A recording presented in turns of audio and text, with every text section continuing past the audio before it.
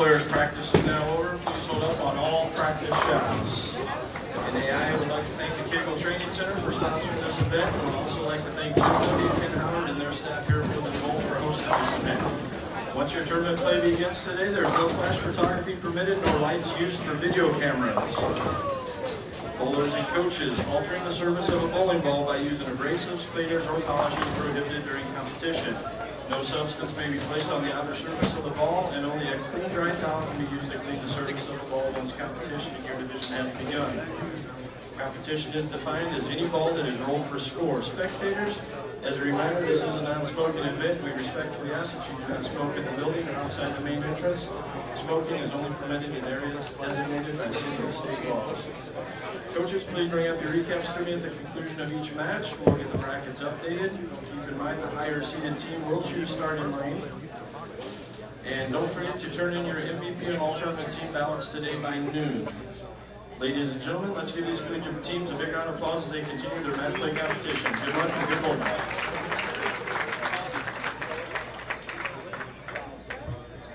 Warriors, what is your profession? 1, 2, 3, cut! 1, 2, 3, JD!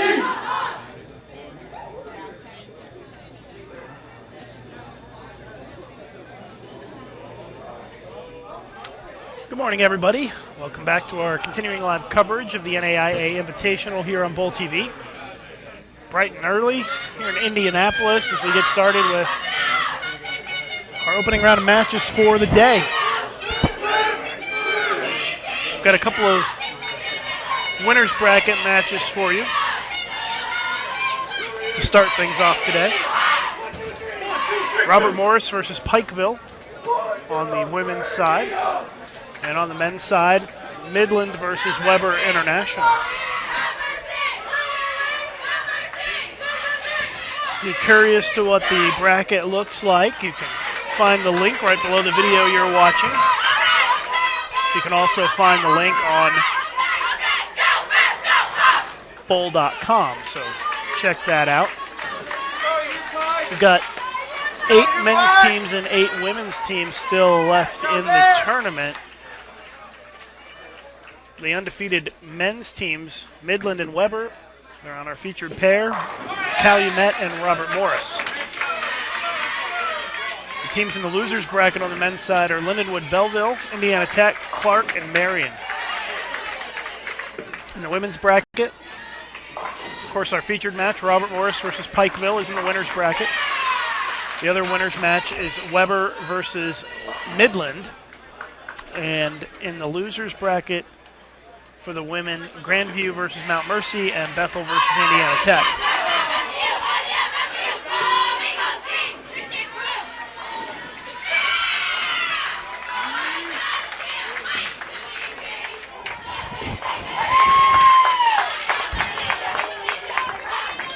Format, same as yesterday. It's best of 5 match play, and it is a double elimination tournament, so once you have 2 losses, you are eliminated. The teams on our featured pairs have not lost yet. There are a couple of, we will lose 2 men's teams and 2 women's teams in this round from the losers bracket. The losers of those matches will be knocked out. And again, you can find the brackets right below the video you're watching right now.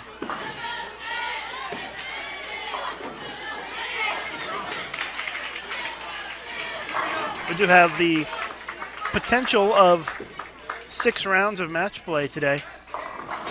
This is round 6 of match play. Then we'll have round 7 next, followed by round 8. A re-oil break, and then rounds 9 and 10 after that. And round 11 is an if necessary round because it's double elimination all the way through. If the undefeated team in the final loses, they bowl a second match.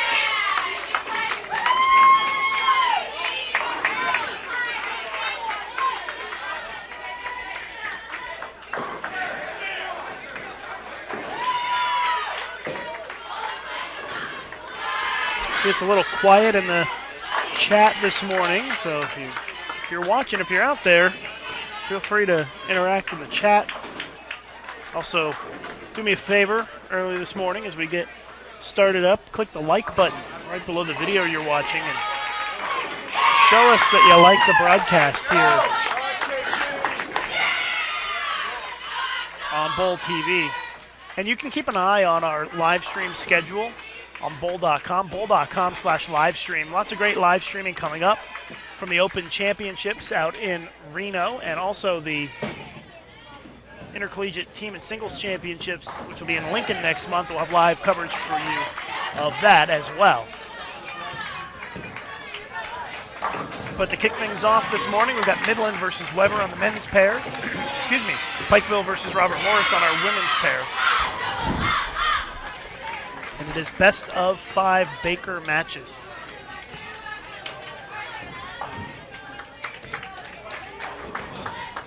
Morning to Marcelo and Jeremy in the chat. Thanks for joining us today, Palo de Agua. I had a feeling you would be in the chat today.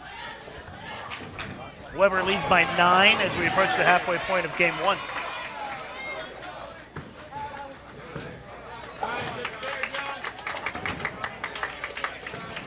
Front 12 wants to know the oil pattern. It's a special 39-foot sport pattern.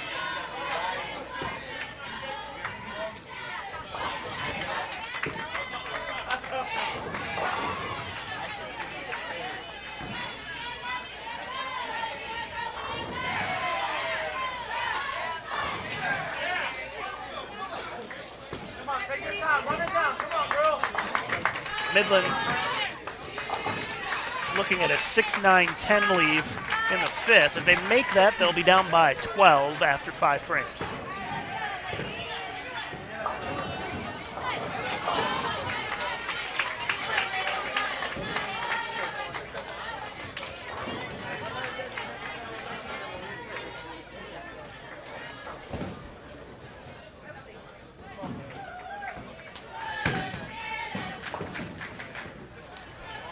So I'll be asking if the girls and boys teams go against each other, and the answer is no. The men and women don't really face off ever in college bowling that I'm aware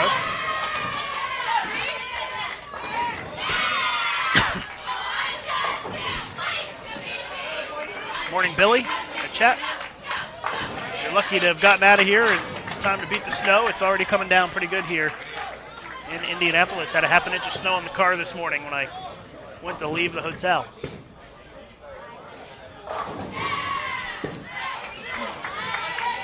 Pikeville, an early 2-pin lead on Robert Morris.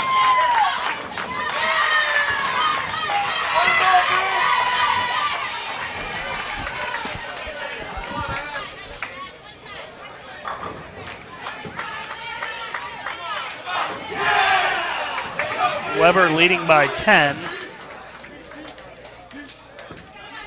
But Midland can even it up if they throw a strike here in the 7th.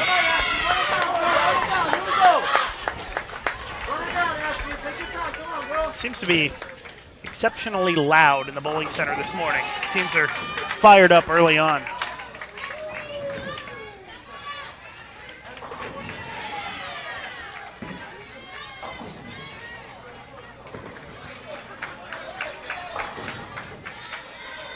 Midland a chance to even this game up, and they do with a double in the 7th. So we are tied with 3 frames to go in our men's match here in game 1.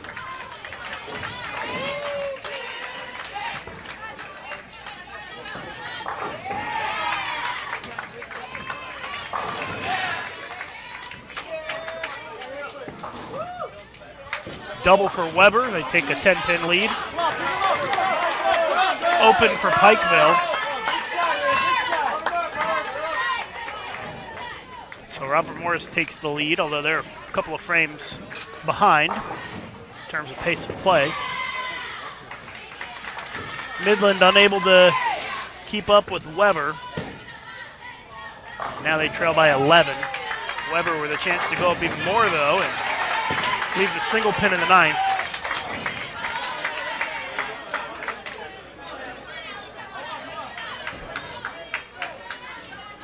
Please help us spread the word about the broadcast on Facebook and Twitter.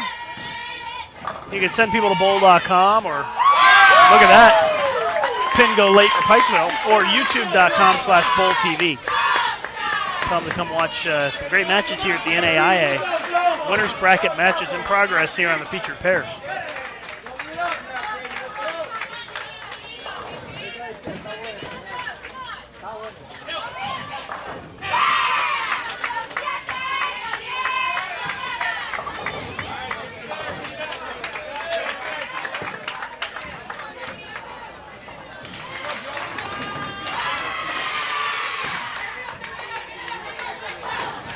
Ten-pin lead for the Weber men to wrap up game one. 19-pin lead for the Robert Morris women.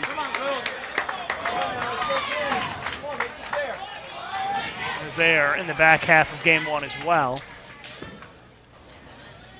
There's a big strike from Midland in the ninth there. Sets them up to a situation where they can guarantee themselves at least a tie if they strike out, because both teams can strike out for 235 in our men's match. Let's see what happens here in the 10th. Oh no, a pocket 7-10 split for Weber in the 10th. And unless he makes it, Midland just needs a mark here in the 10th to win this game.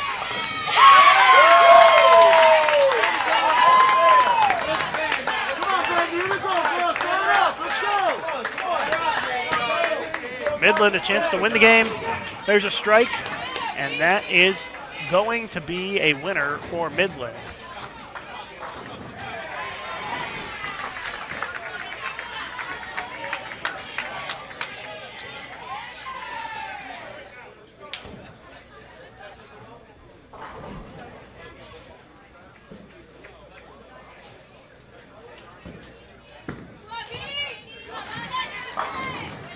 The only scenario here where Weber can still win is if they make the 7-10 split. But I don't even know if they're going to go for it. It won't matter if Midland strikes again in the 10. Midland up now for the guaranteed shutout if they strike. And that'll do it. Midland wins game one.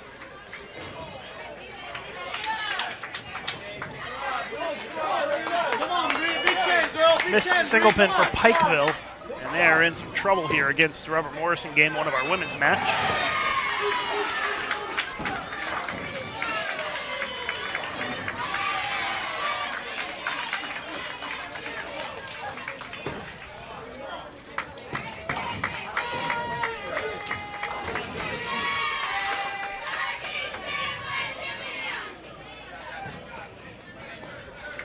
.211 for Weber.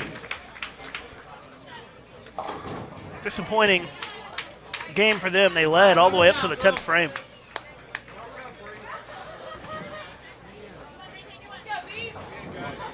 .231 for Midland.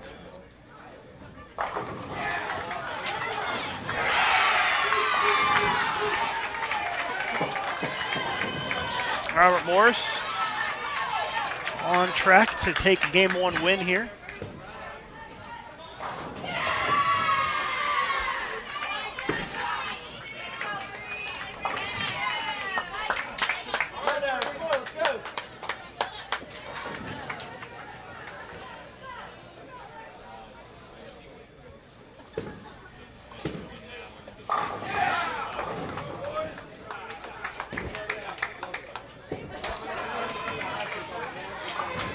Fair's good for RMU, and that's a winner for them. So a couple of pins needed in the 10th frame to win.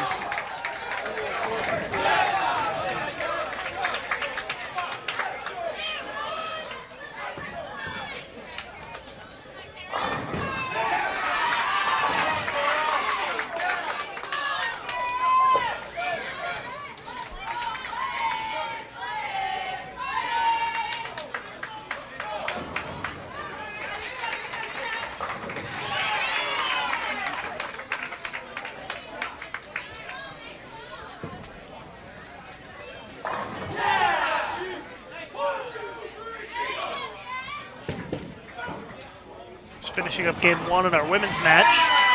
The Weber men are off to a quick start with a double to start this second game.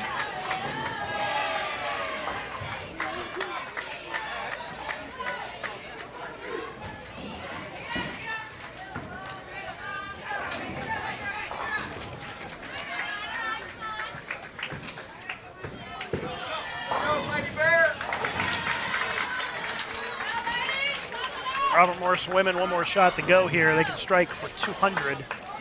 It's going to be about a 25-pin win for them here in this first game.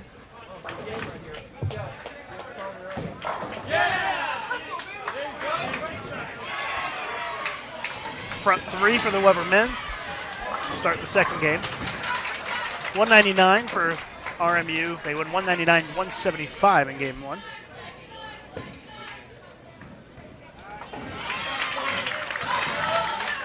Watching live coverage of the NAIA Invitational here on BowlTV. Early morning action here from Indianapolis. Bright and early. A lot of rounds to play today. It's going to be a busy day of competition here in Indy.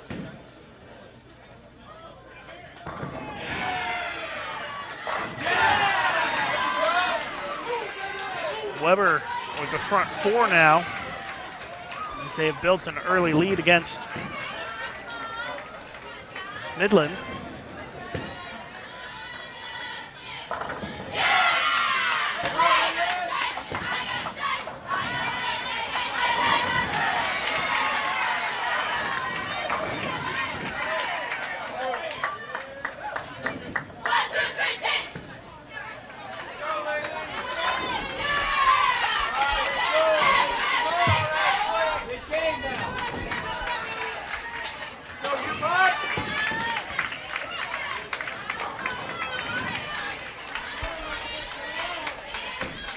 Weber trying to strike through the lineup, and they do. Front 5 for the Weber men.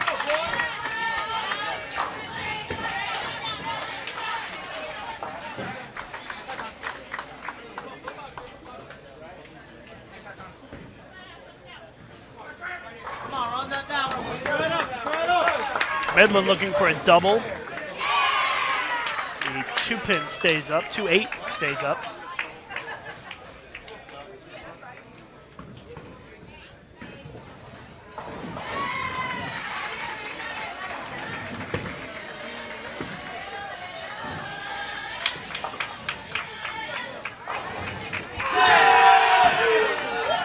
Front 6 for Weber.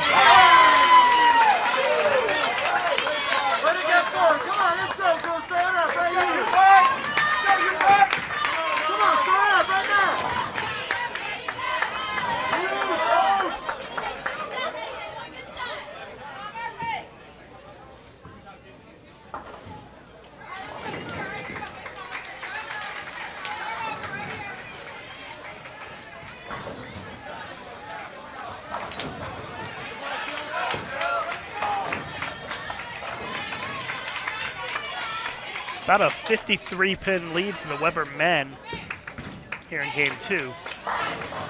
Midland with a strike in the 5th. And Weber with the front 6 to start this game.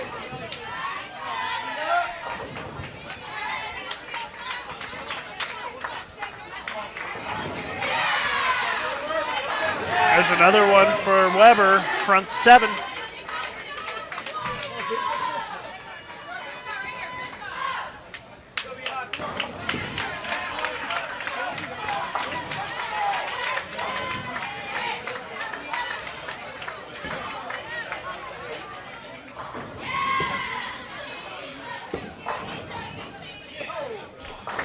Double from Midland as they try to hang in there this game, but they have fallen pretty far behind with Weber starting with the front 7. Look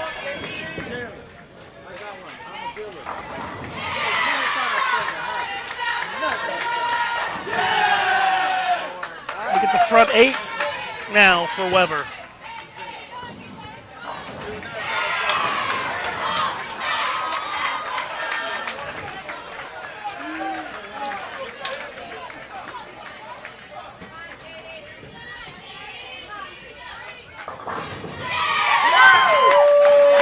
strike for Midland. It's 3 in a row.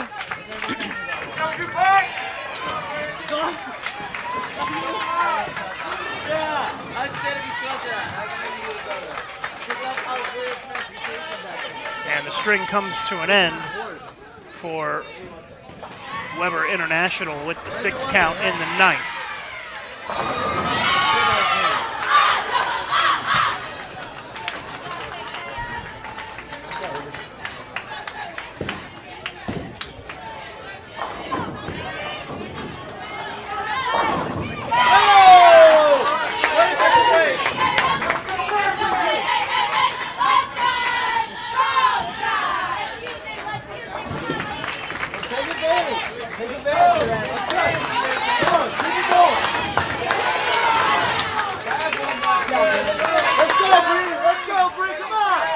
So spare is good for the Weber guys. And they are on their way to a win here in this second game to even this match up.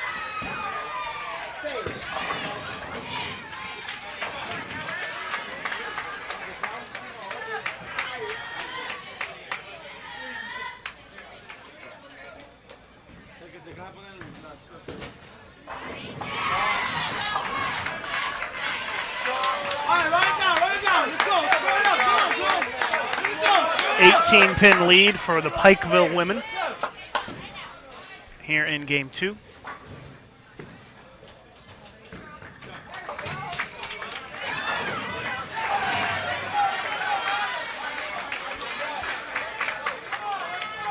Weber is going to be in the 260s for this game. They pick up the spare.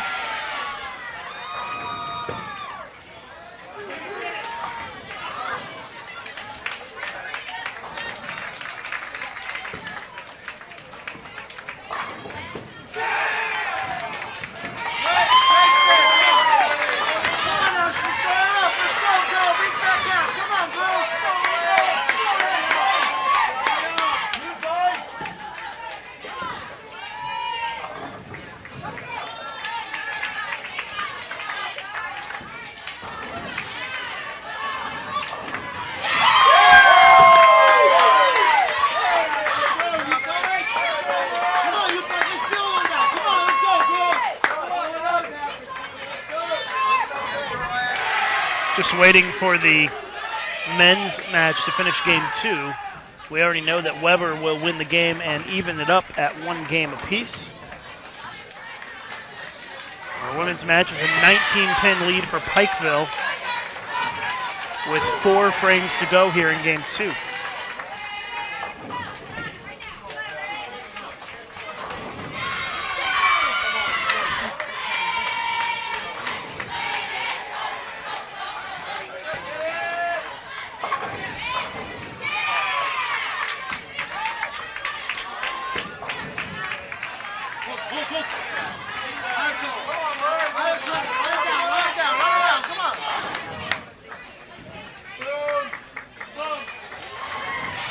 .265 for Weber here in game 2.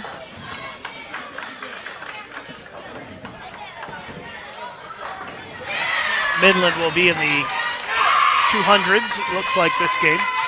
Strike for Robert Morris as they try to mount the comeback here, down 19 against Pikeville. Looks like Pikeville staring at a 1-3-9 spare attempt here. And just does make it. Got a little lucky on that 9-pin in the back. Covers it up for the spare, though. Robert Morris a chance to double here to cut the deficit to 9. Let's see what happens. And it's a single pin. So Pikeville will maintain the 19-pin lead.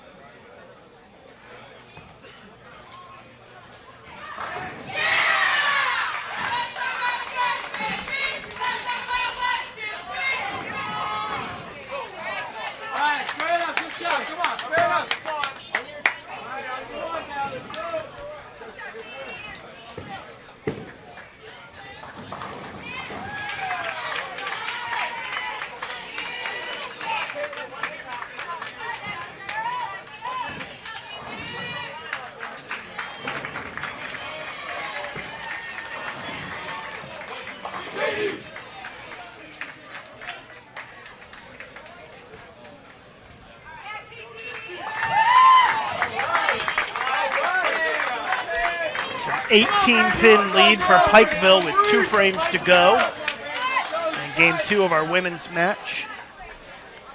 Robert Morris desperately needing a strike here in the 9th.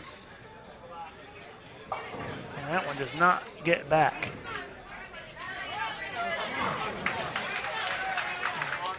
So it appears as though Pikeville may be in good position to take the win here in this second game and even the match at 1 game apiece. Final shot in our men's match here in game 2.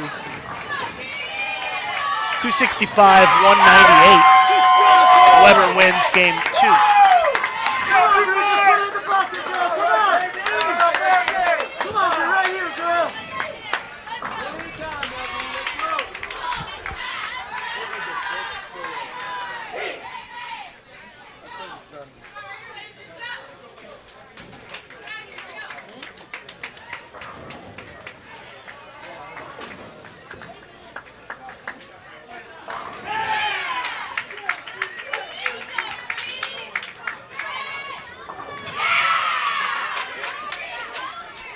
Going into the 10th frame, Pikeville still holding on to a 20-pin lead. Just need a mark here in the 10th frame to lock it up.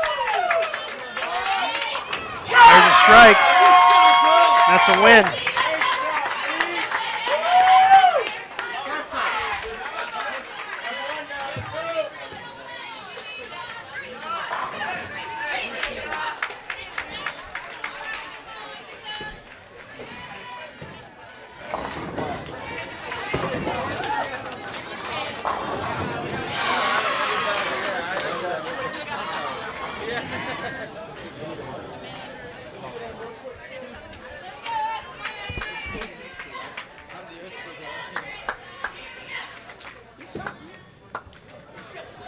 Pikeville women going to win here in game 2 to even that match up at 1 apiece. As they just wrap up to see what the final score will be. Robert Morris shoots 171. And Pikeville going to be in the 200s. The max of 225. The Weber men have started with a double, picking off where they left off last game, shooting 265 in game 2. Midland starts with a double as well.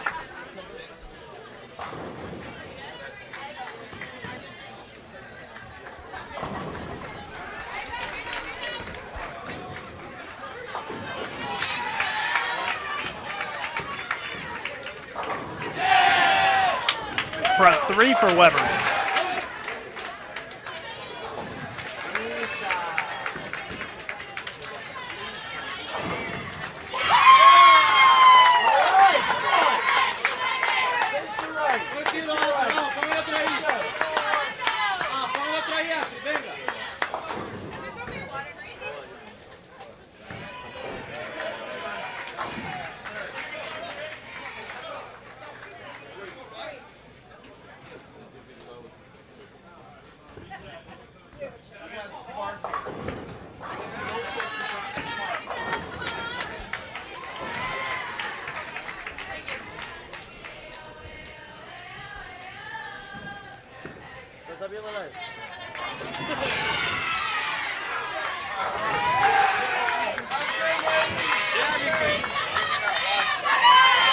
.223 for Pikeville.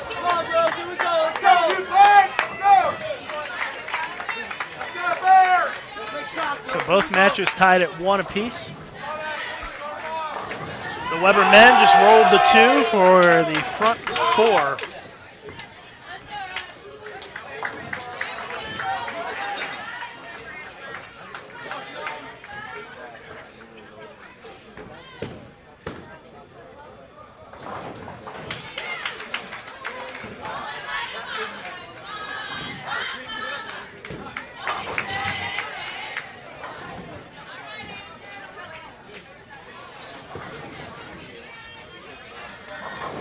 A 7-10 split from Midland. And once again, they're in some early trouble.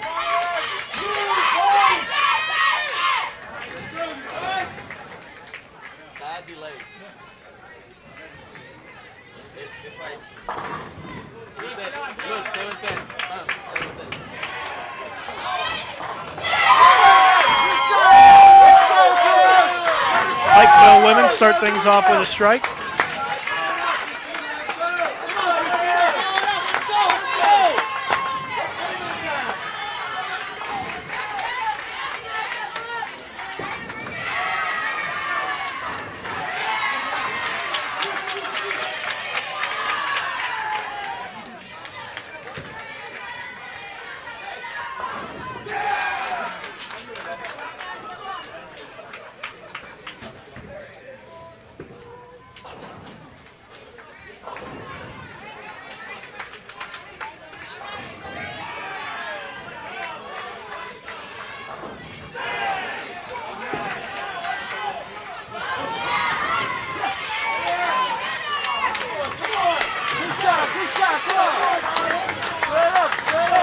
After 5 frames in the men's match here in Game 3, it is a 24-pin lead for Weber International.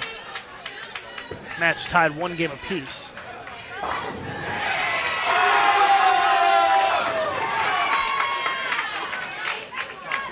Weber continuing to have luck on their side with that strike. Split that breaks up for a strike, actually.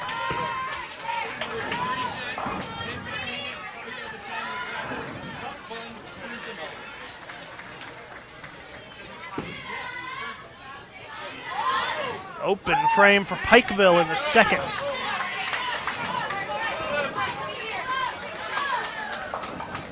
Come on, Casey, start it up, girl, come on.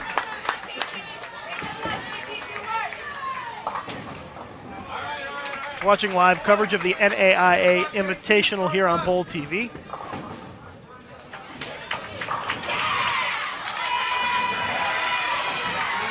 I want to say hello to my friend Fidel from Pikeville, who's watching right now.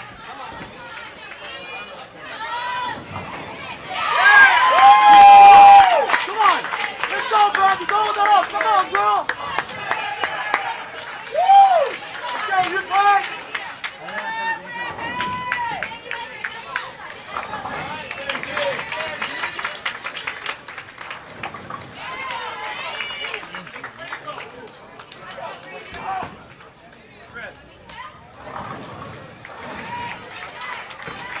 12-pin lead for Robert Morris here in the 3rd frame of Game 3. There's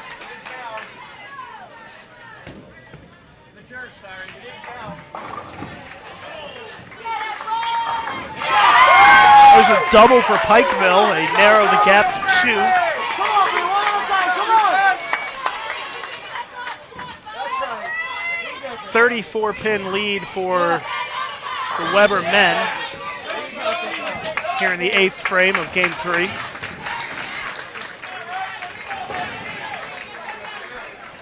So it appears as though the Weber men might be on their way to a victory here in Game 3 to go up 2-1 in the match against Midland. Still a few frames to go here, though.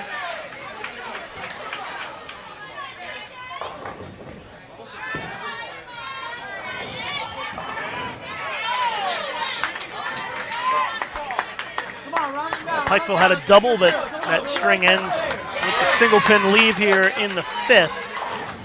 They trail by 3.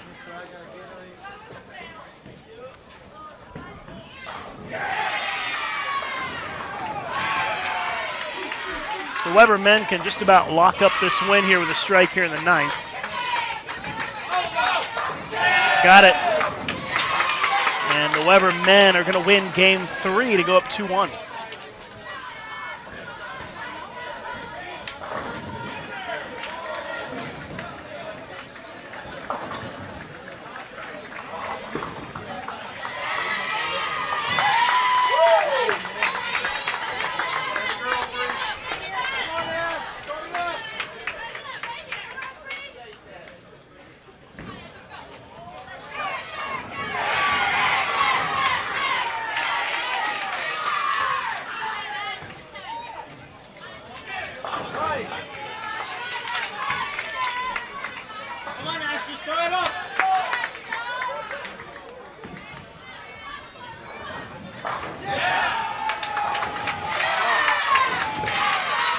Weber are going to be in the 250s here this game if they can get another strike in the 10th, at least the 240. So back-to-back big games for the Weber men. Run him down, here we go. Robert Morris leads by 5 against Pikeville this game. Had an open frame there, just gave Pikeville the lead. 7-pin lead for Pikeville halfway through game 3.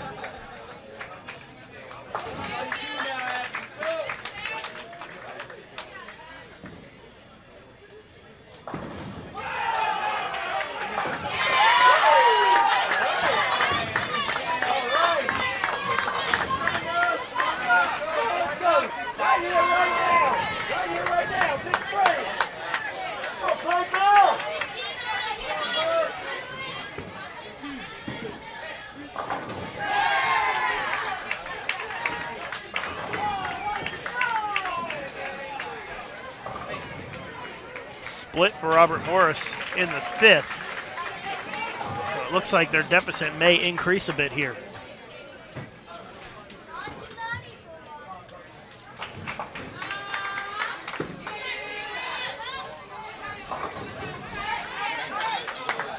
All right, make this fair. Come on, let's go, girl.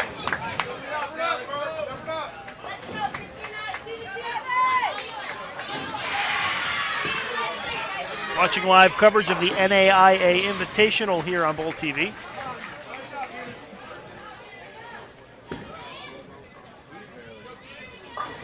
Our first round of matches this morning. We're down to 8 men's teams, 8 women's teams in the field. We'll have 6 men's teams and 6 women's teams left in the field after this round. And we'll continue throughout the day until we have champions in both divisions.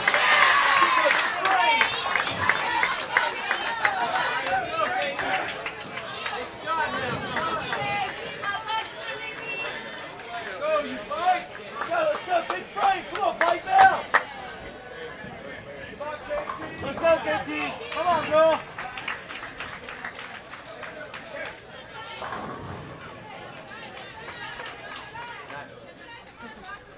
.191 for the Midland men. Weber shoots .247.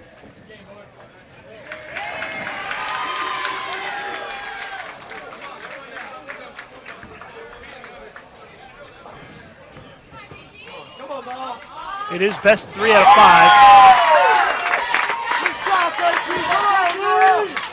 And it is now a 16-pin lead for Pikeville here in Game 3 in our women's match.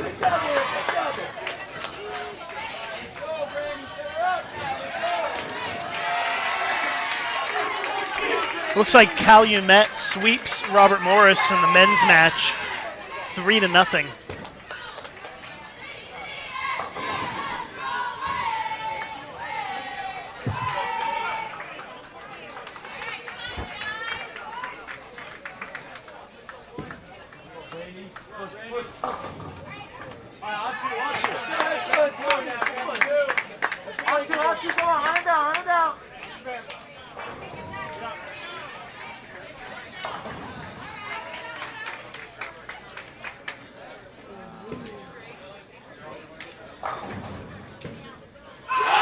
A little late strike there for Weber to start off game 4.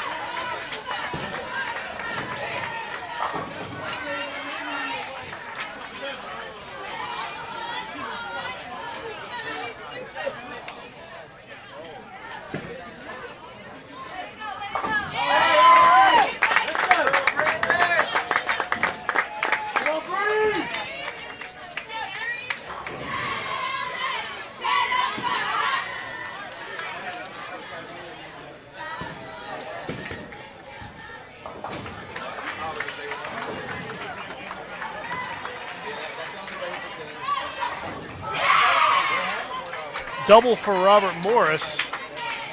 They narrow the gap to 6 going into the 10th frame. Max score going into the 10th for Robert Morris is 207. The max for Pikeville is 203.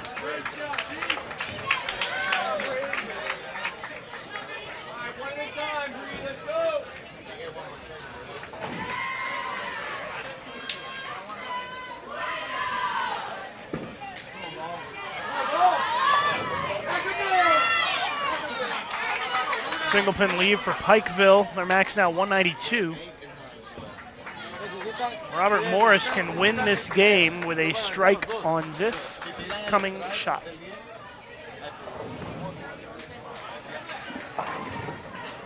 So Robert Morris, far right side of your screen, needs a strike to win game 3 on the women's side.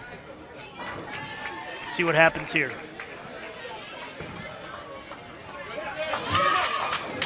Got the strike. Just needs good count.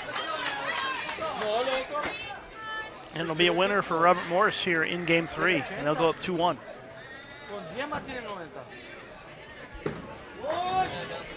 right, come on. Big shot now, let's go, you fight. Tienen 87, más la cuenta. Más el Big Four. El Big Four son 6. Big Four gana por un Big 5, están nada. ¿Empatamos o no?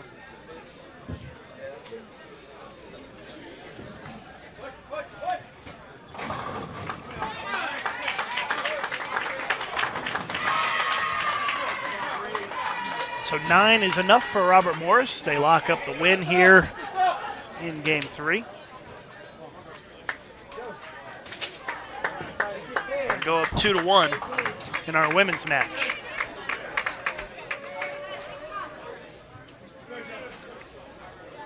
Go, Brandon, come on.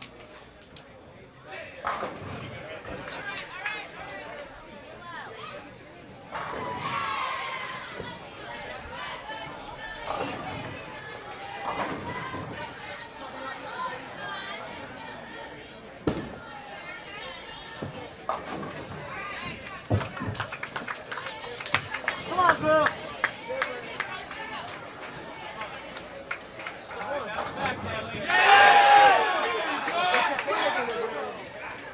190 for Pikeville. Come on, you Pike, let's go.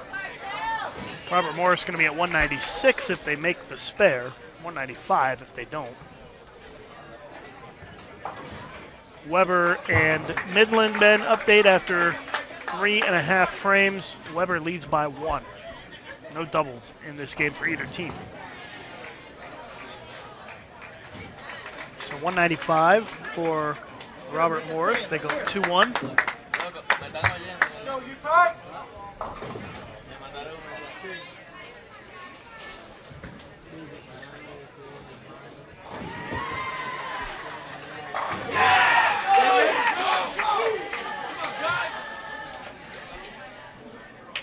Double for Weber. They go up by 11.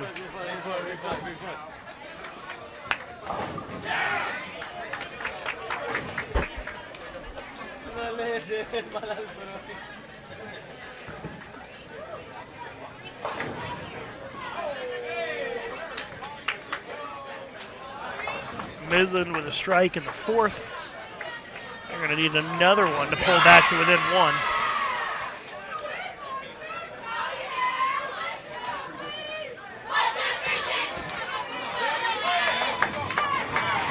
Come on, Nasty, throw it up, girl. Here we go. Let's go, ladies.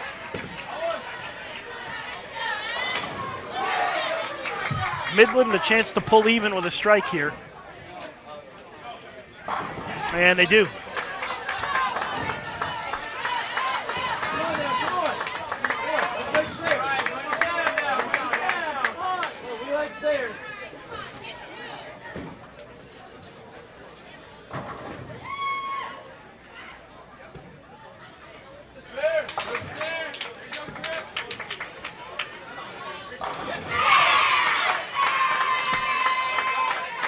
Midland can take a 10-pin lead if they strike here in the 6th. Game 4 in progress. And they got it. Midland goes up by 10. Pick her up.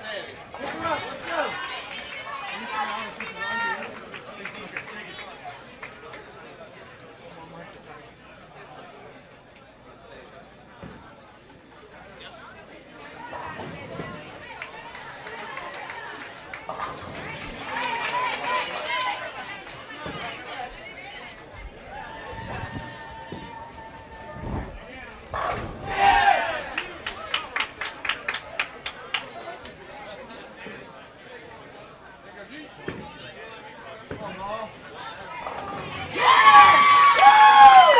Pikeville with a strike in the second after the open in the first. Big double right here. Come on, KG, here we go, girl. String ends for Midland. They still lead by 9 as they wrap up the 7th frame.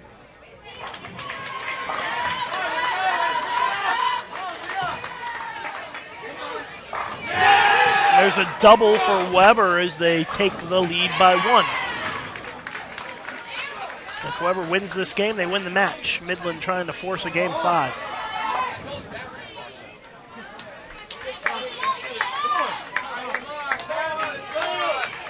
Be confident. Be confident.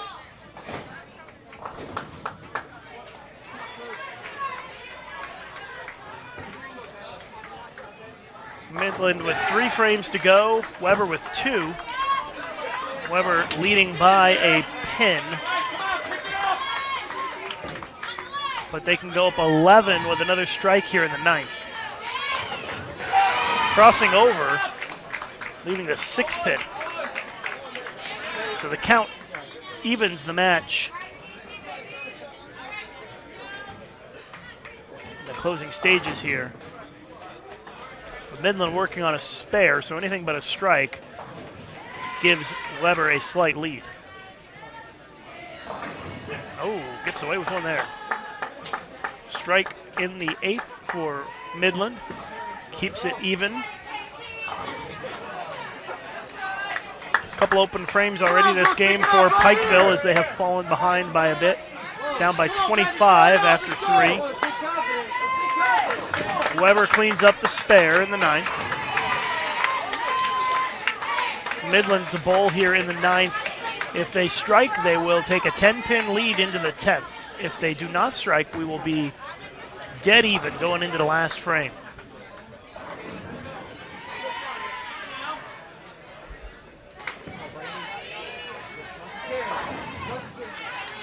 So a big shot here from Midland. Come on, spread out. Let's go. Strike to take a 10-pin lead into the 10th. Come on, you Pike, let's go. That one was way right. Out the window, leaves the 1-2-4. Count doesn't matter because it comes on a strike, but means we're going to be all tied up going into the 10th if he can make the spare. And Weber's going to go first here in the 10th. This game a lot closer than the last two. Those last 2 games were blowouts for Weber. Let's see what happens here in the 10th. Through the face, leaves the 6-10. And that hurts because the 8 count on the spare opens the door for Midland to go 9 spare strike in the 10th if they make the spare to win by 1. Come on, Bruce, start up, let's go. Still a 24-pin lead for Robert Morris as we wrap up the 4th frame in Game 4 of the women's match. Weber cleans up the spare in the 10th. Their max 215. Big spare attempt here from Midland. They need to make it here in the 9th frame. It's the 1-2-4.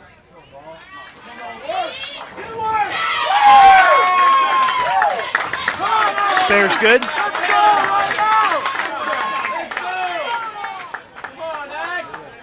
Count on the fill ball for Weber is huge.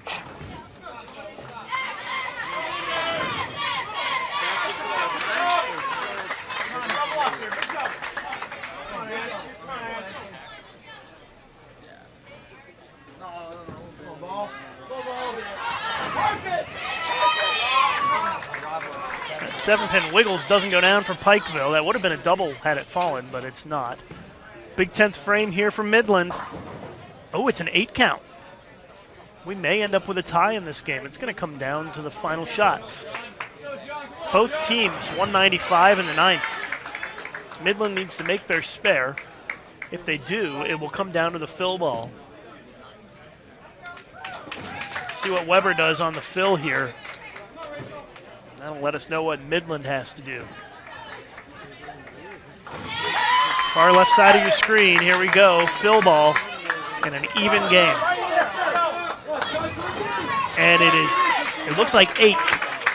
8 count. 213 for Weber. First things first, Midland has to make this spare or Weber wins. And he does make the spare. Steiner makes the spare in the 10th. He needs 9 pins to win the game by 1.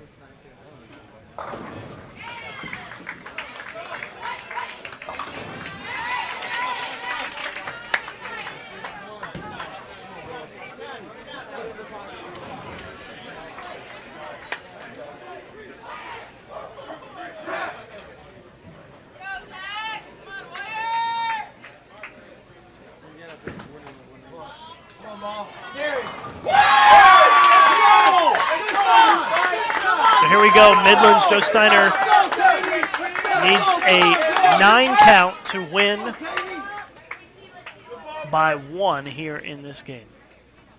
Needs 9 to win. Oh, and he gets the 9. 214 to 13. Midland wins that game and evens the match at 2 games apiece.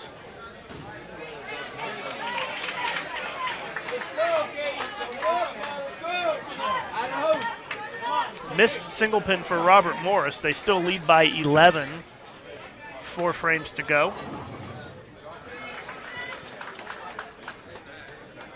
The Weber women defeat Midland in 4 games. Come on, spread out, Casey, come on!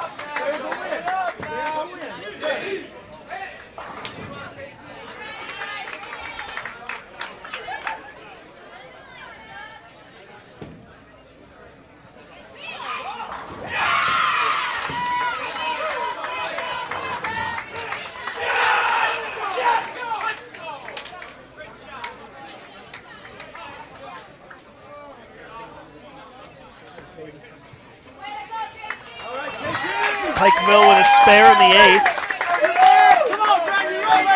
Winding down game 4 in the women's match.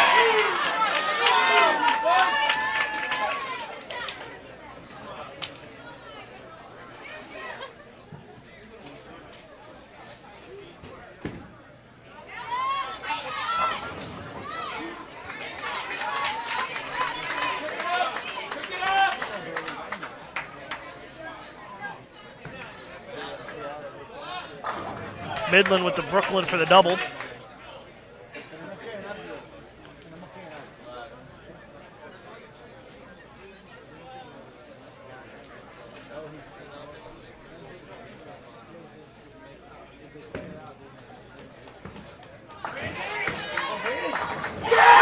Pikeville a strike in the 9th.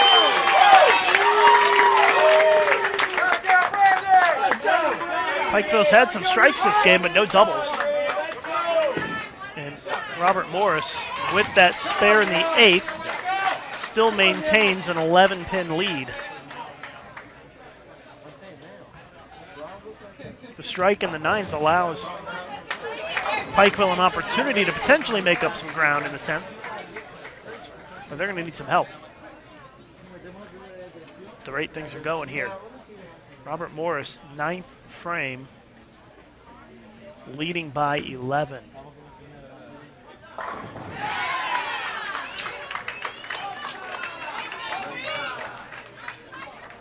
You can see a Greek church on the deck for Midland here in the 3rd. An open frame. See what Robert Morris does here in the 9th. Oh, it's a strike. So they will take an 11-pin lead into the 10th. Both teams working on strikes. Robert Morris leads the match 2-1.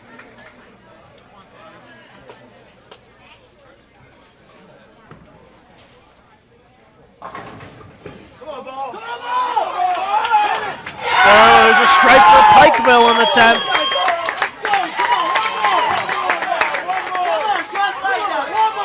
Things are getting interesting here in the final frame.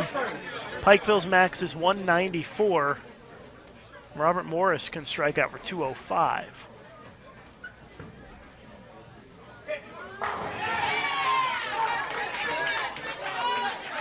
So Robert Morris looking to answer. They still have a 1-pin lead. 10th frame. Crossing over. Oh, and it goes late for the strike. Heartbreaker for Pikeville.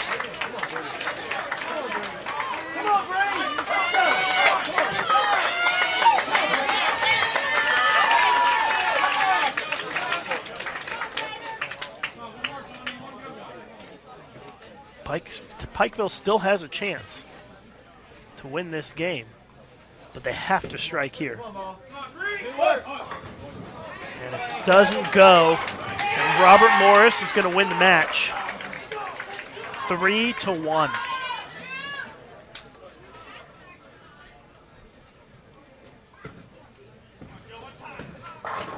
Double for Midland. Double open double for them to start this game. Weber's gone double spare. 183 for Pikeville. Robert Morris going to shoot 194.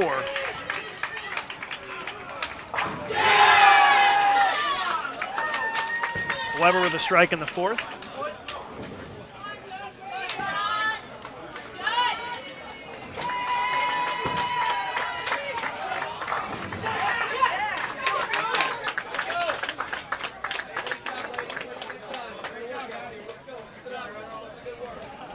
So 194-183, the final score in the women's game 4. Robert Morris wins the match 3-1.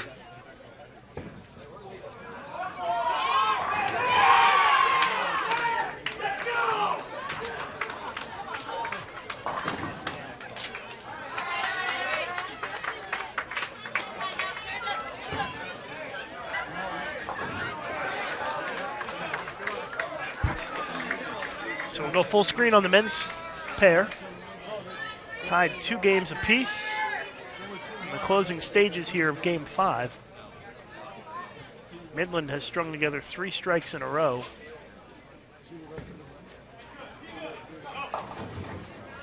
Almost a split here in the 7th. Weber still finishing the 5th.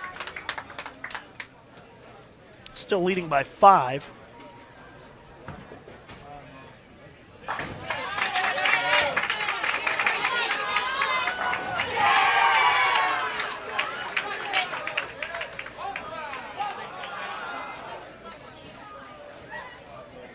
Watching our live coverage of the NAIA Invitational here on BowlTV. Got a lot of competition left for you today as we make our way through the double elimination bracket. After this round, we'll be down to 6 men's teams and 6 women's teams as we head towards crowning our champions here at the NAIA.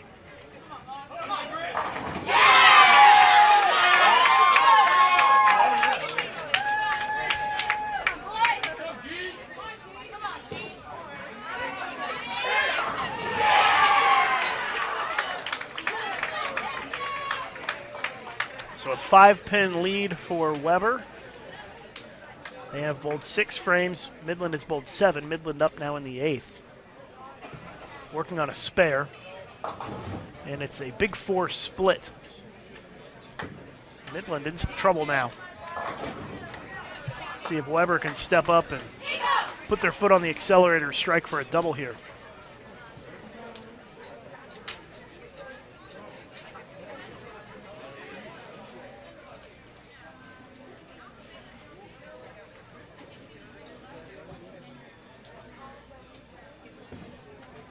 Lindenwood Belleville off to the left there. They've got a 7-bagger. And it looks like they're on their way to a win in game 5 against Indiana Tech. Open frame for Midland.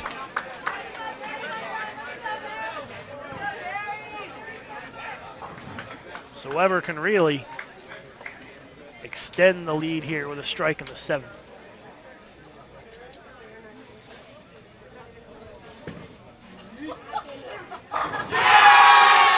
Double for Weber.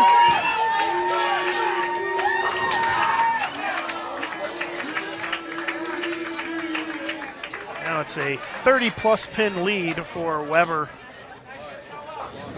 in a final frames here of Game 5.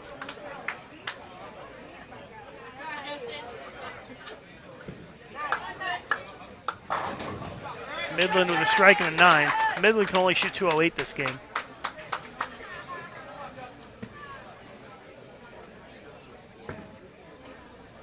Weber on pace to be in the 2 teens. Well, there's a split. Not over yet. Even if he gets 2 here, they still have a pretty sizable lead.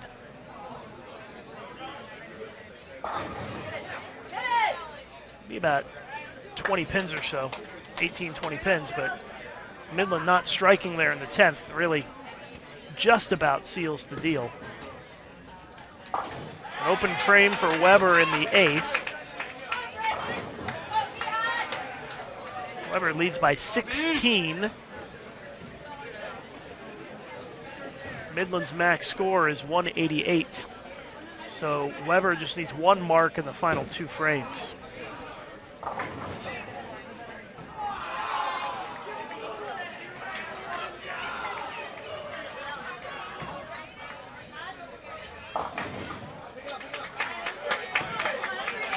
Three, 6, 10.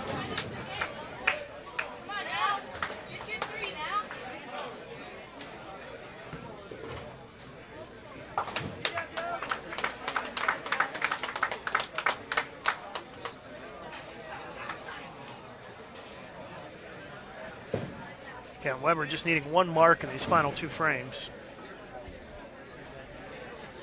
to win this game and match.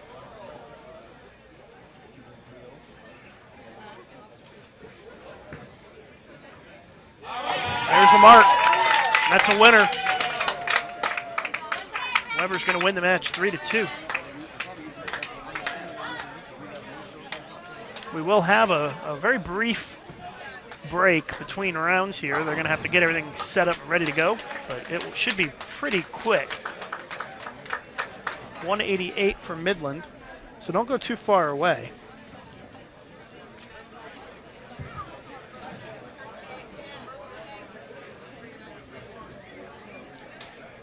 Next round will be coming up in just a couple of minutes as we wrap up this game here.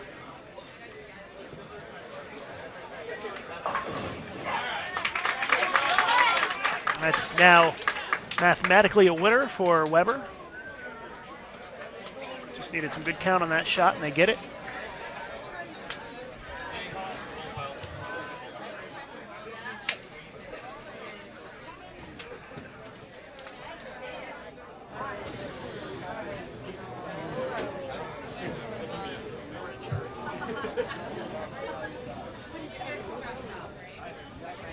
We're just finishing out the final frame here.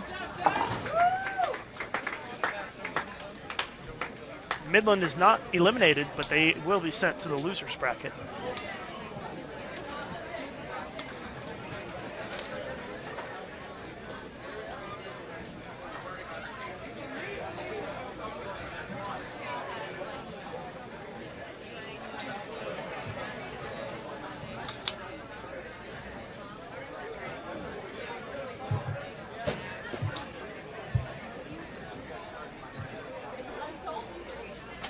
Final shot of this first round of match play this morning.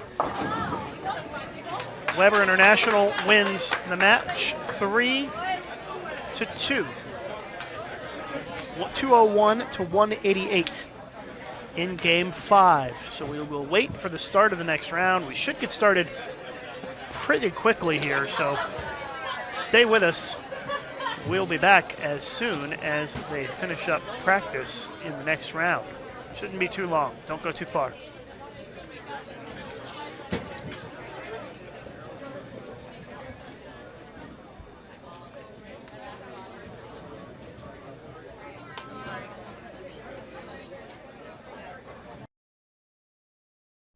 This live event is brought to you in part by the YES Fund. The Youth Education Services Fund is a joint initiative of the bowling industry dedicated to development and marketing of youth bowling at all levels. The YES Fund is generously supported by its founding partners. North Point, Brunswick, Columbia 300, Ebonite, 900 Global, Hammer, Cubica AMF, Rotogrid, Storm, and Track. For more information about the Yes Fund, go to bowl.com/yesfund. The United States Bowling Congress is shaping the future of bowling, helping kids learn the sport the right way and awarding thousands of scholarships every year. USBC supports Special Olympics and America's Best when they go for the gold as the home and heart of Team USA. We're reaching for new heights in research, raising the bar with spectacular national tournaments, and have raised millions of dollars to help fight cancer and support veterans. Visit bowl.com to learn more.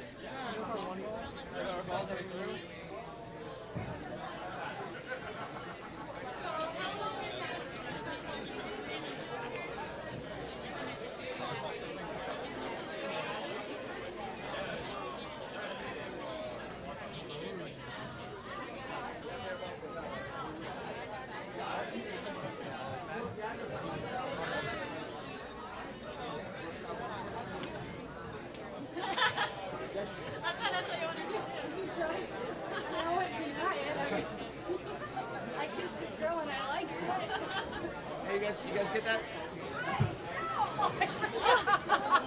It's not on. So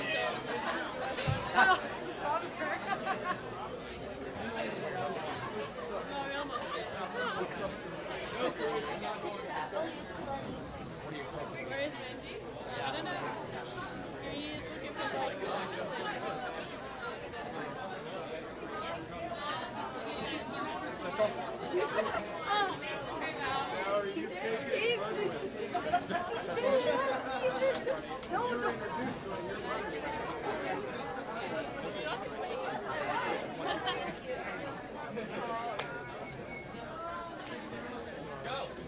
Okay, where is?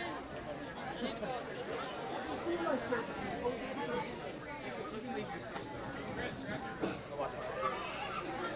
Are you sure I can leave my stuff here? You know what he wants? What do you want me to bring? My balls in the car.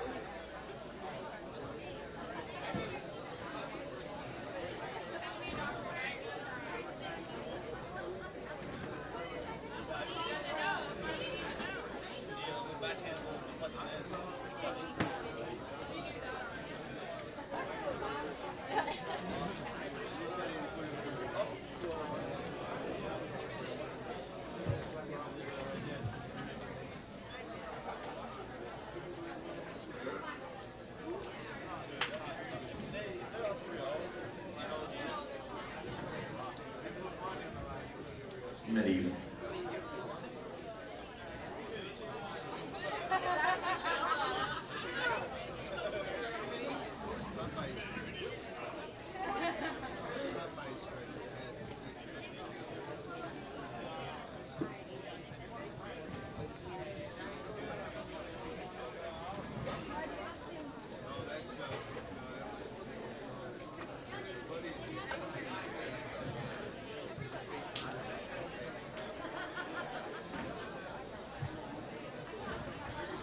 Good morning, good neighborhoods. Good morning, not on for practice.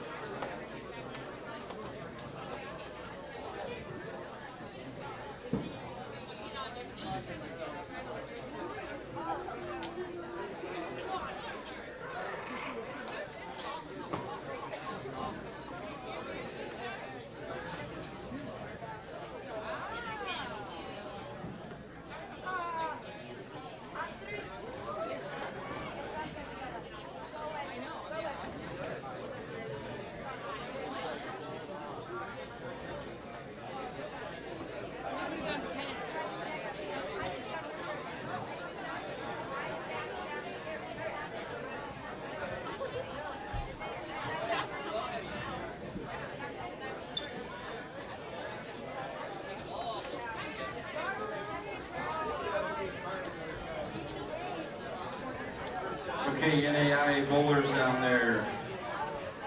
We're going to begin round 7 of double elimination match play bracket. Athletes, when your lanes come on, you will have 10 minutes of practice. At this time, your practice will begin now.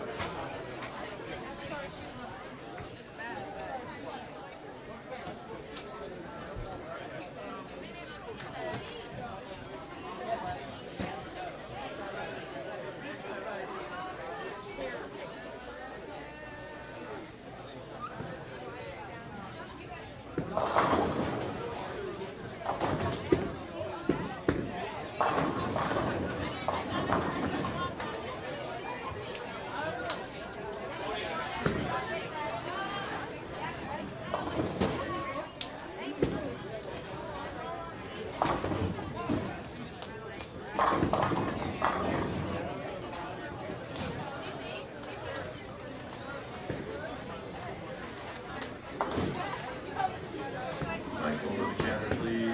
Michael to the counter.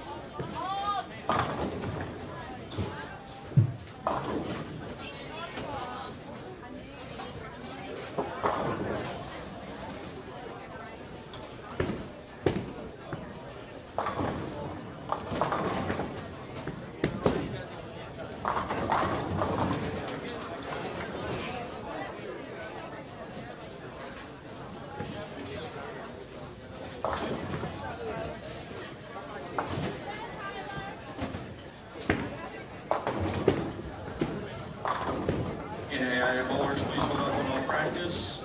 Practice is now over. This time, NAIA would like to thank Kegel Training Center for sponsoring the event, as well as Jim Doty, Ken Howard, and their staff here at Woodland Bowl for hosting this event. Once tournament play begins, there's no flash photography permitted nor lights used for video cameras. Spectators, as a reminder, this is a not-smoking event. We ask that you do not smoke in the building or outside the main entrance. Smoking is only permitted in areas designated by city and/or state laws. Bowlers and coaches altering the surface of a bowling ball by using abrasives, cleaners, or polishes prohibited during competition. No substance may be placed on the outer surface of the ball, and only a clean, dry towel can be used to clean the surface of the ball once competition in your division has begun. Competition is defined as any ball that is rolled for score. Coaches, please bring up your recap sheet at the conclusion of your match. Don't forget your higher seed team will choose their starting lane. Don't forget also, by noon today, we need the ballots back for the MVP and alternate team. And at this point, ladies and gentlemen, let's give these teams a big round of applause as they continue the match play competition.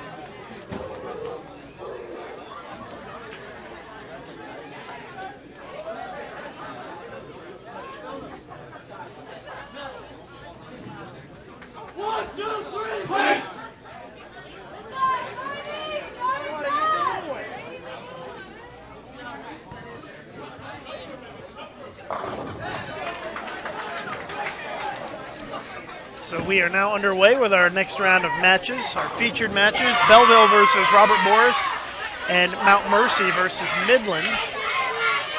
Only 4 matches going on this round, as we are down to 6 teams in each division. And the undefeated teams have this round off.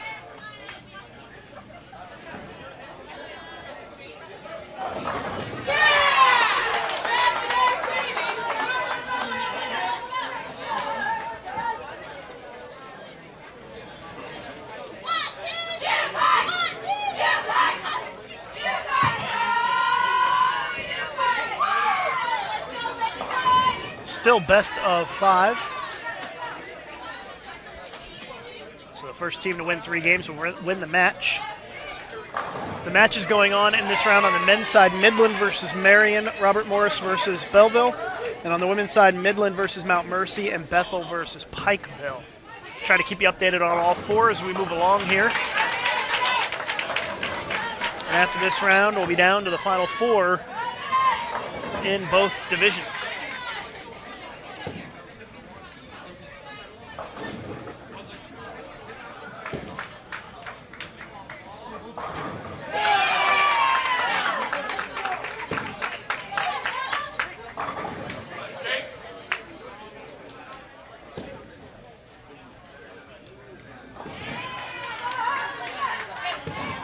Open frame for Midland in the second.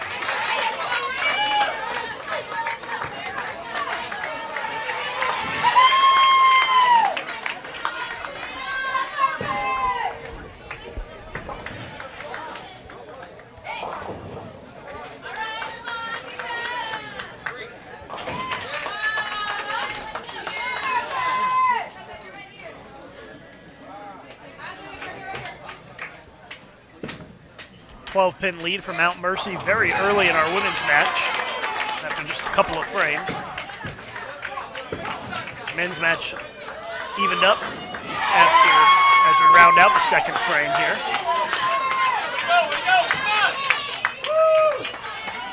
Although an open frame there for Belleville gives Robert Morris an early 12-pin lead, make it a 14-pin lead.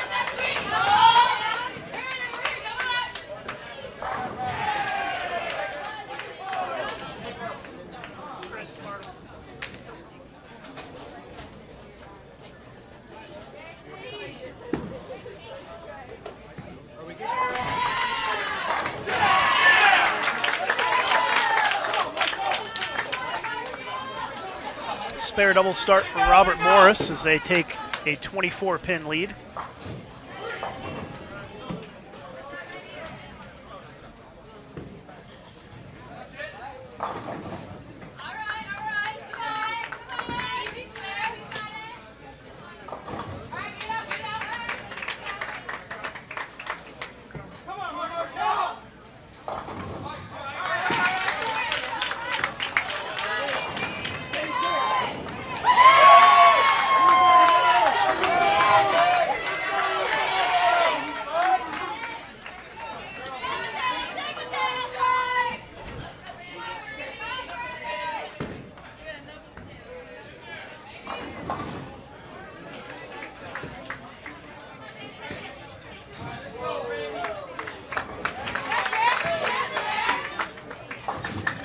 Mount Mercy still leading by 13 pins against Midland here in this first game.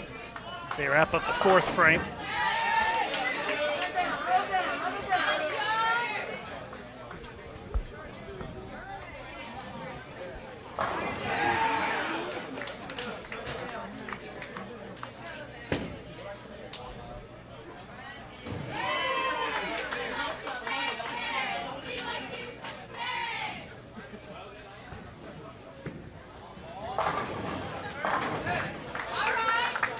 Solid 9-pin there for LU Belleville. They trail by 23, wrapping up the fourth frame. In game 1 in this best-of-5 match. Long ways to go here in this match. Only about halfway through the first game.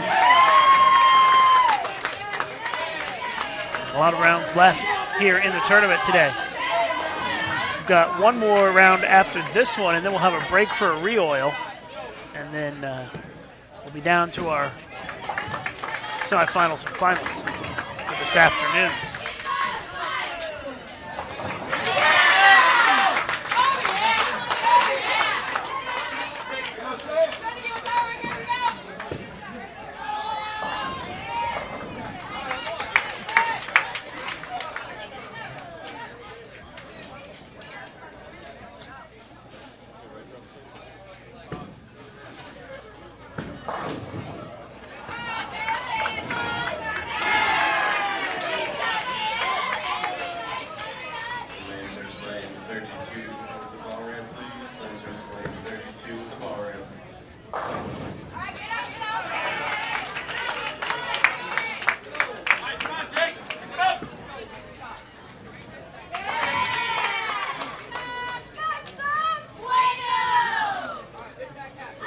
Six-pin lead for Mount Mercy.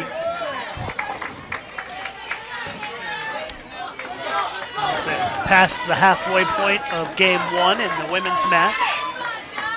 It's a 22-pin lead for Robert Morris in the men's match at the halfway point of this game.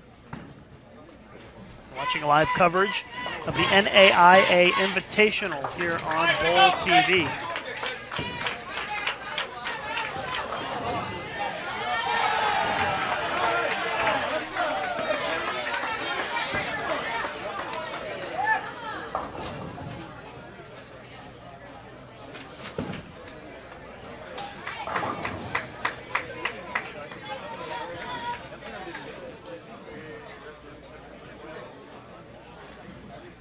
Mount Mercy had an open in the 6th.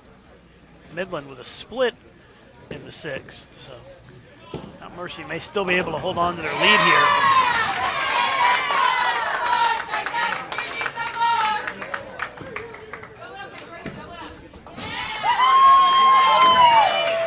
Open frame for Midland. They trail by 8. Robert Morris with a strike in the 7th. They still lead by 22.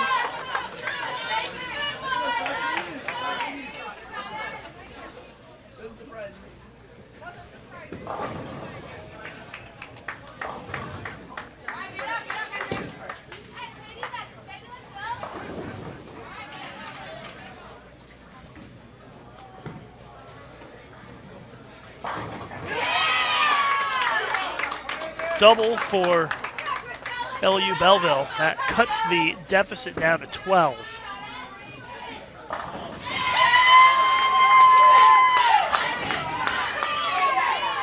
Oh, the 7 goes late for Midland for the strike.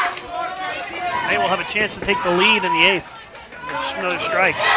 Nice washout conversion for Mount Mercy in the 8th frame.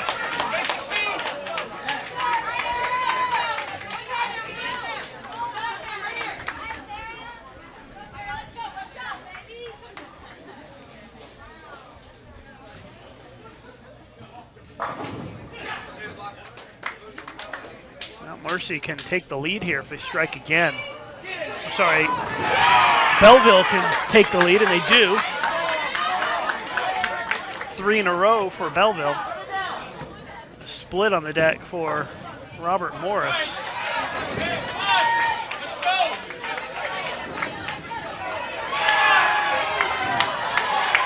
And actually with the count, it is now tied in our men's match. Tied in the men's match.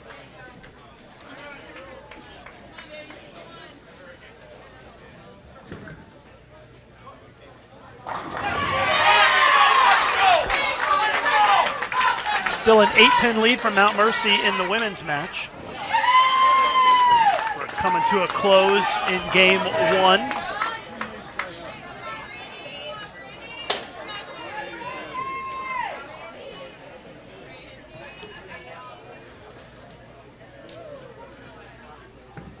LU Belleville, big shot here. There's a baby split. So, let's see, they actually, if he makes it, will lead by 8. Big shot here for RMU, though. Gets the strike on the crossover to take the lead.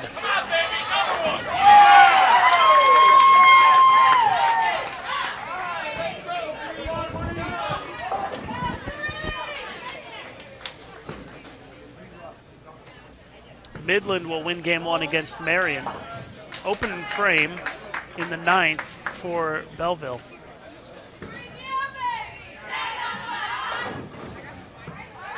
Now a 14-pin lead for Robert Morris, and that locks up the game 1 win for the Eagles.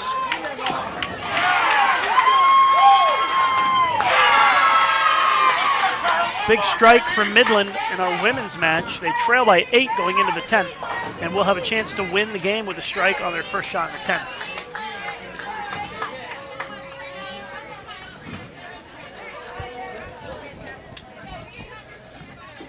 .241 to 234. Midland wins game 1 against Marion.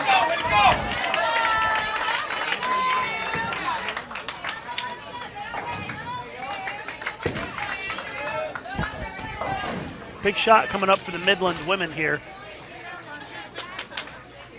They need strike 9 spare here in the 10th for the win.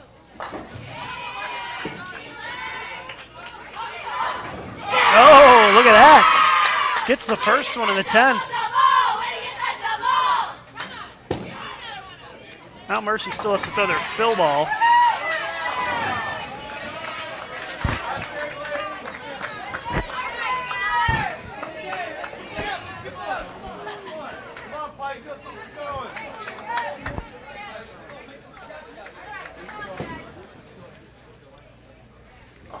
Fill ball coming up for Mount Mercy. It's important here.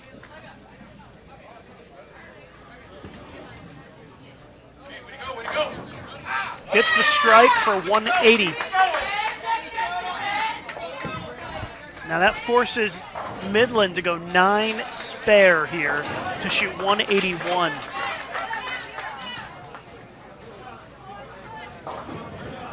Oh, wow. That was a lot of 9 on that shot. So she has to make it to win by 1, otherwise they tie.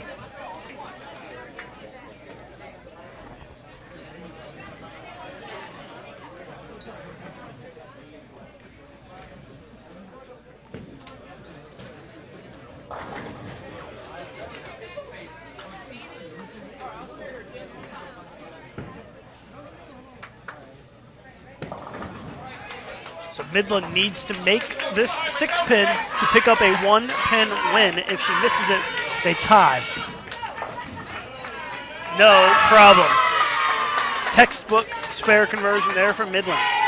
And they go up 1-0, 181 to 180.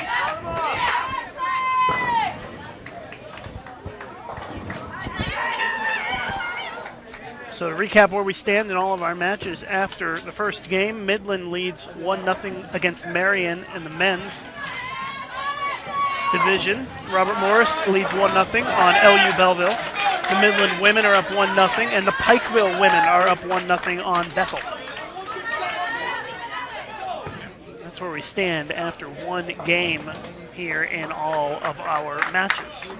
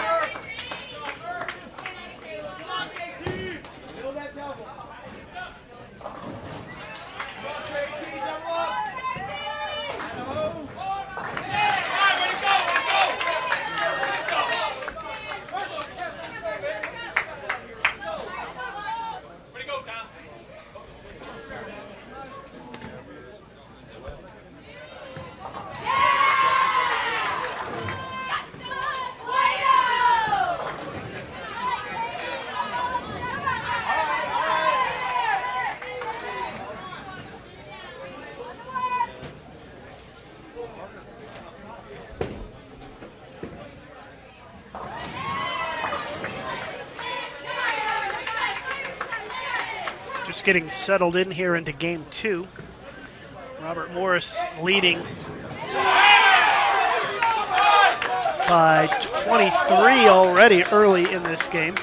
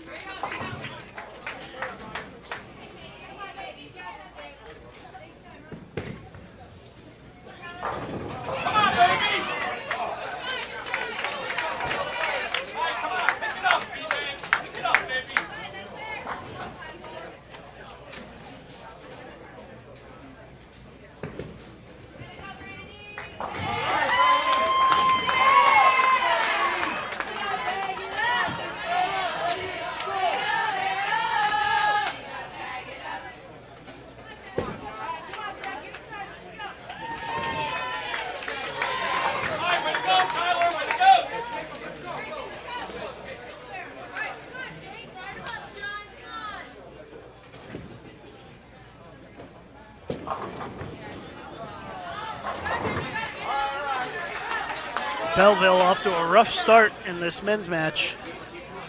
3 opens in a row to start game 2. Robert Morris is clean through 5 frames, alternating spares and strikes at this point. They're up by 34.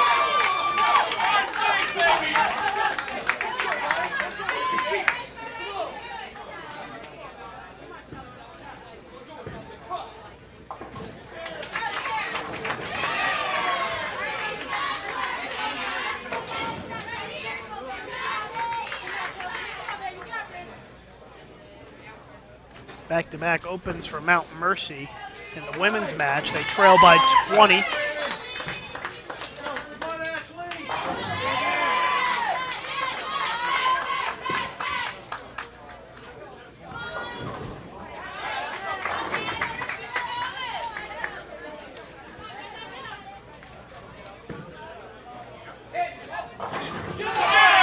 Double for Robert Morris.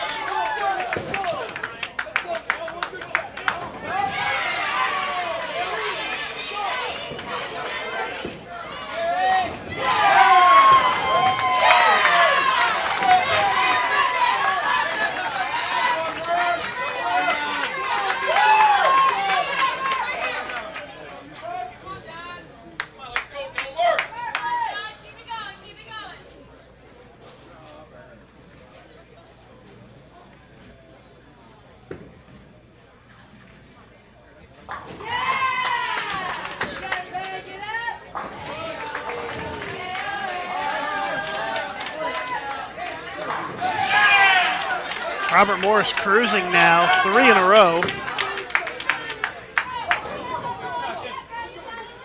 Leading by 34 this game.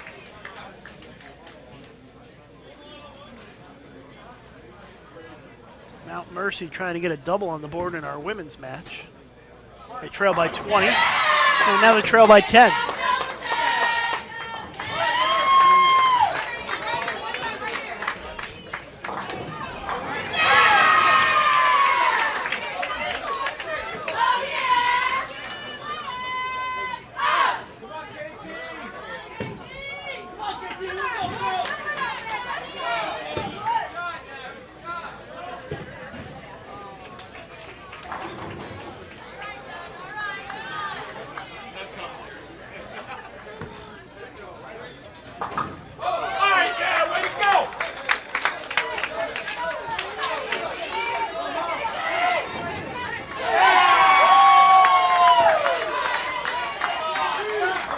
Another strike for Mount Mercy, 3 in a row. And they have now evened it up. They were down 20, now they're down Now they're back to even with Midland. Robert Morris already in the 10th frame, whereas LU Belleville still in the 6th.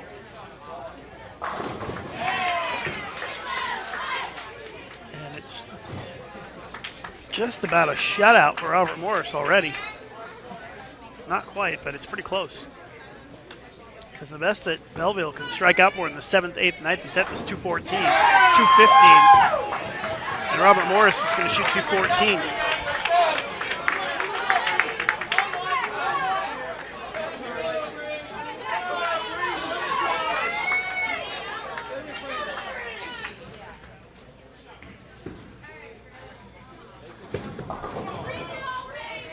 Split from Mount Mercy in the 7th.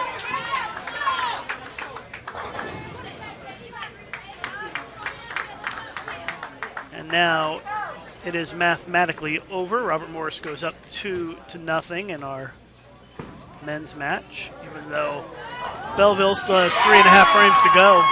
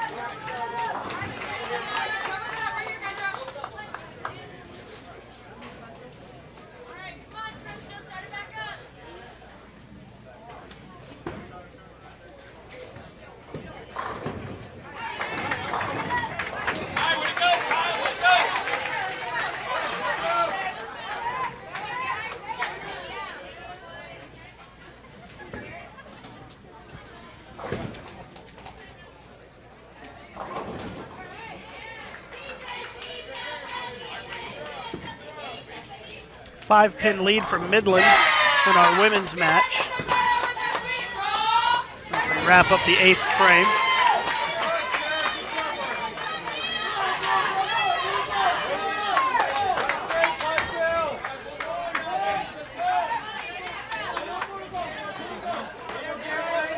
Pikeville women win game number 2, 215-186. They lead Bethel 2-0. Midland with the spare in the 8th. They still lead by 5 with 2 frames to go. Belleville still finishing out game 2. They've lost to Robert Morris here. Robert Morris up 2-0 in the match.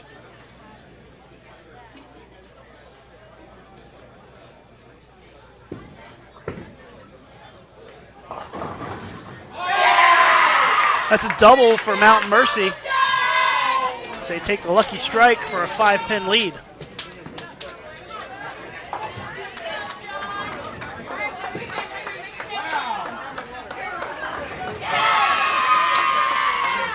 Strike for Midland in the 9th. Sets them up for the 10th.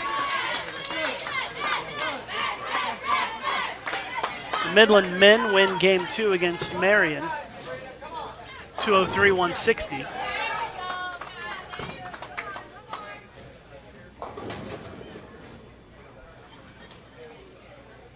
Sorry, 200-160. Midland men win. So they're up 2-0. Mount Mercy working on a double. There's another one, 3 in a row. They're trying to even this thing up. Midland needs to strike here or Mount Mercy will win the game. And leaves the 10-pin, so Mount Mercy's going to even it up at 1 game apiece.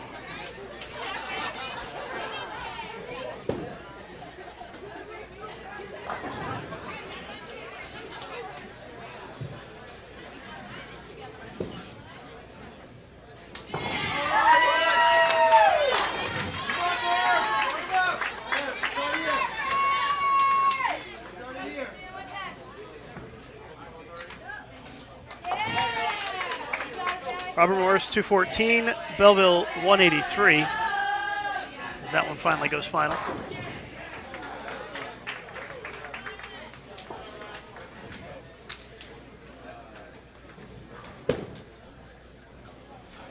Mount Mercy closing out a Game 2 win against Midland to tie the match 1 game apiece.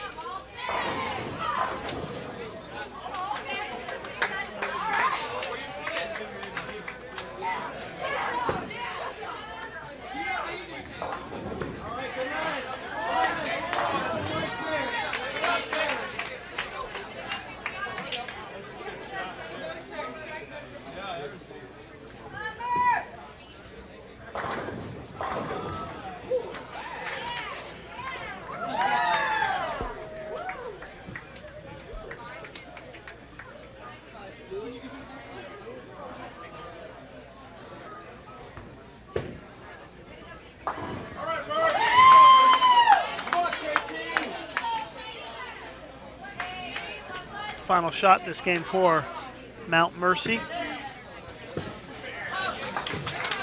197-184. They take Game 2.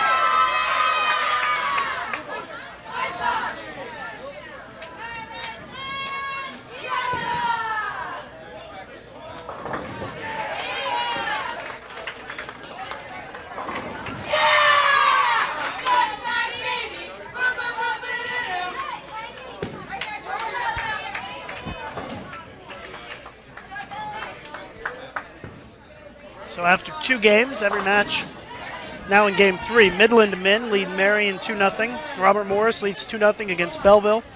Midland and Mount Mercy are tied 1-1 in our women's featured match, and Pikeville leads Bethel 2-0 in the other women's match going on.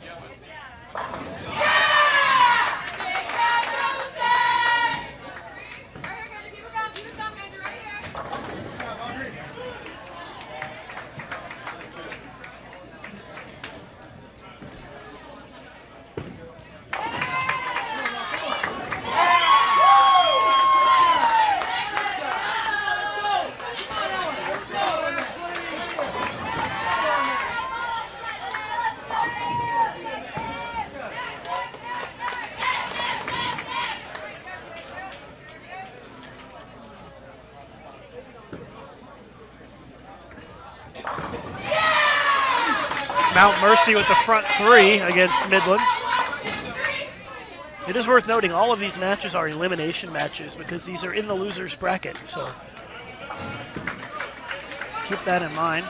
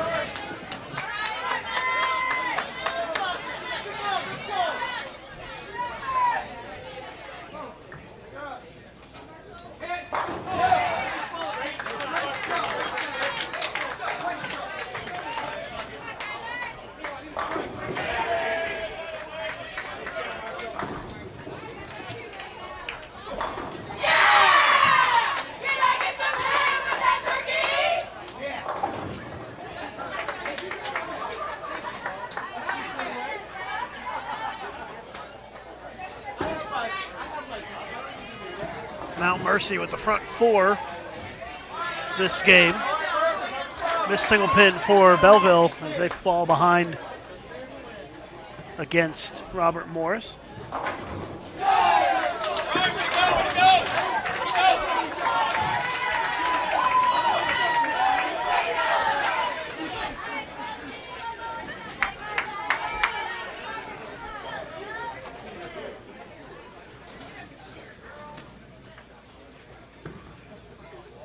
Robert Morris with a 25-pin lead here in Game 3. If Robert Morris wins this game, they win the match. Mount Mercy trying to go front 5, and it's a 4-9 split.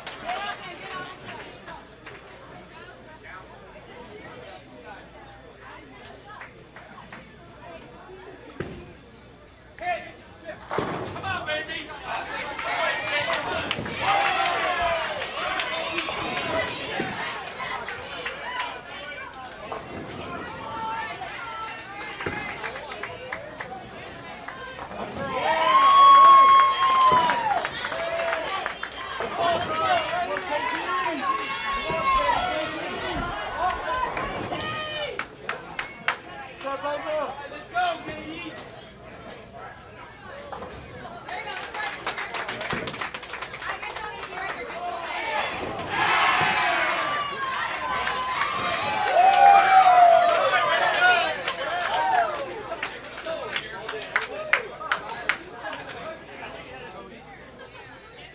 24-pin lead for Robert Morris as they wrap up the 5th frame in that match.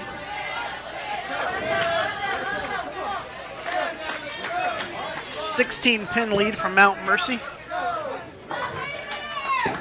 Making an 18-pin lead for Mount Mercy in our women's match.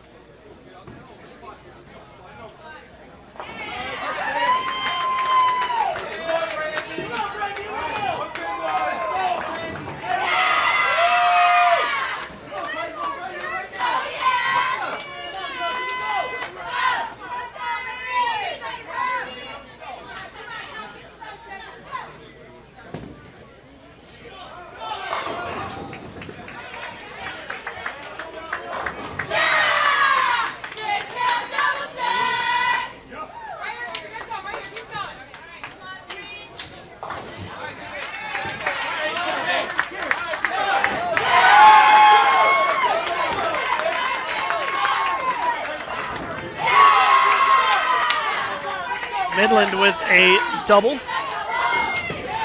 They pulled it within 8.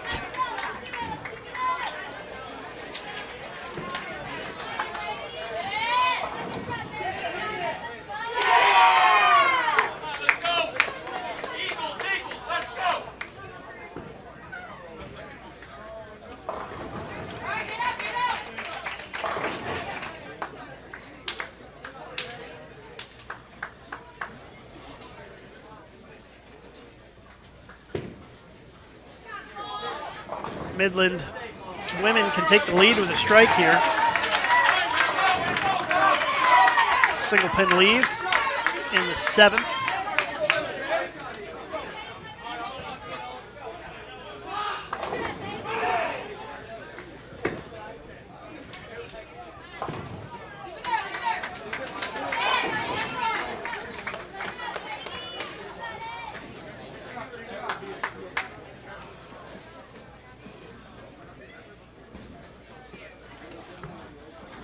Robert Morris trying to put this match away in 3 games. There's a double.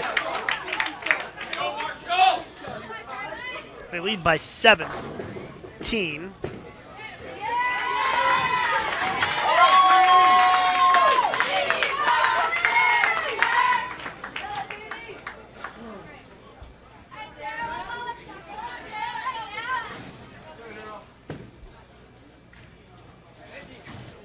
An open frame for Belleville. Looks like Robert Morris will probably win this match. The Midland men are going to beat Marion.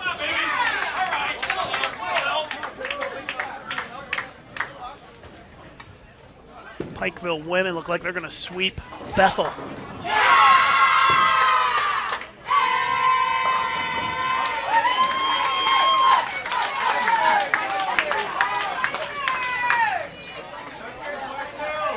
Pikeville wins 184 to 178 to sweep Bethel in the other women's match.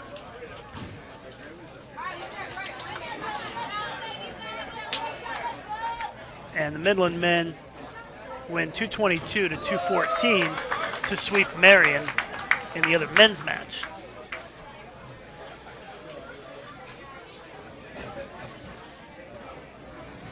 Robert Morris has now mathematically shut out Belleville, so they will win 3-0.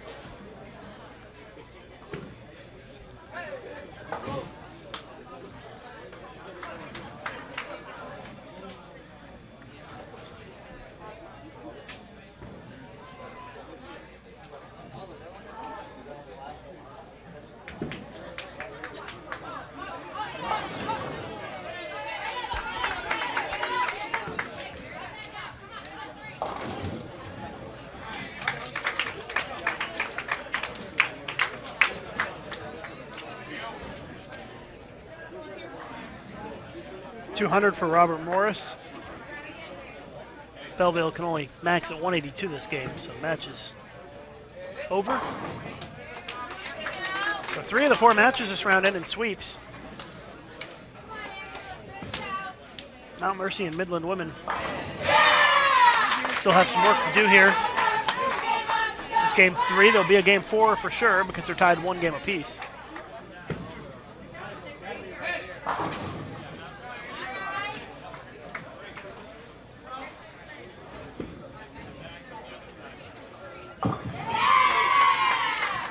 Seven-pin lead for Midland heading into the 10th.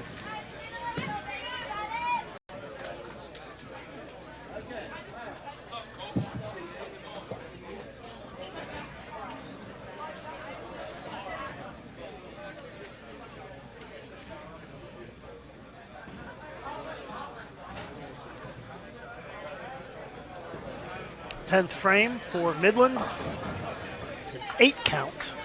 And that means that if Mount Mercy strikes on their next shot, they will win the match. Or win the game, I should say, and take a 2-1 lead in the match.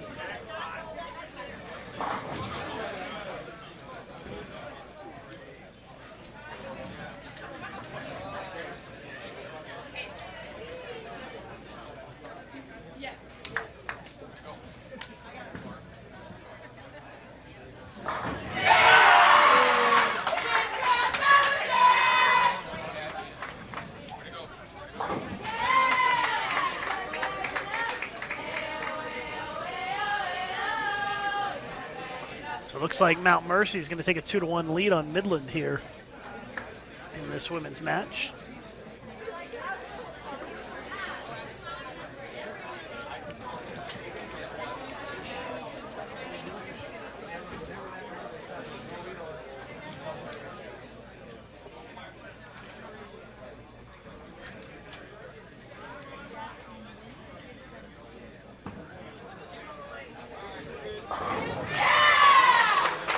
$210 for Mount Mercy.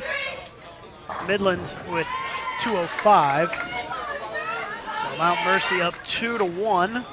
The best of 5 match. All the other matches ended in sweeps. Midland men, Robert Morris men, and Pikeville women all won in sweeps this round.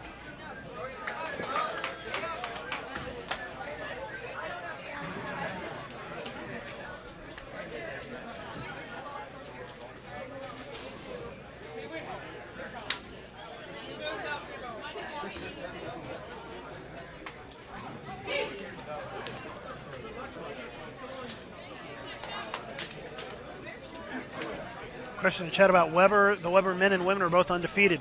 No bowl next round.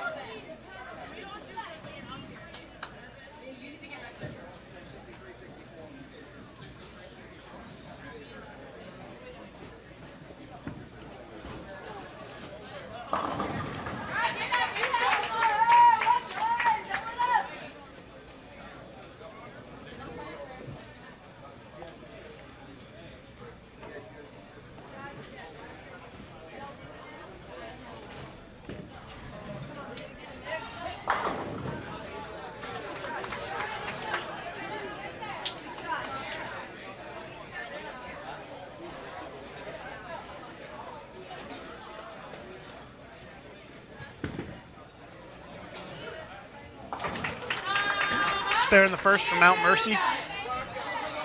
Midland struck in the first, now shooting the 10-pin in the second.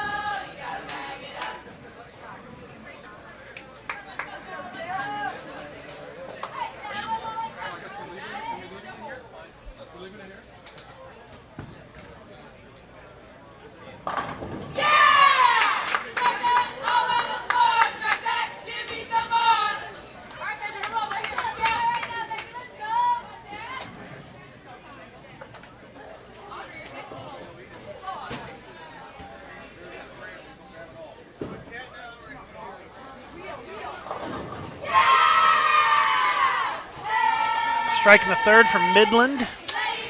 Currently tied. Mount Mercy strikes here in the third. They take a 10-pin lead, though. They are working on a strike and can turn it into a double. Crossing over for the double. Spare double for Mount Mercy. They lead by 10 after 3 frames. Mount Mercy up 2-1 in the match.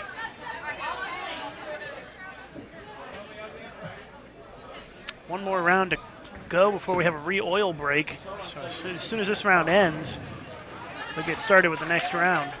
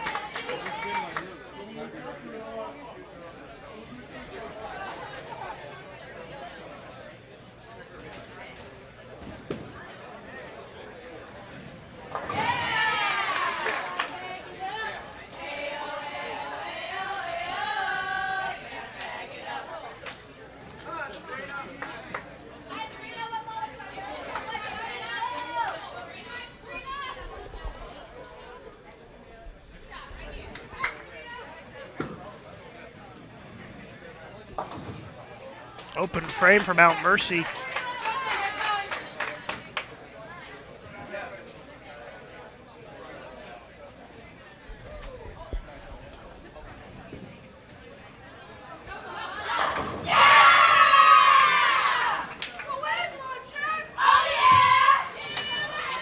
Four-pin lead for Midland.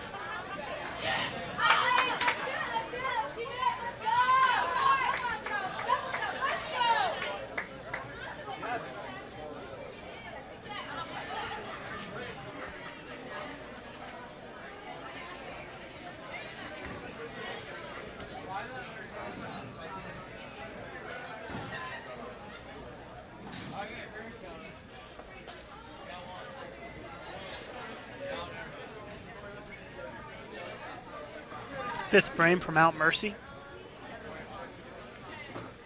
As we reach the halfway point of game 4. Midland leading by 4 pins this game.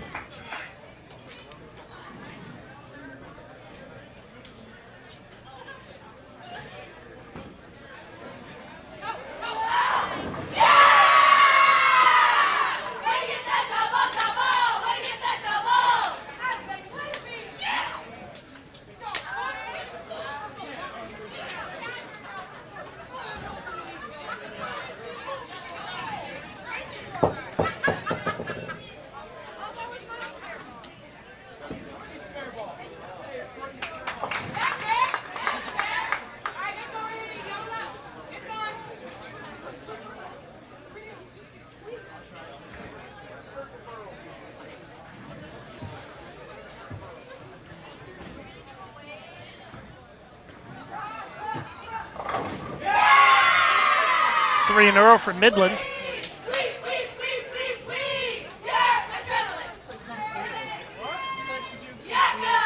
So they expand their lead to 24.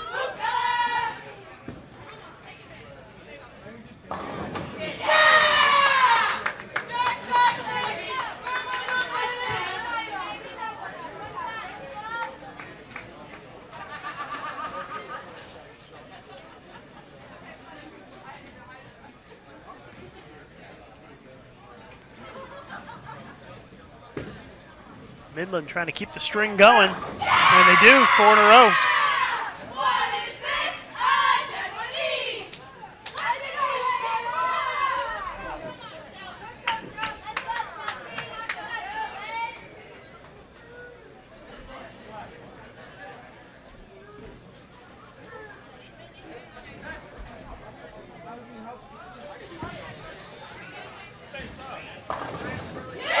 Double for Mount Mercy.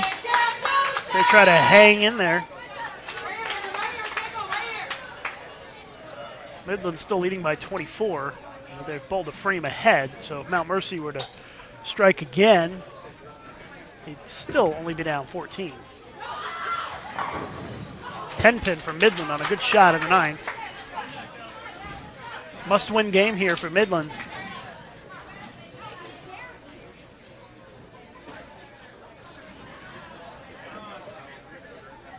Big shot here from Mount Mercy. 8th frame. Oh, look at that. Back to back to back for Mount Mercy. They're down 14. They can get it to single digits going into the 10th if they strike again.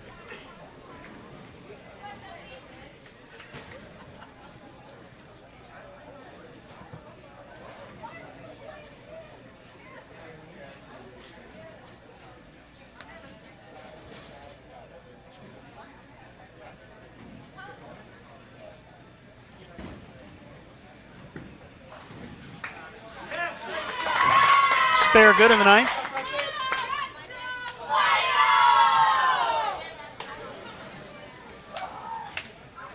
Thirteen-pin lead from Midland, but Mount Mercy can cut it to 3 if they strike here in the 9th. It's a big shot for Mount Mercy. They want to try to end this match in 4 games. They're going to need to strike here.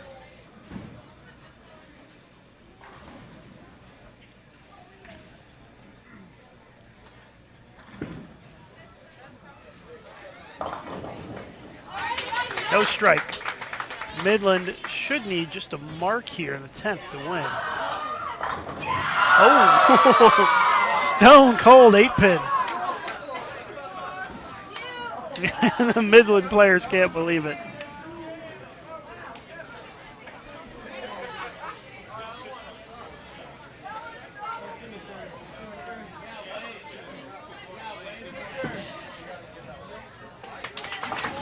Midland just needs the mark, and 8 on the fill for the shutout. That'll force a game 5.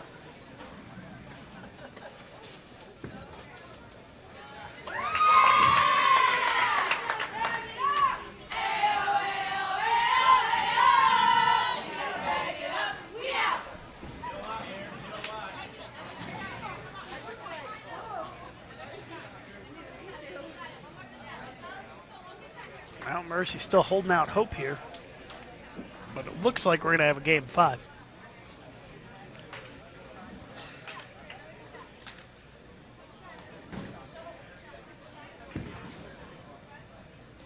There's a strike. Mount Mercy can finish at 225 with 2 more strikes. Midland can strike on the fill for 228. So they need 8 pins on the fill for the shutout.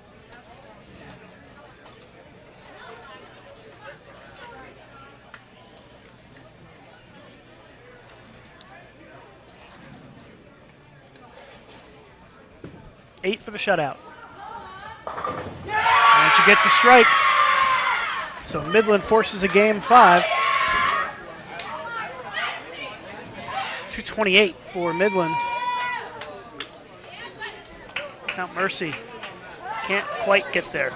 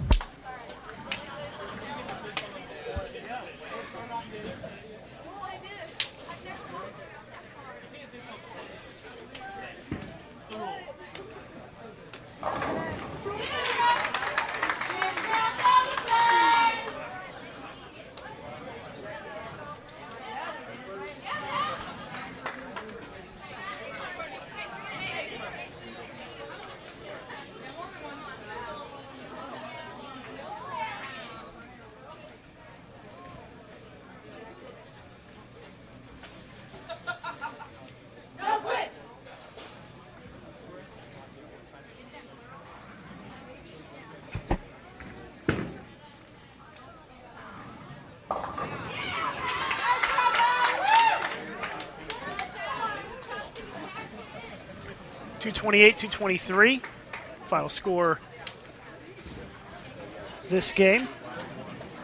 Midland evens it up at 2 games apiece. The only match going on right now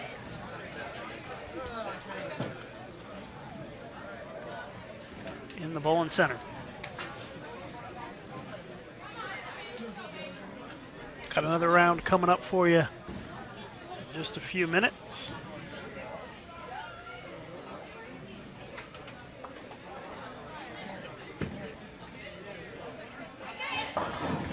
Midland starts with a strike.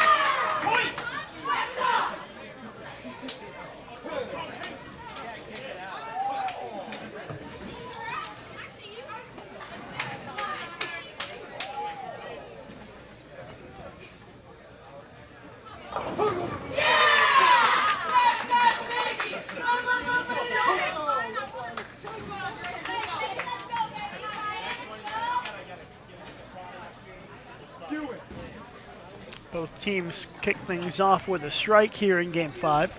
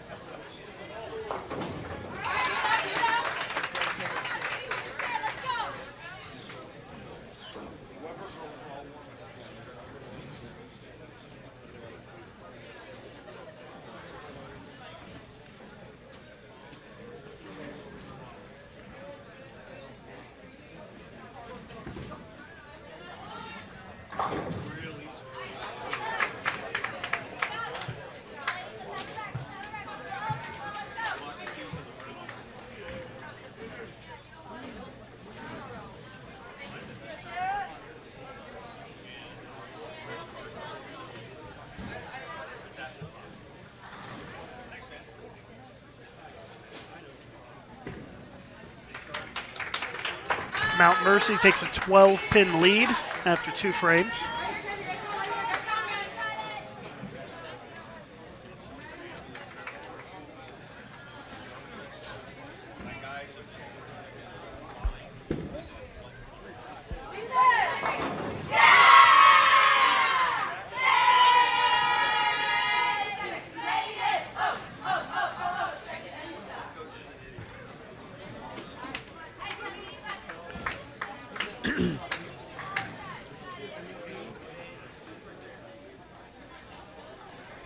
Tyler asked in the chat if we're going to get to see Weber versus Calumet, and yes, we will on the men's side. We'll see the winners bracket matches on the women's side as well.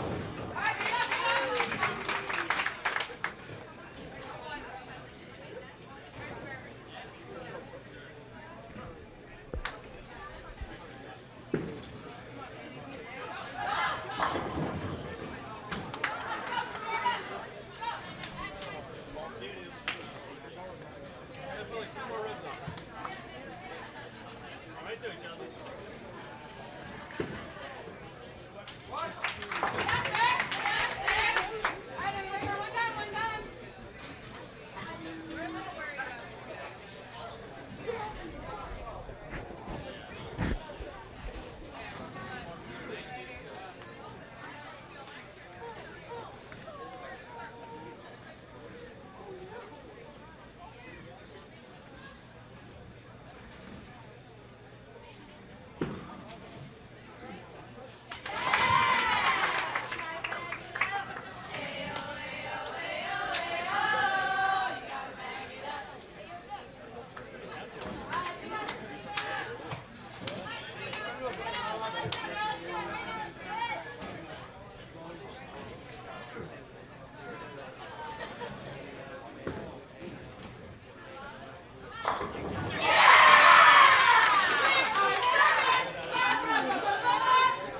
11-pin lead from Mount Mercy after 4 frames. Game 5 in progress. The winner of this game stays alive in the losers bracket. The loser is knocked out of the tournament. have one more round before our oil break coming up in just a few minutes after the finish of this game.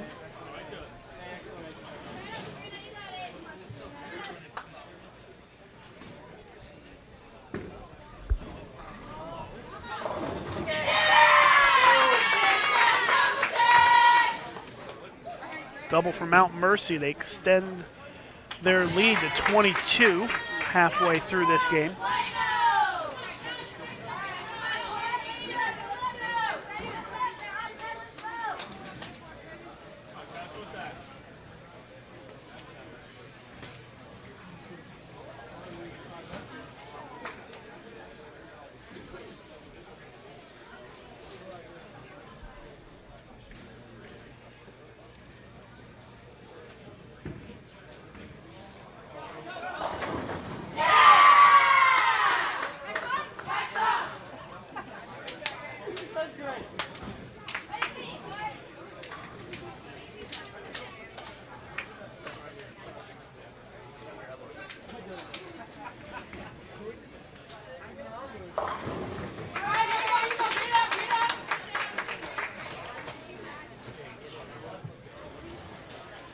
Wrapping up the 6th frame, 21-pin lead for Mount Mercy. Midland a chance to cut into that a little bit here in the 7th, working on a strike. Double here would get the deficit down to 11.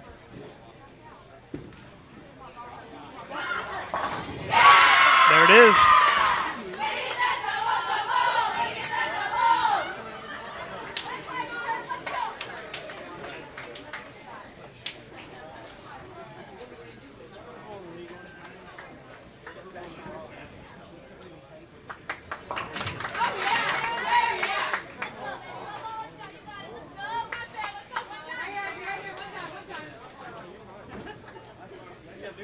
Midland trying to pull to within 1 pin with another strike here in the 8th. They do it.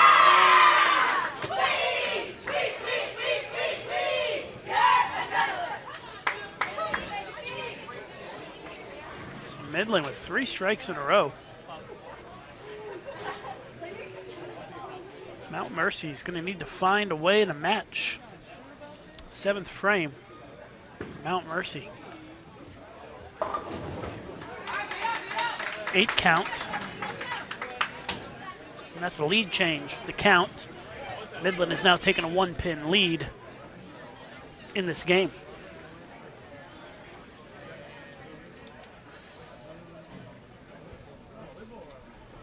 A couple of winners bracket matches coming up for you next here on BowlTV. The winners in the next winners bracket matches will be in the championship and be 1 win away from the title.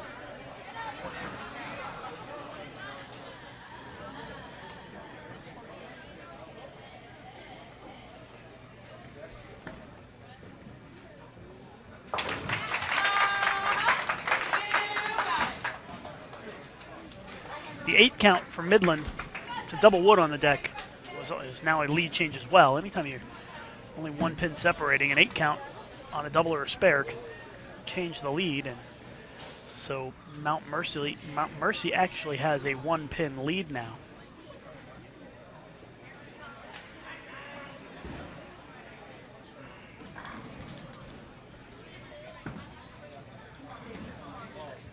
Trouble here for Midland. Open frame in the 9th. Comes at a terrible time.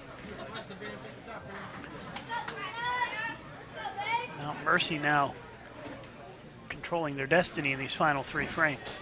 8th frame for Mount Mercy.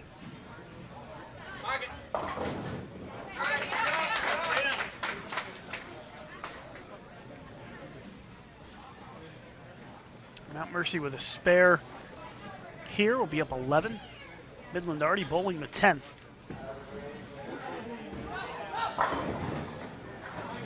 They leave a 10 pin. Their max is 193.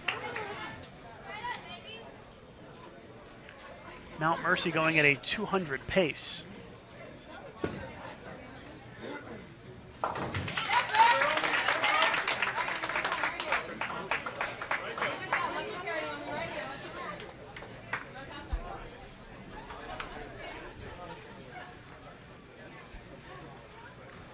Mount Mercy just needs to stay clean with good count in these final 2 frames to win the match.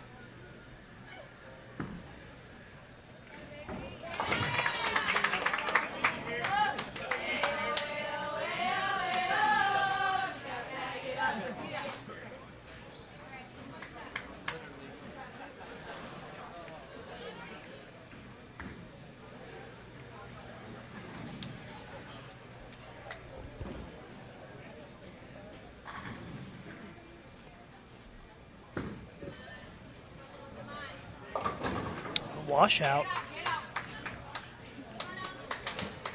Will make things interesting here.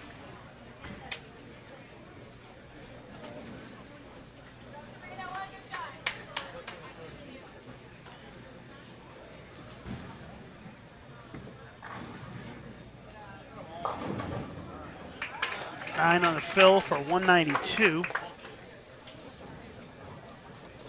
for Midland. Mount Mercy needs to make this and spare in the 10th to win this match. It's a washout. And it's an open frame.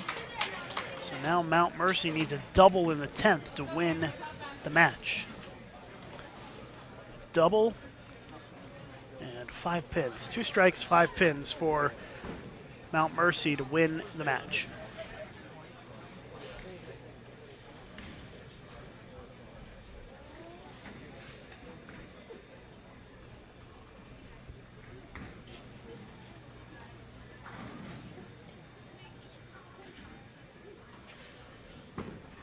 Has to have it. Doesn't get it, and Midland wins 3-2.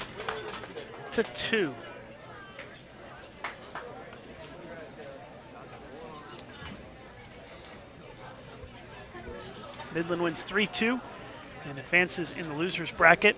Next round will be coming up in just a couple of minutes here on BowlTV, so stick with us.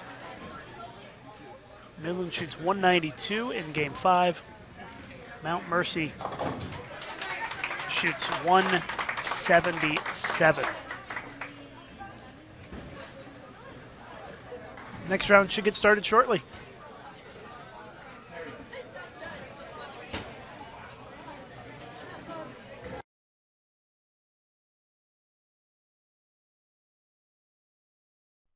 This live event is brought to you in part by the Yes Fund. The Youth Education Services Fund is a joint initiative of the bowling industry dedicated to development and marketing of youth bowling at all levels. The Yes Fund is generously supported by its founding partners: North Point, Brunswick, Columbia 300, Ebonite, 900 Global, Hammer, Cubica AMF, Rotogrid, Storm, and Track. For more information about the Yes Fund, go to bowl.com/yesfund. The United States Bowling Congress is shaping the future of bowling, helping kids learn the sport the right way and awarding thousands of scholarships every year. USBC supports Special Olympics and America's best when they go for the gold as the home and heart of Team USA. We're reaching for new heights in research, raising the bar with spectacular national tournaments, and have raised millions of dollars to help fight cancer and support veterans. Visit bowl.com to learn more.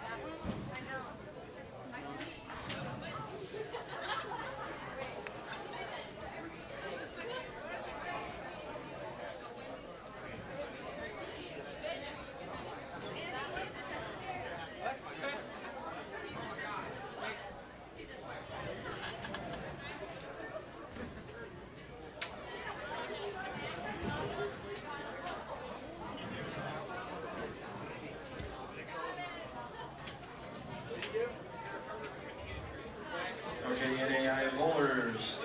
This time we're going to begin round 8 of your double elimination match play bracket. And at this time, your lanes are coming on for 2 minutes of practice, 5 minutes on one lane, and I'll announce to switch to the other lane for your remaining 5 minutes. Your lanes are now on for practice.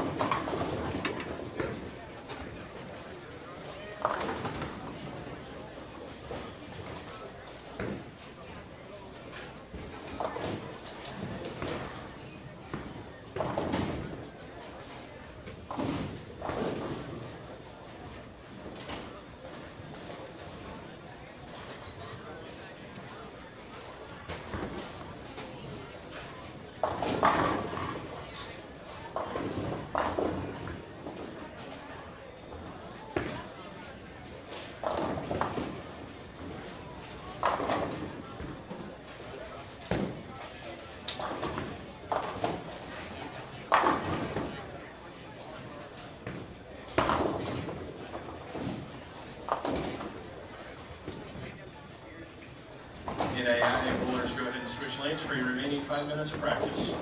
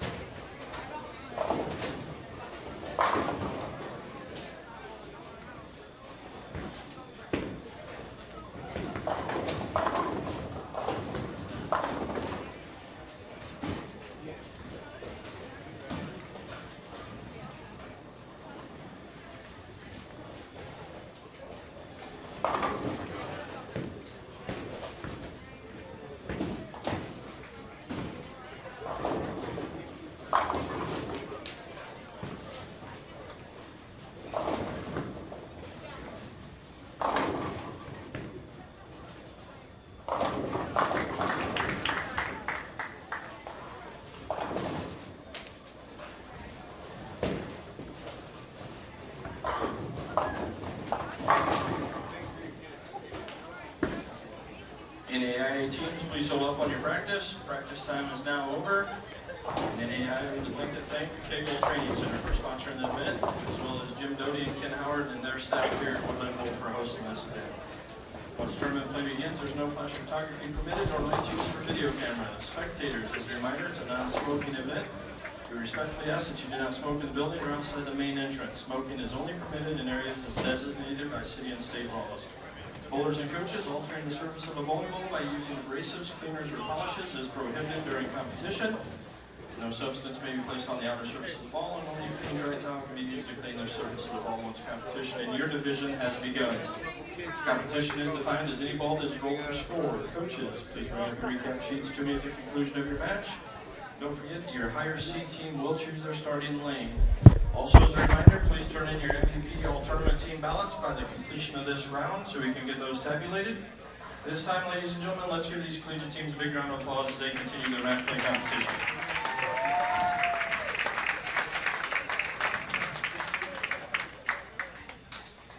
All right, we're ready to get started. Our next round of matches, 2 winners bracket matches, the only undefeated teams left in the tournament. On the women's side, it's Robert Morris, Illinois versus Weber International. And on the men's side, it's Calumet versus Weber International.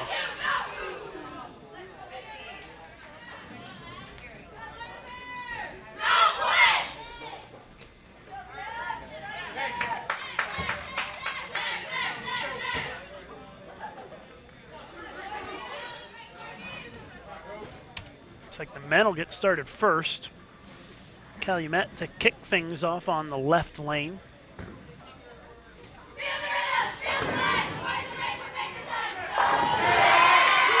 Calumet starts off with a strike.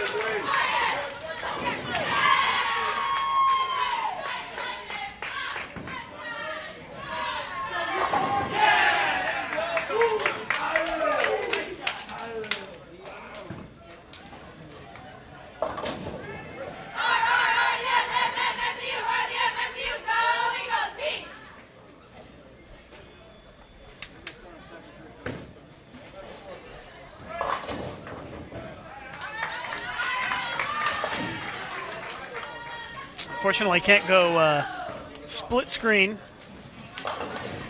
this round because the matches are one pair to my left and right of where they usually are because of they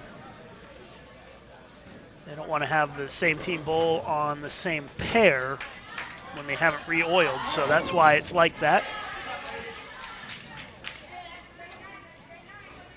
But these are both winners bracket matches, so the winners of these matches are in the championship match.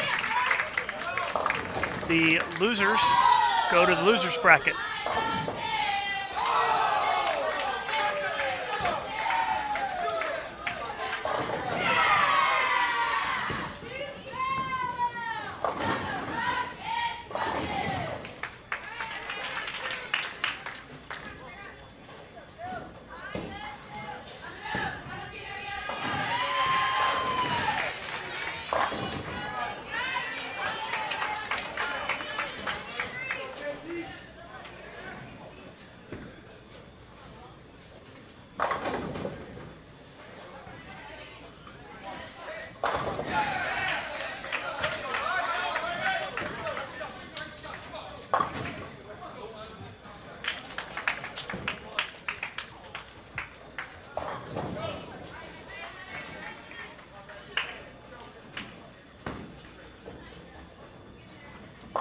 If you're just joining us today, we're live from Woodland Bowl in Indianapolis.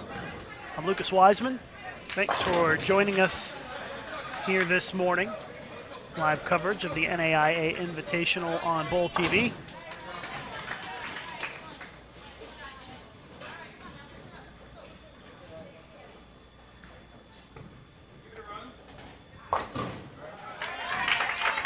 Open frame in the third for Calumet. Weber leads by 2.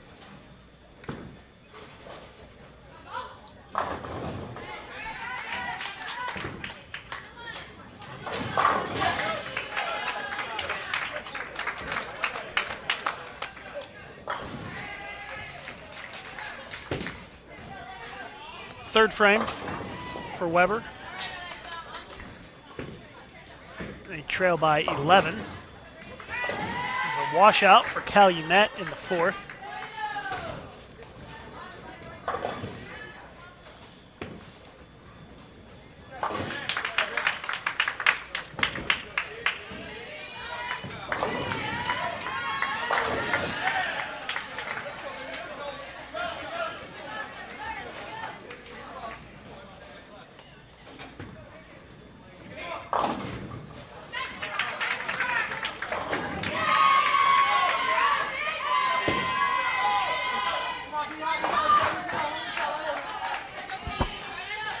Still an 11-pin lead for Robert Morris early on in the women's match. Men's match, back-to-back opens for Calumet. Weber International leads by 12. I'll make it 13.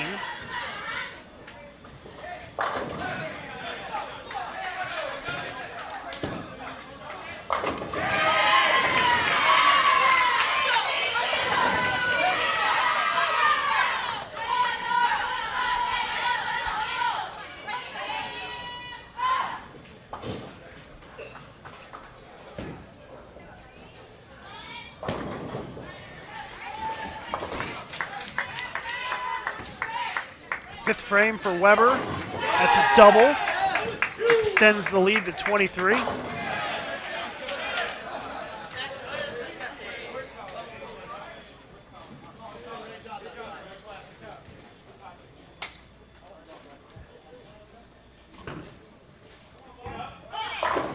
Double for Calumet. They knock the lead back down to 13.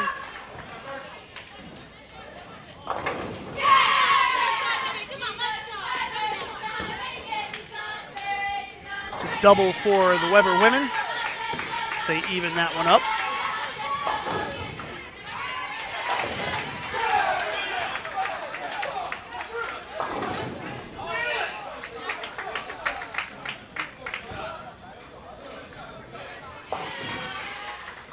Calumet looking for 3 strikes in a row here. 7th frame, PBA washout.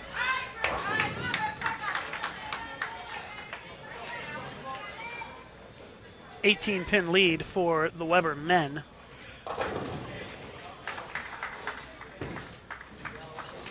Weber women looking for another strike.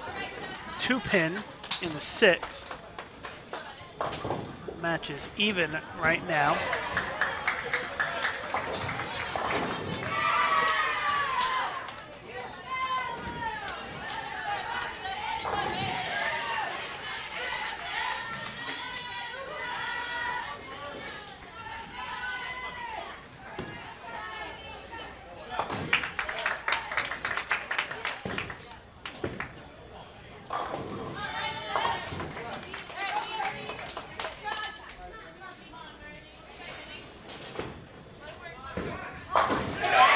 Spare conversion good for Calumet.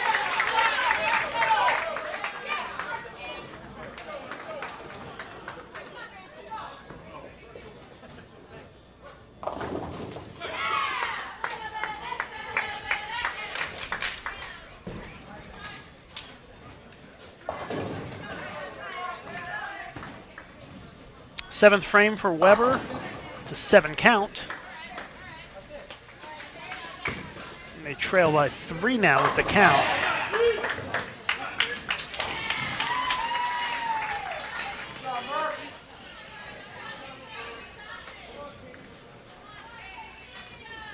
Robert Morris, chance for a double here in the 6th.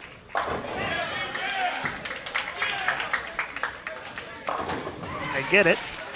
So they go up by 13. Calumet trailing by 17. Spare good for the Weber women. Weber men looking for a double here to go up by, oh, we got a balk. Strike here would put Weber up 29 on the men's side.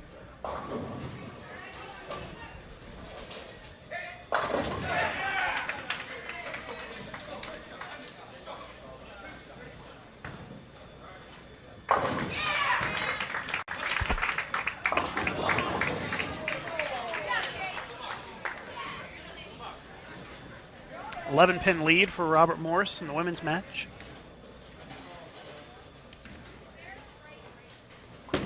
Weber looking for a double here, and they don't get it.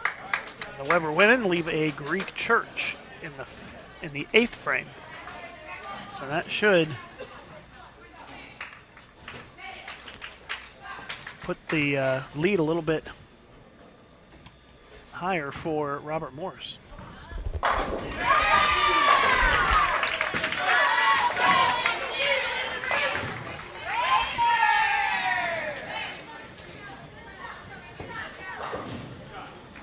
Eighth frame spare for Weber. And they lead by 19 against Calumet. A couple of frames to go.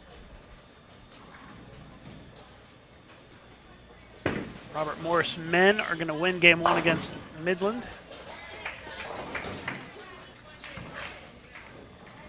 If you're looking for the brackets, you can find the links right below the video you're watching.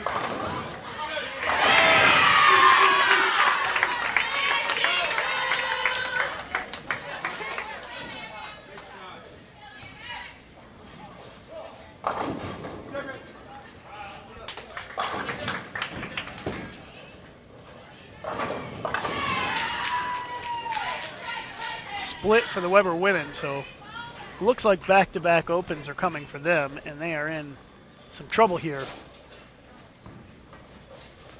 in game 1 against Robert Morris.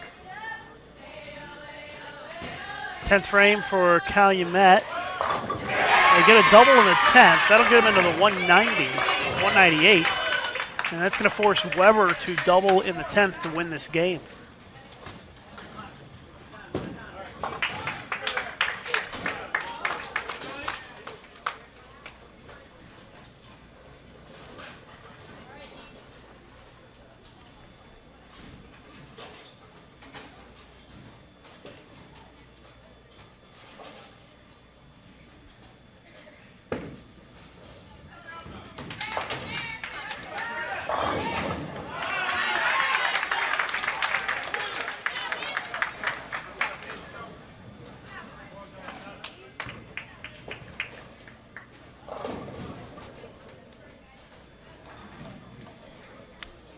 So Weber needs 2 strikes and 2 pins here in the 10th frame to win game 1.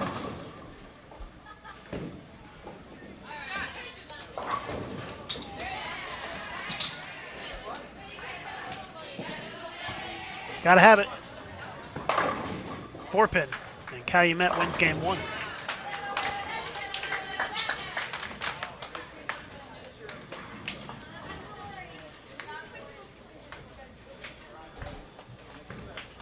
Robert Morris women take game 1 against Weber.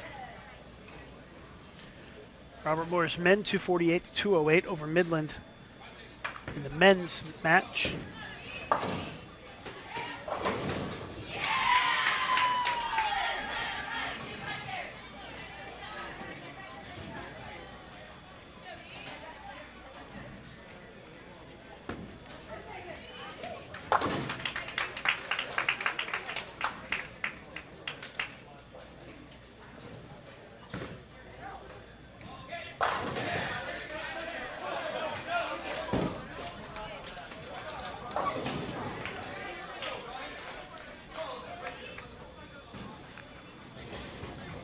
Midland women 195 to 181 over Pikeville in game 1.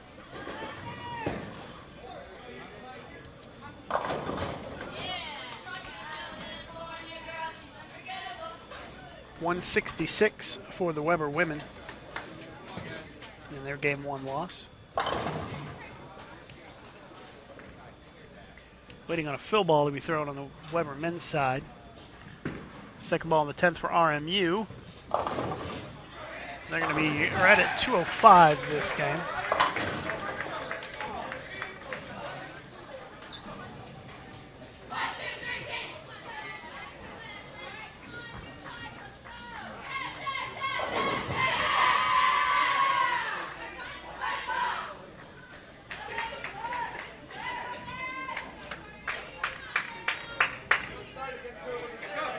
Calumet wins the first game 197 to 193 men's featured match.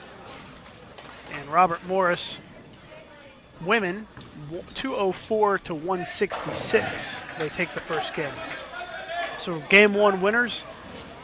Robert Morris men and women both win their games. Calumet wins, and Midland women win game 1. You can find the brackets right below the video you're watching or on bowl.com.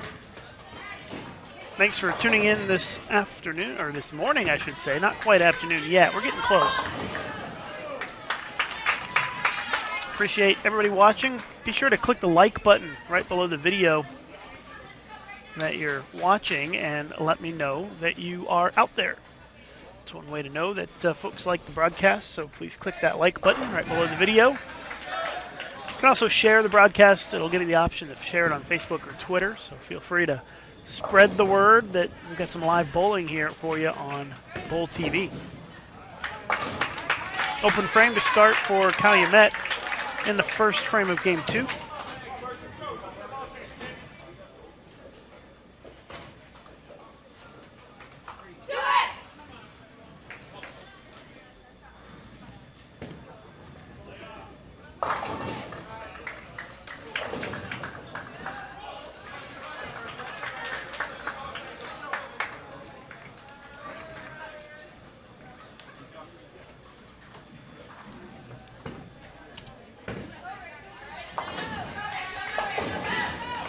Underway here in game 2 between Robert Morris and Weber.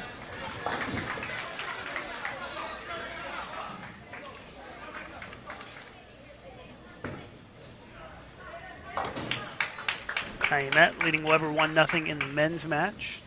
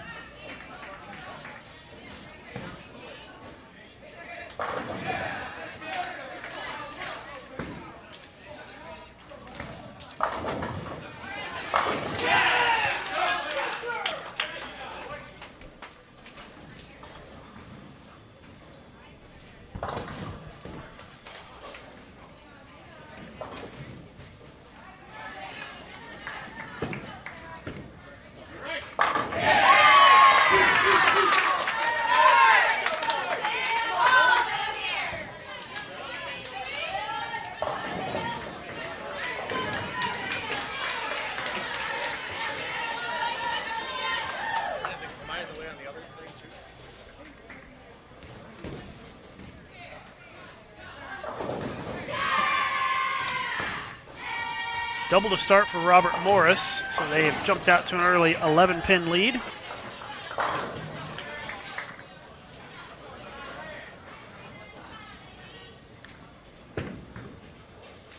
Weber leads by 11 here in game 2 against Calumet.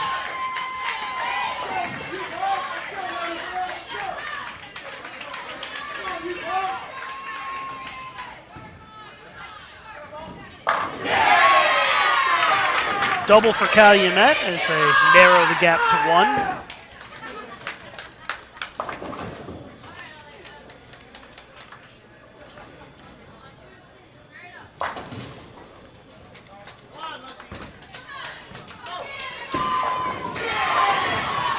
Open frame for Robert Morris in the third.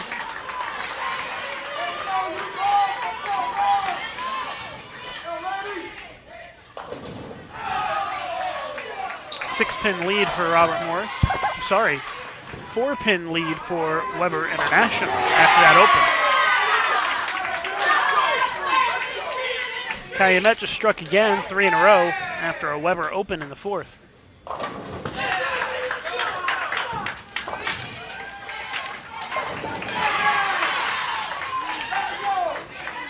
Calumet looking to keep it going here. Started with an open and now 3 strikes in a row. Let's see if they get a 4th.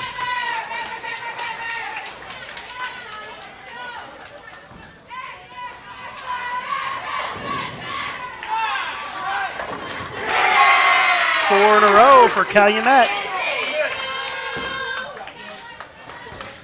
They go up by 31.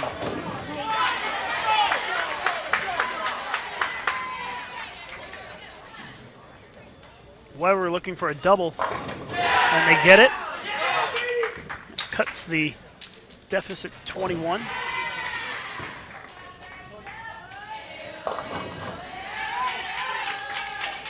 One pin lead for Weber in this women's game number 2. Calumet gets another 5 in a row for Calumet. Leads back to 31.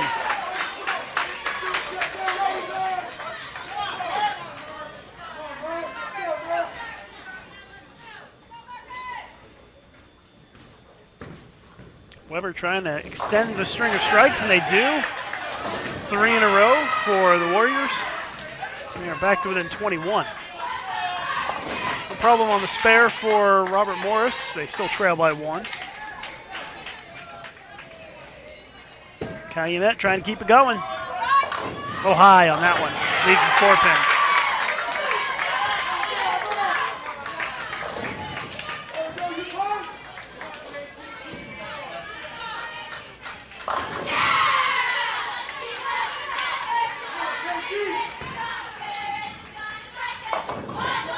Oh, and Weber breaks up the split for the strike for 4 in a row. And they pulled it within 10.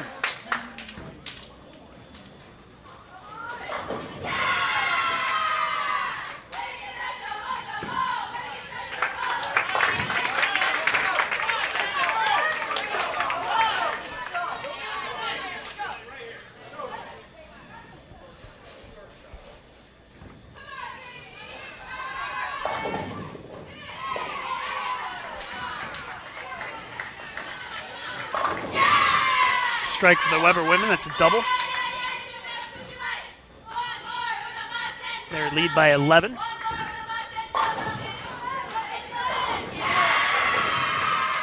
String of strikes ends for the Weber men. They trail by 12 now.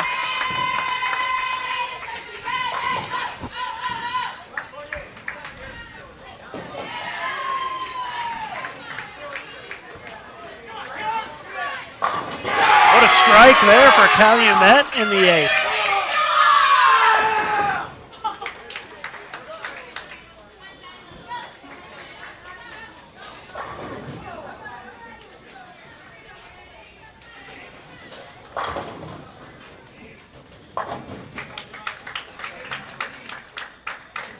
Robert Morris, 7th frame, looking for a double.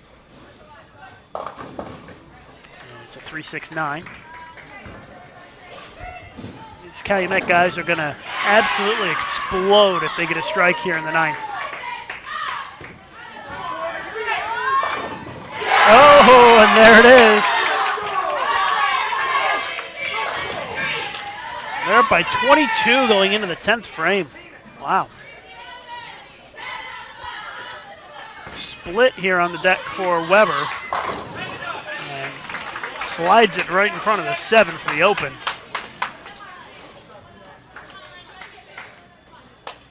Robert Morris can make the 3-6-9 here. They will take a slight lead. Back over to the men. Calumet working on a double 10th frame. Trying to put this game away and go up 2-0. Guess what? That should be enough. And it is. It's enough to guarantee them at least a tie. Let's see here. No, it's not quite enough. They still have to make it if Weber strikes. Math is a little fuzzy this morning. Must be the snow.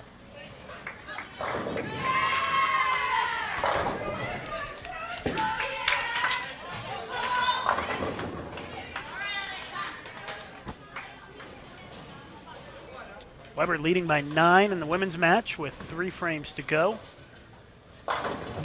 Pick up the spare for the shutout. No problem for Calumet.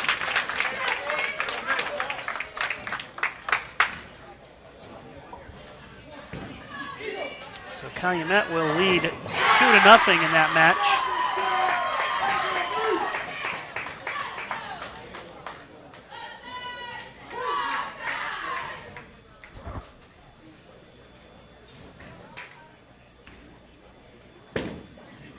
Robert Morris men are up 2-0 on Midland. They win 247 to 220.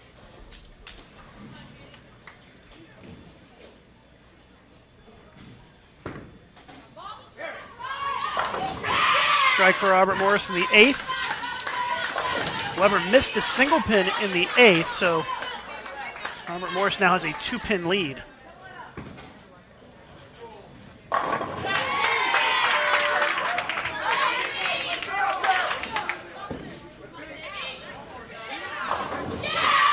Strike in the 9th for Weber.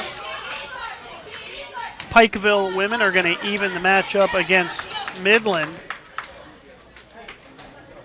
as they finish game 2.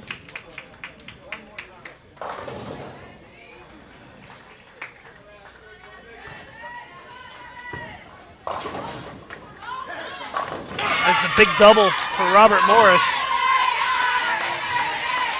They take a 12-pin lead into the 10th against Weber. Calumet men 237, Weber 224. Calumet leads 2-0. Pikeville women 202, Midland 193.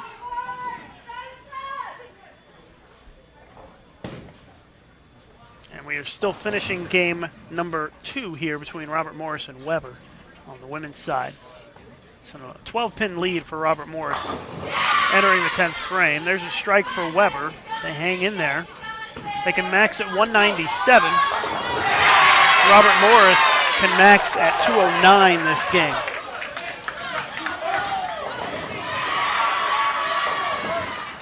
Got lucky to get that 10 out. It would have been a much more difficult spare. So that means Robert Morris's max is now 188. If Weber strikes on the second shot in the 10th here, they win this game and even the match at 1 game apiece.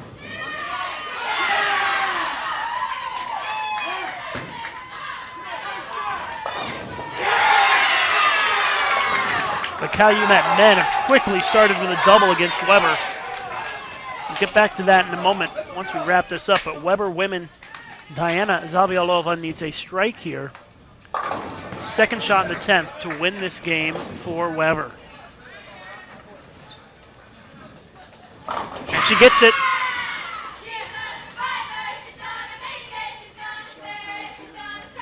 So it looks like we're going to be all tied up at 1 in that match.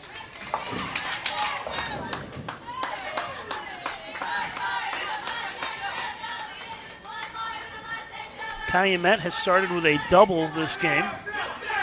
And they just turned it into the front 3, and they are fired up. And Weber men with their backs against the ropes here. An open frame in the first.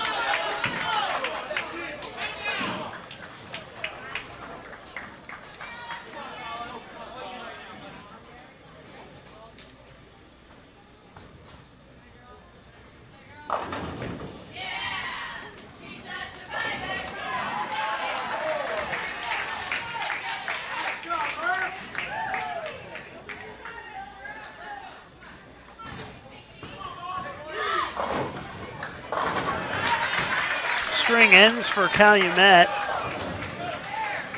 but they take a 22-pin early lead against Weber. That's way right for Weber, leaving the 1-2-4. Weber women 197-187 as they wrap up game 2 and the match tied 1 game apiece.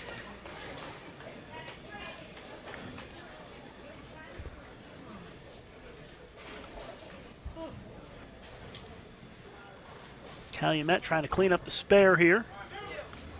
No problem.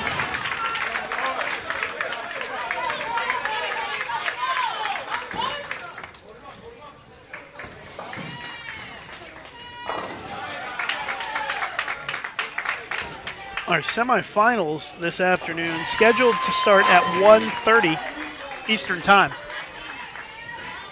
1:30 Eastern Time.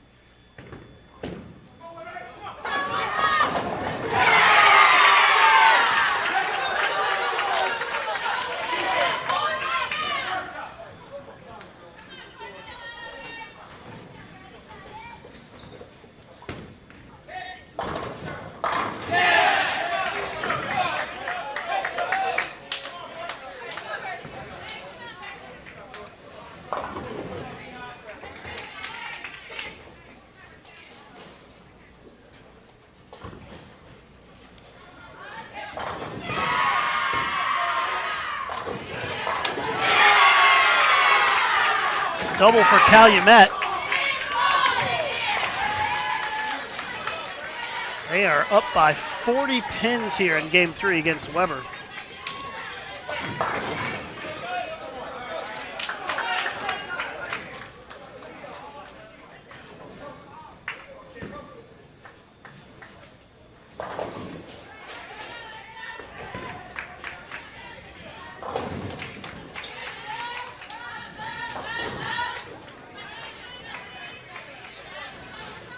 Calumet looking to extend it to a triple here in the 8th. Well, it sure looks like Calumet's on their way to a win here, doesn't it?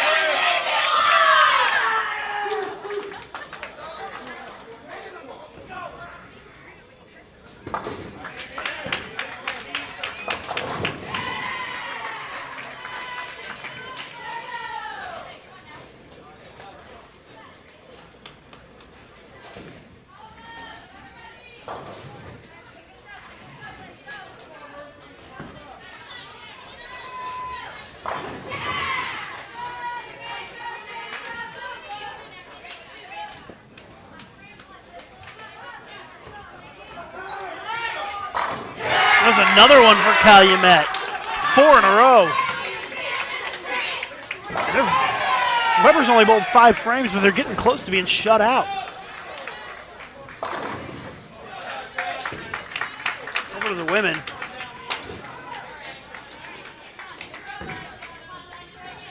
And just are underway here. They're bowling really slow in this match.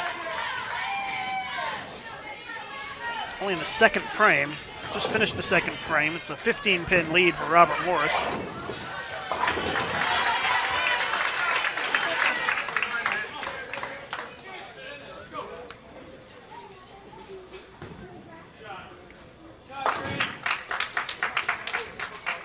Let's do the math here. The best that Weber can shoot is 226.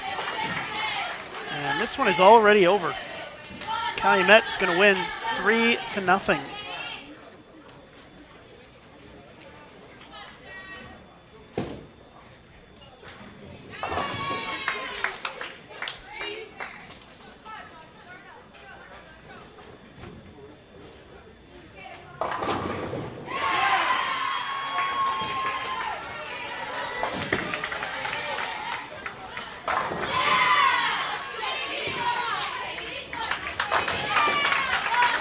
Calumet takes the win.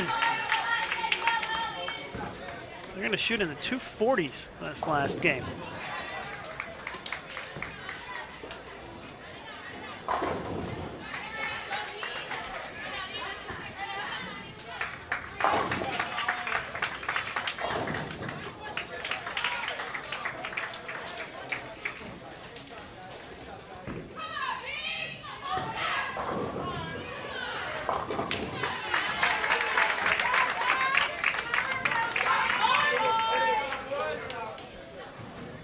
Robert Morris men, they sweep Midland.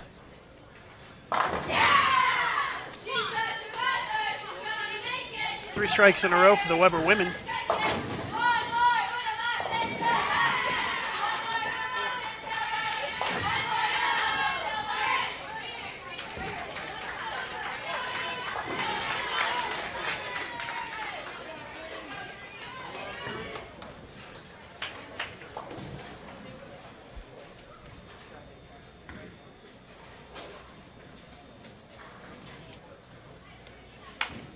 .241 for Calumet in Game 3. This is a sweep, the Weber men. Robert Morris on the men's side, 204 in Game 3. Midland, 185 is a sweep Midland in that match.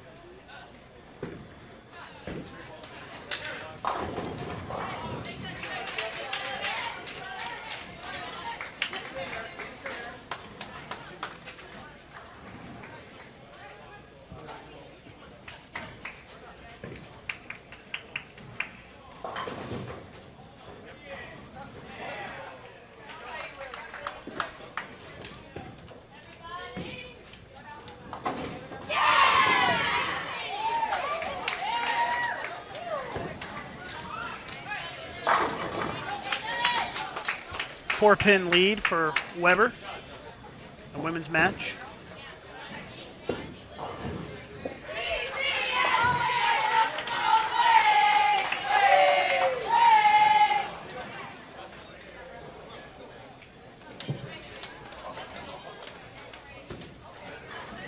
Both our men's matches end in a sweep. Kind of surprises me a little bit. I thought that might see some extended action in those matches, but they end quickly.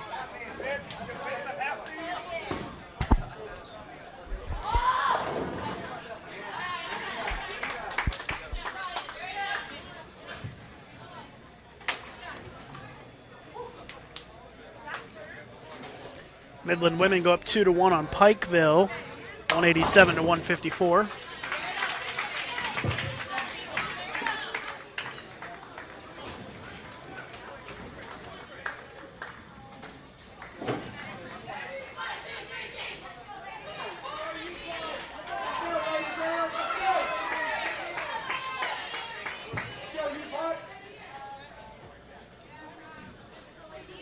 There is a break to re-oil after this round.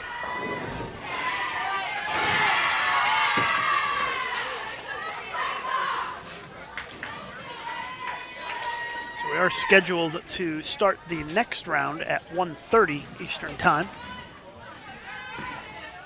And the championship match scheduled for 3 p.m. Eastern Time.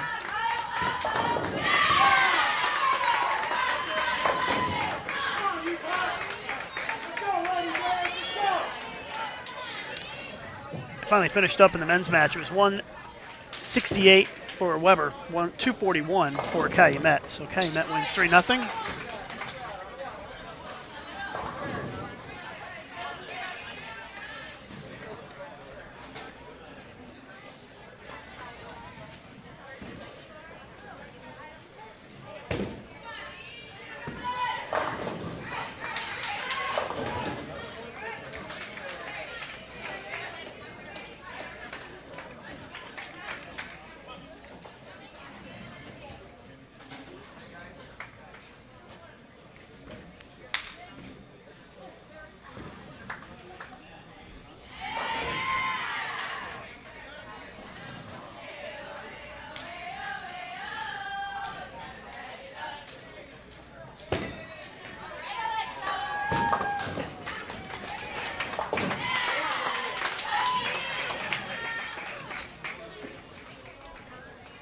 Weber leads by 7, assuming Robert Morris makes the spare, and they do.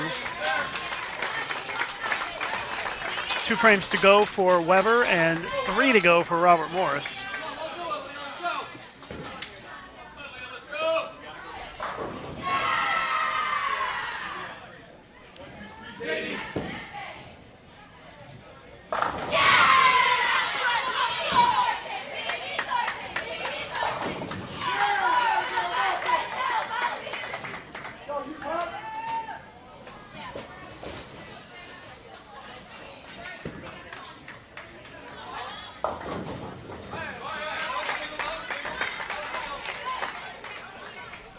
Pin lead for Weber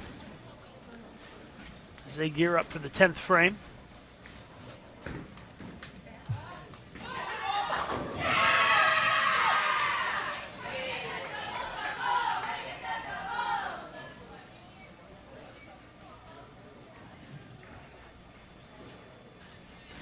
Weber can put this game away with a couple of strikes here in the 10th.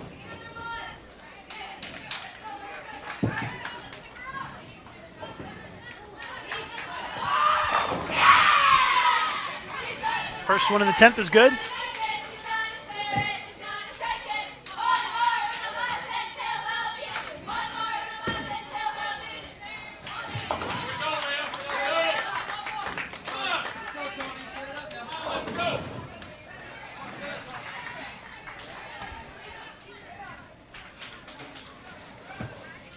Max score for Weber is 220.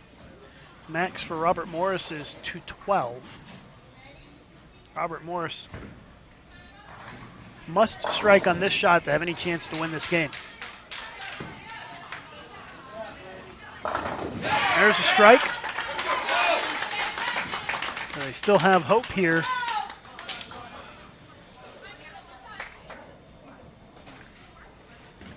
But Weber can put it away with a strike here. Second shot in the 10th for Diana Zavialova. Got it. That's a win for Weber in game 3. They're going to go up 2-1 in this match.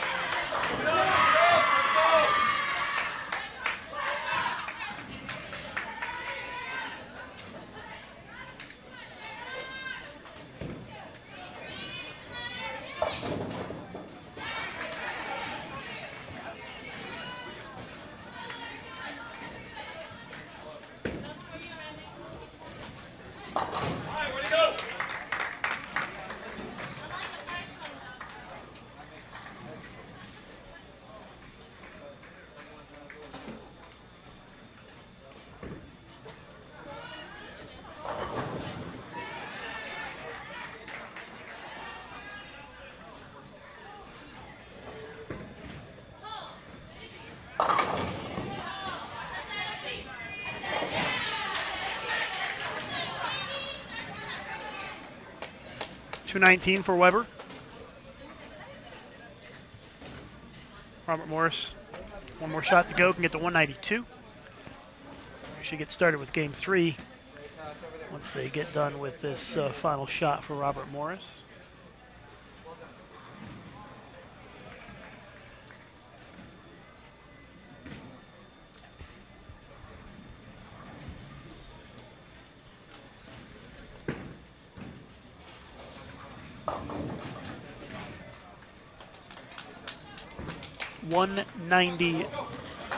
$188 for Robert Morris.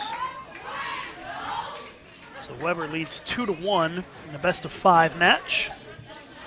Going into game number 4.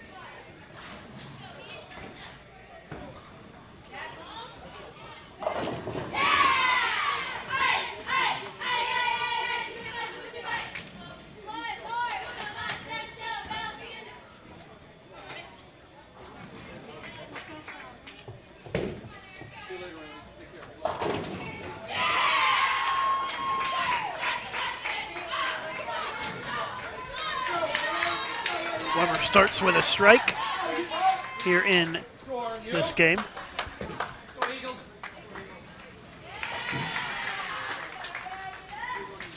Game number 4. Whoever wins this game, they win the match. Robert Morris trying to win the game to extend it to a game 5.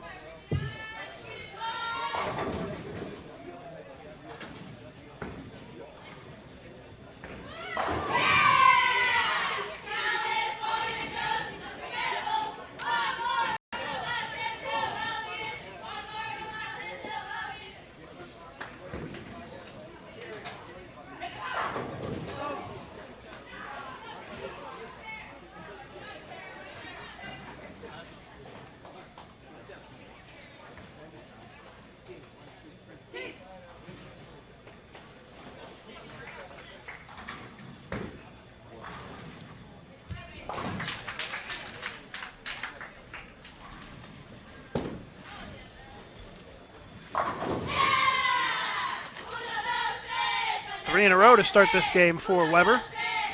The Midland women are going to defeat Pikeville 3-1.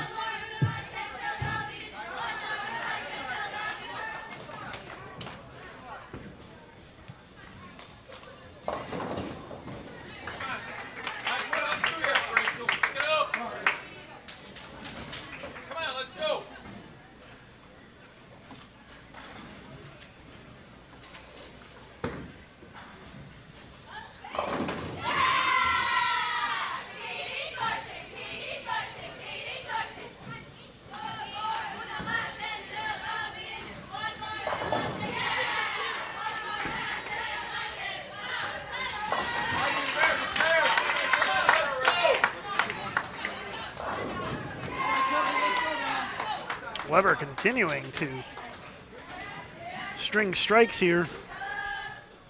They've got front four.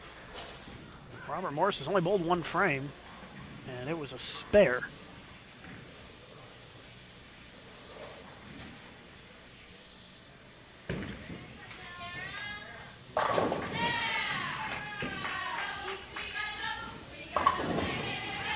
String comes to an end for Weber.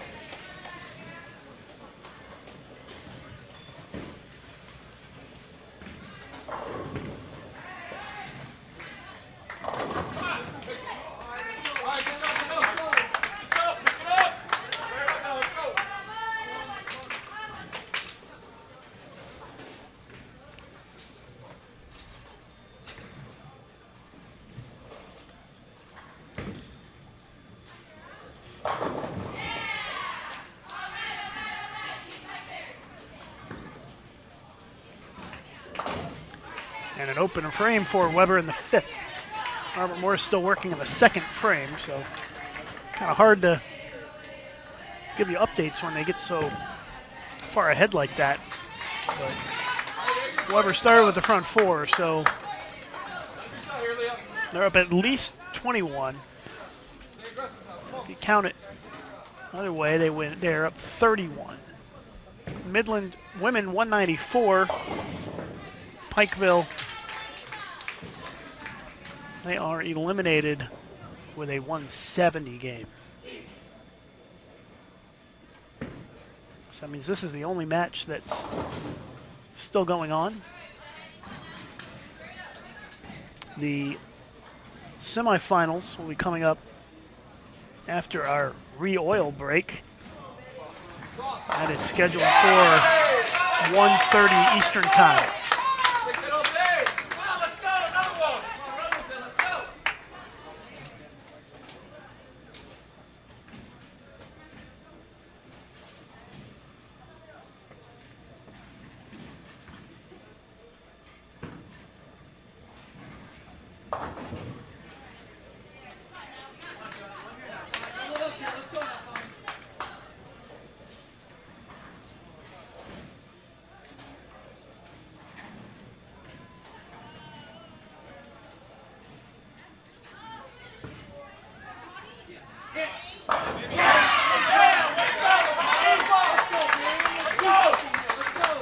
Double for Robert Morris. They try to battle back. And they get a little extra oomph after seeing Weber open back-to-back. So RMU trying to hang in there here in game four. There's a strike in the seventh for Weber.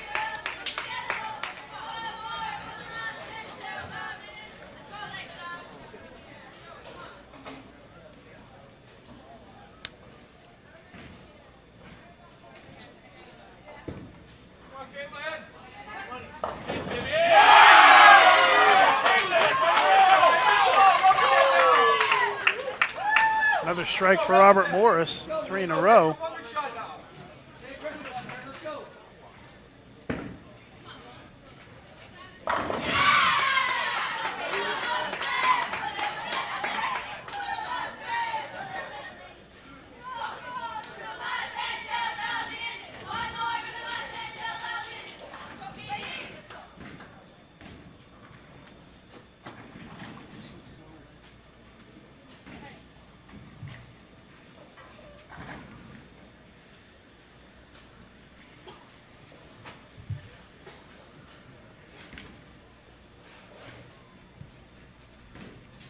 Robert Morris trying to get their 4th consecutive strike. That's a 6-pin, a 4-pin. Robert Morris has taken the lead in this game by 13, although Weber working on a double here. Just turned it into a 3-bagger. Weber's already bowled 9 frames. Robert Morris still working in the 6th.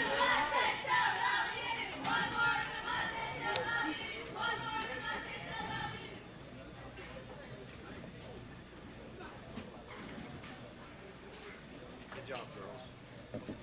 Not where we wanted to be, but I'm proud of you guys. Travel safe. You do. Y'all be careful.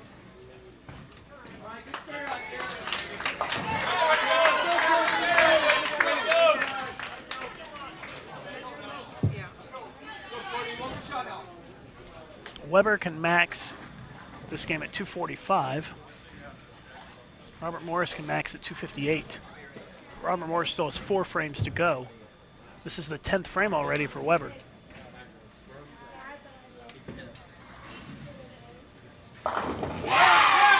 Strike for 4 in a row.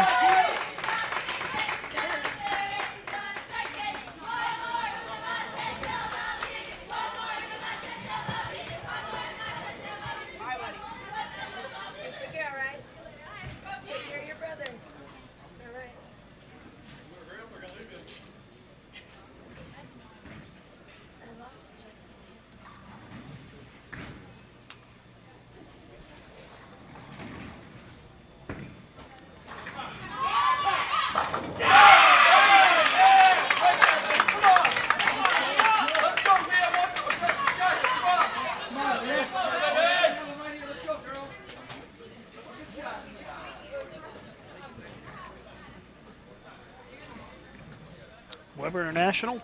Strike here, put him in the 240s and put a ton of pressure on Robert Morris to throw a lot of strikes down the stretch to stay in this.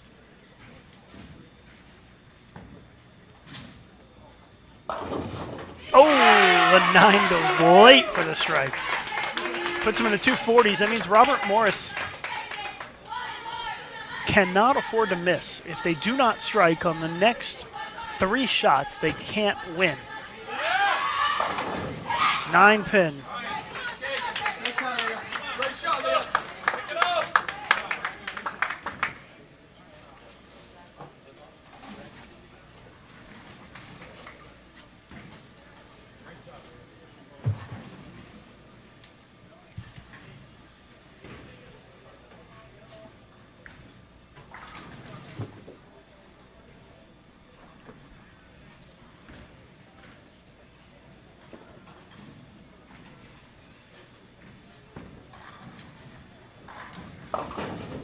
Seven on the fill, 242 for Weber.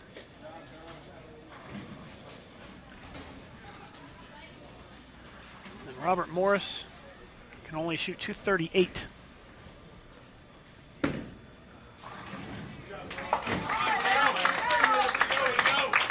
will have a break. Scheduled start time is 1:30. With the semifinal.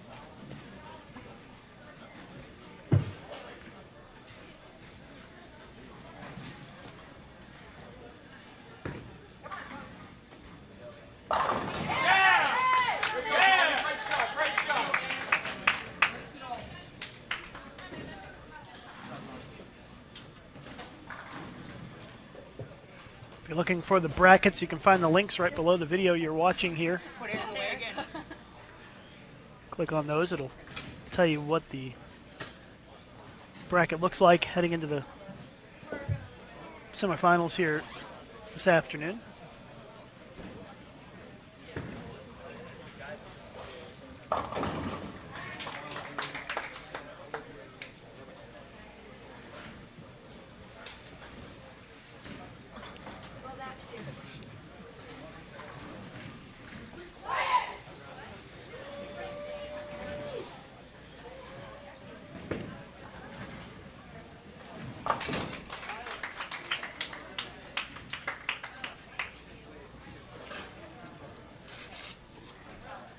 Weber wins 3-1 in this women's match. Other matches this round: Robert Morris men defeat Midland 3-0. Calumet defeats the Weber men 3-0. And the Midland women defeat Pikeville 3-1.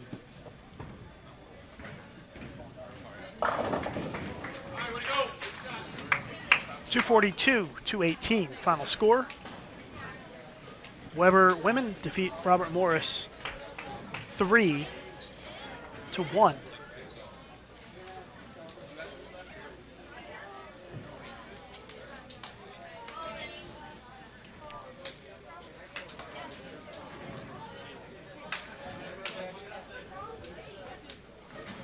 So we're scheduled to resume at 1:30 p.m. Eastern Time. And we will step away and check back in with you once we get started again here from Woodland Bowl in Indianapolis.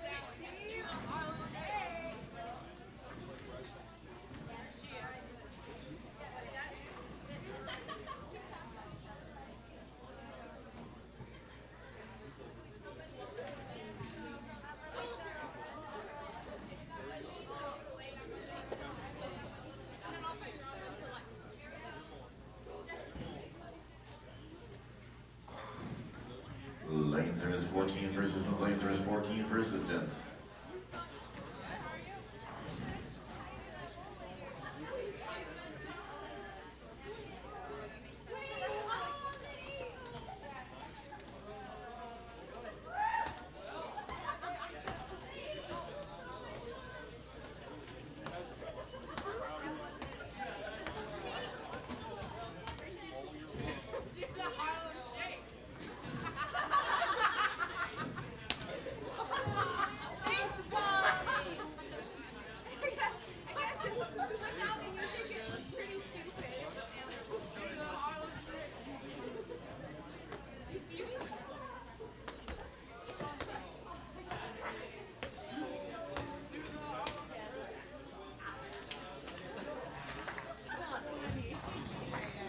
NAIA bowlers, you have your approach your starting lanes, and we will begin practice for round 9 of the double elimination match play bracket competition.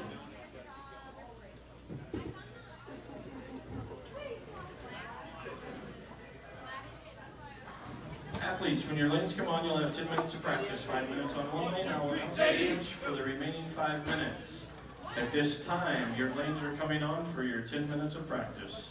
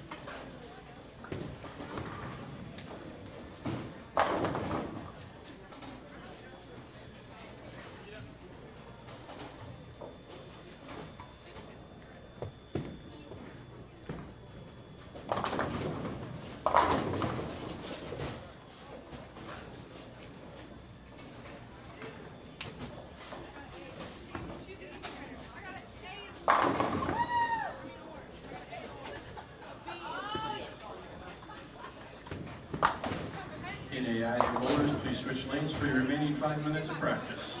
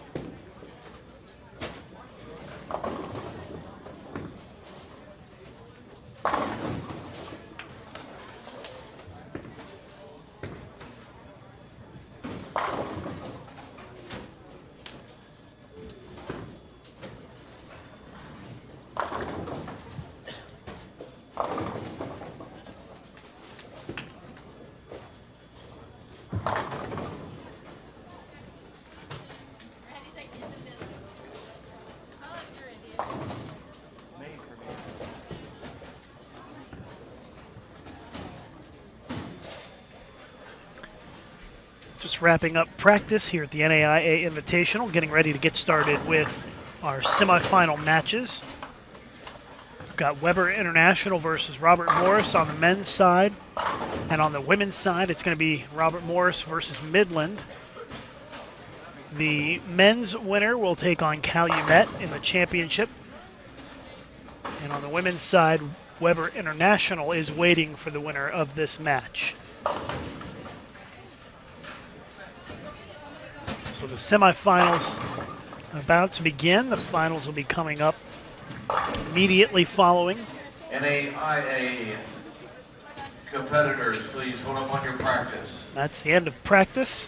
As we are gearing up Hold here. on your practice. This best of 5 matches.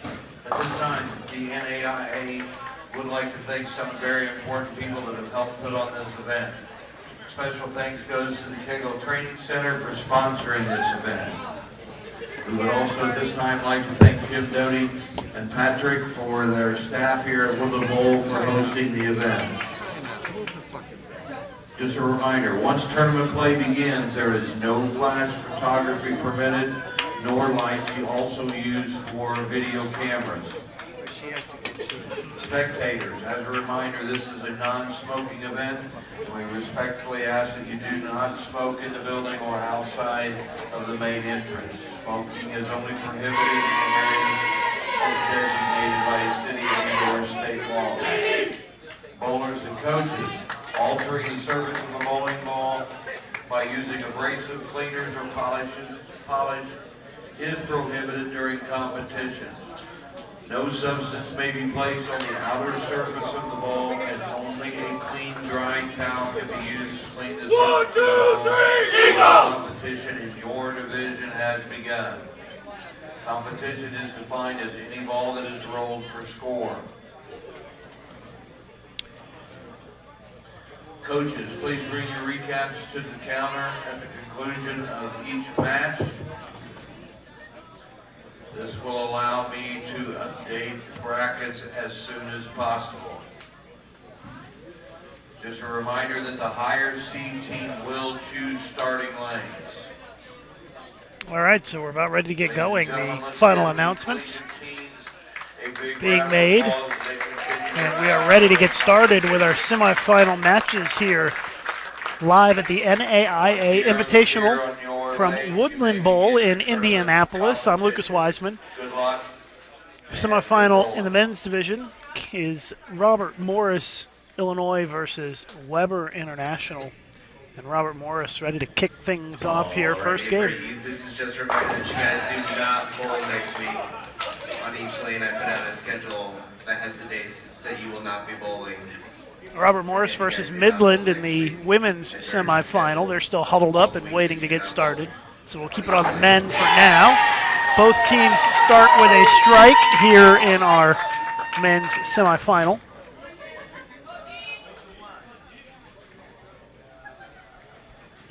Let's see if Robert Morris can open up with a double.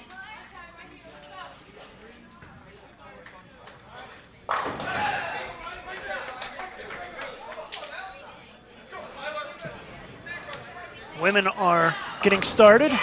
Midland starts with a strike. Robert Morris still huddled up. Second frame for Weber is a good looking roll 3-pin there for Gary Faulkner. So both teams start with a double in the men's match. Robert Morris trying to keep it going.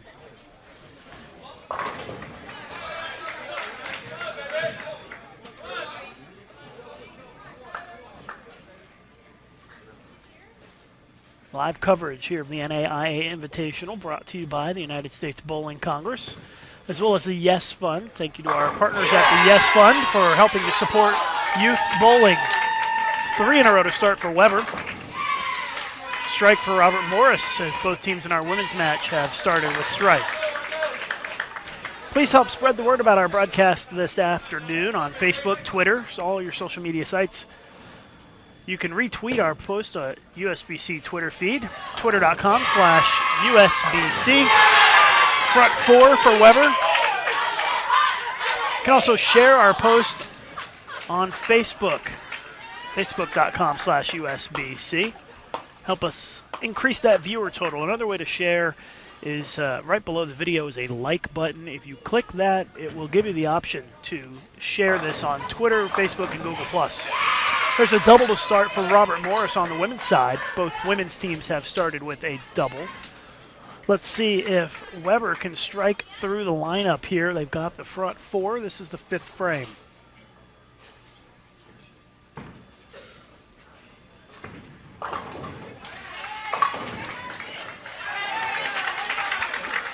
So the string comes to an end for Weber, but they'll have a nice little lead here if Robert Morris doesn't make the split. And they do cover it up.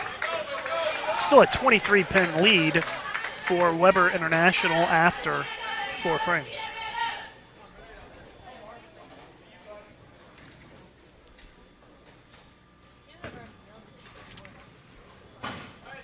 Missed single pin for Weber.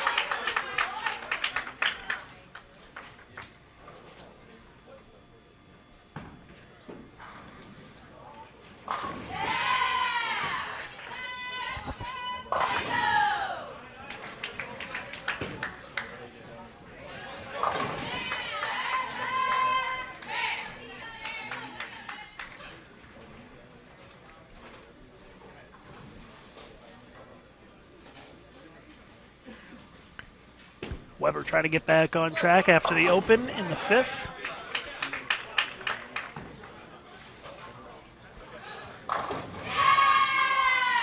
Robert Morris leads by 1 in our women's match. These are working in the 4th frame here.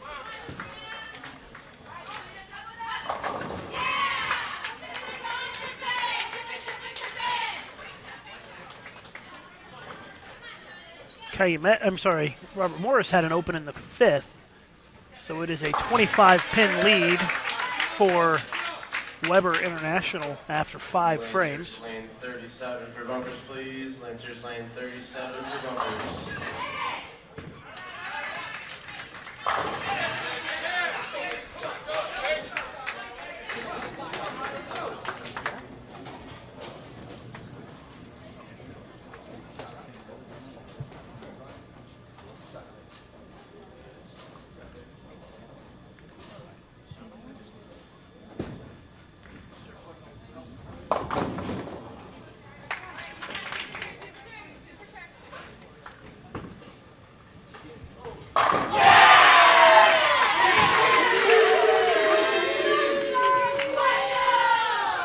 Weber men still up 25 in the 7th frame. Well, it looks like the Robert Morris guys are going to go before the girls throw. And that is a split for RMU in the 7th. So the lead for Weber looks like it may increase a little bit. Split for an open for Robert Morris women.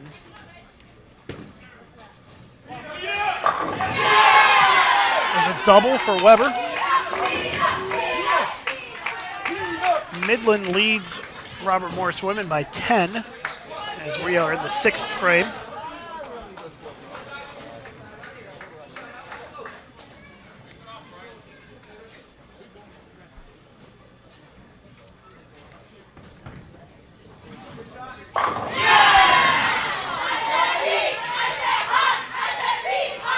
Three in a row for Weber. Looks like they're on their way to a Game 1 win.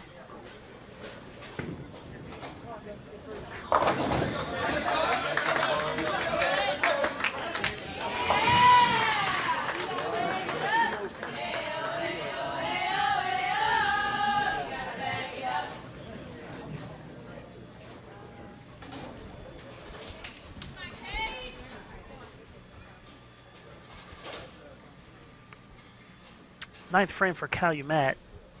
They trail big here in this one. Looks like Weber might take the win here in our first game of the semifinal.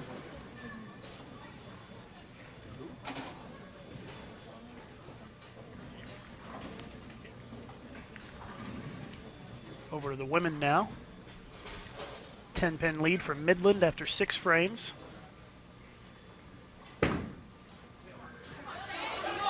There's a strike. Robert Morris, 10th frame. I think a few times I've said Calumet. I don't know why Calumet on the mind. Calumet Bulls in the next match. They're in the championship already. Robert Morris with an open coming in the 10th, it looks like. There's a strike for Robert Morris in the 7th, still trailing by 10. So Weber's going to take the first game in our men's match. Looks like they'll put in a sub in the 10th since it's out of the wood already.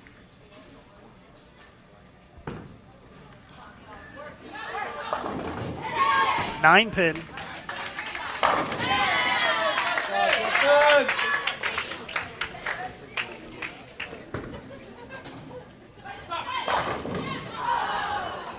Tough break for Robert Morris. Still a very close match here in our opening game.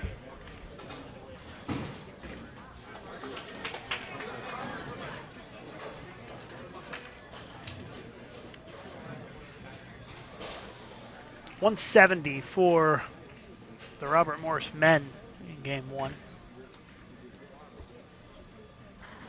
Weber is going to be in the 240s at least this game, 250s. That's what it looks like now. A couple of frames to go in our women's game 1. And still a 10-pin lead for Midland, 2 frames left. Both teams working on a spare.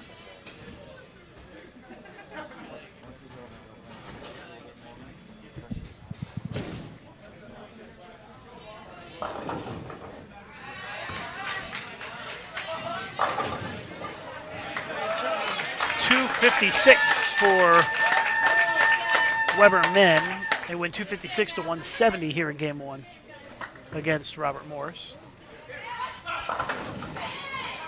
9-pin lead again for Robert Morris on the women's side. Still a 10-pin game.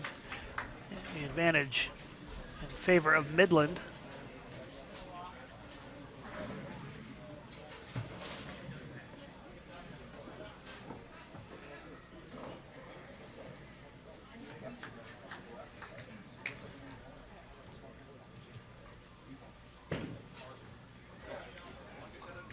Ooh, just does make that spare.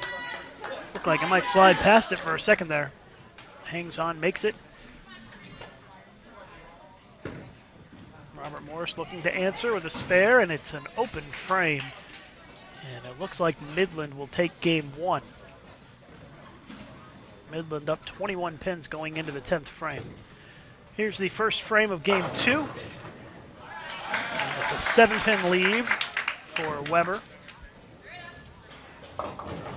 Ooh, a 7-count split from Midland, and that might make things a little interesting here. If they get 2 on this, they shoot 191, and Robert Morris can strike out for 194. So Robert Morris needs a double here to potentially get the win in game 1. There's the first one. Don't count them out yet.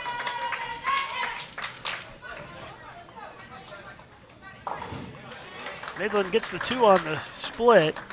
Gives them 191. Robert Morris needs 1 more strike and 8 pins. Strike and 8 pins to win game 1.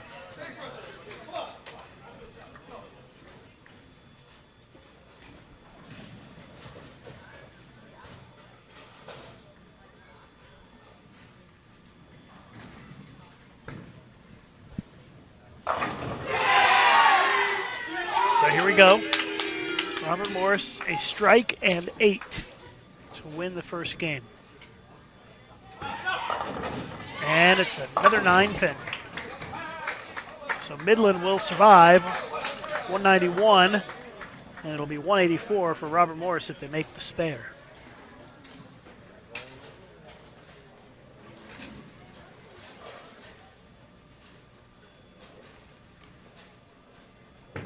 Third frame, and it is a super washout for Weber.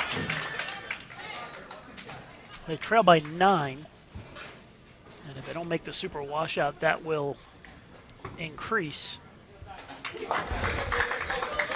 As Robert Morris makes the spare in the third.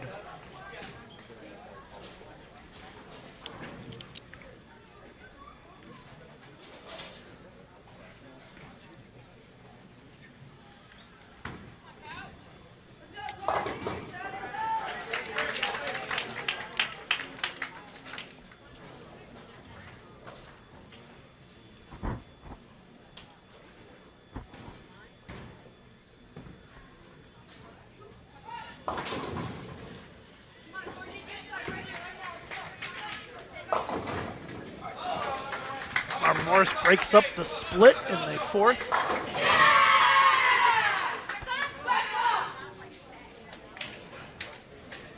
Watching live coverage of the NAIA Invitational here on BowlTV. Thanks for tuning in this afternoon. A little late love on the single pin there for the Weber men.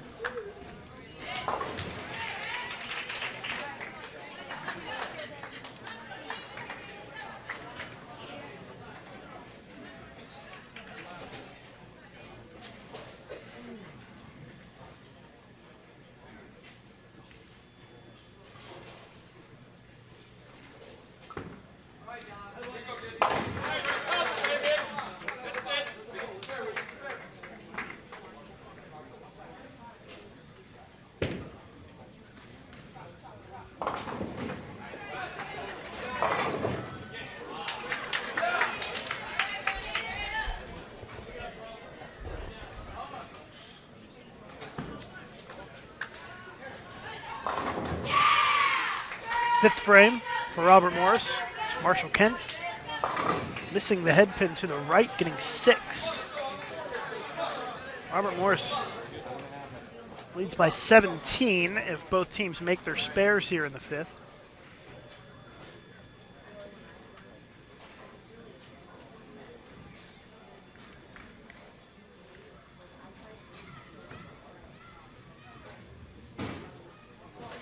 Weber missed the single pin in the fifth frame.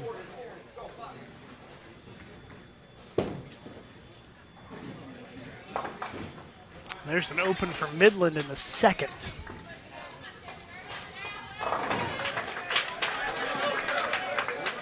RMU takes the spare in the fifth. They now lead by 19. Sorry, make it, that's more than that, 29. 29-pin lead for Robert Morris here in game number 2.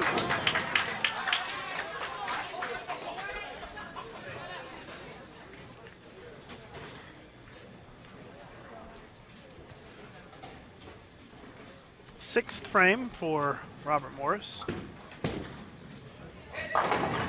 Oof, blowout 7-10.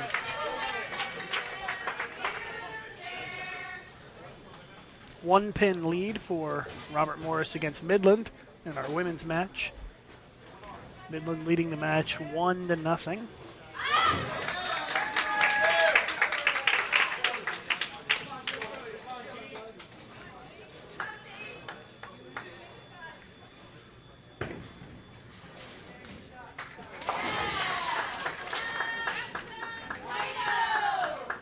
.7-10 split attempt here. Open frame in the sixth for Robert Morris. There's a strike for the Robert Morris women in the fourth. They lead by a single pin.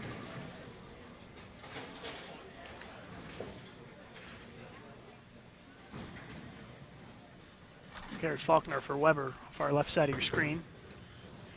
Seventh frame goes high, leaves the 4-pin. Robert Morris still leads by 17.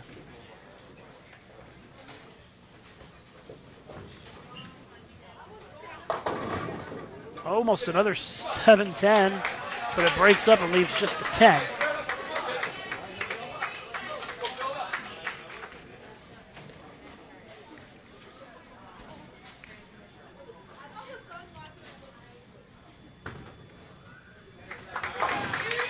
Championship match will be coming up just a few minutes after we finish the semifinals, right here on BowlTV.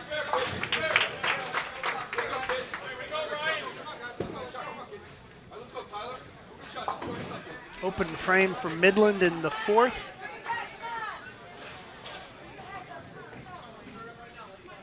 And Robert Morris now has a 14-pin lead.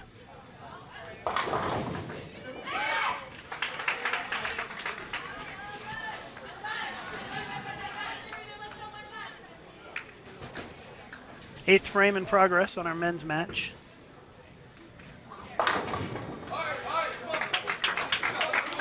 Morris leaves a 6-10. They lead by 16 if both teams make their spares.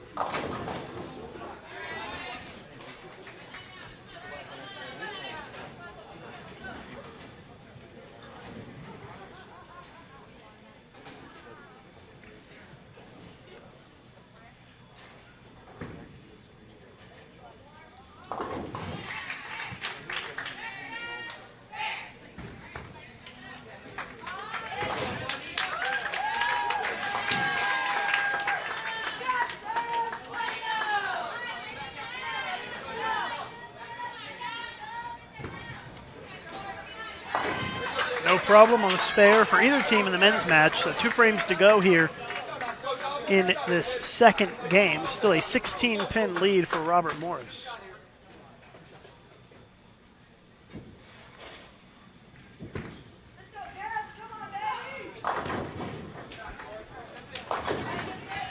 And a split for Weber in the ninth. And that may spell doom for their chances here this game.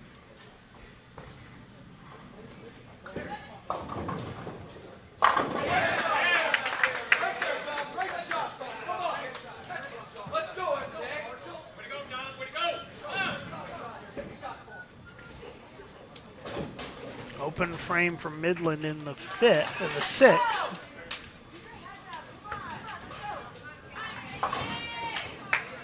But Robert Morris also looking at it open here. So it's still a pretty close game. I should say a potential open. It's not an open yet, but it is now.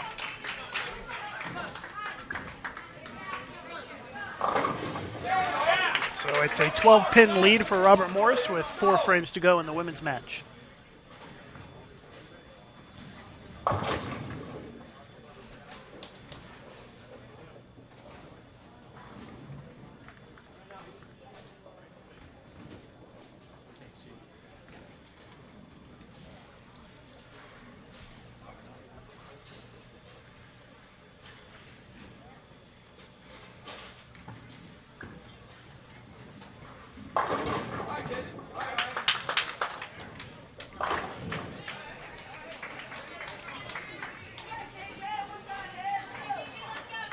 Just waiting for the final score in Game 2 in our men's match while we watch the finish of this second game for the women. Looks like both matches might be 1-1 if things continue to go the way they're going. Let's see what Midland does here. A crossover strike. They can put another strike on the board in the 8th. They can pull to within single digits this game. Robert Morris men 206. It's enough for the win against Weber. Weber only shooting in the 150s this game. Robert Morris cleans up the spare in the 7th. So they still maintain that 12-pin lead, but Midland, if they strike on this shot, would cut it down to 2. Instead is a very difficult 3-6-9-10. So Midland fails to make up any ground in this frame. 206-157, the final score in the men's match. Robert Morris wins and ties the match at 1 game apiece. Midland leading this match 1-0, but in some trouble here late in Game 2.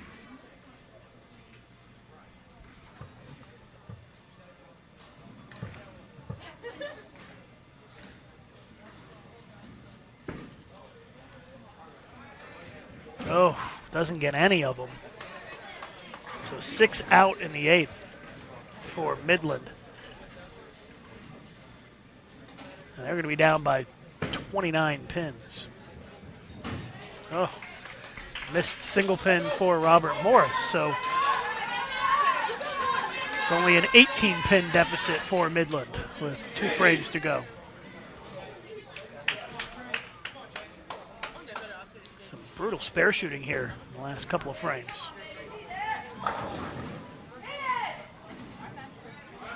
Wiggles the 10, but it stays up.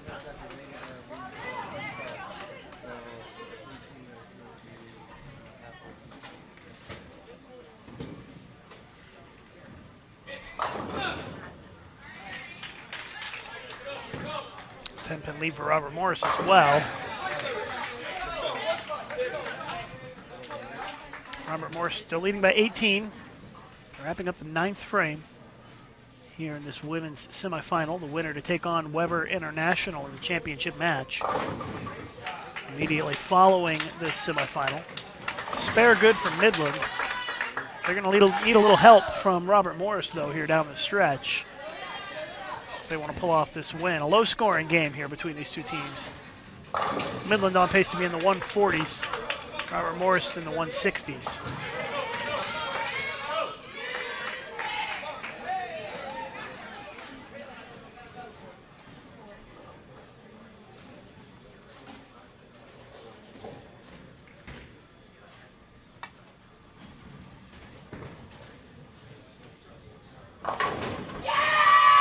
Midland gets a strike, first one in the 10th. They can max at 155, and to win the game, they would have to have an open from Robert Morris, in addition to striking out. So Robert Morris just needs a mark for the shutout here. Let's see what happens. And it's a strike, so Robert Morris will win game 2.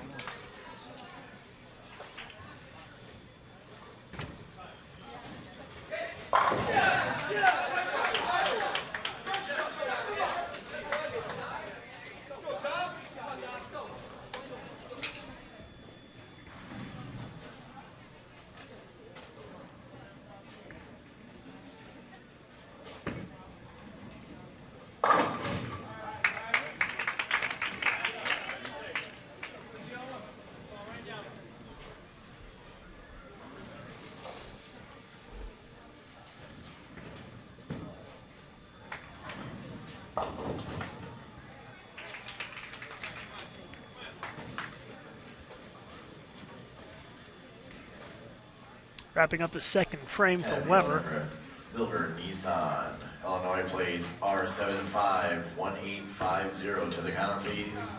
Or Silver Nissan. 1-pin lead for Robert Morris.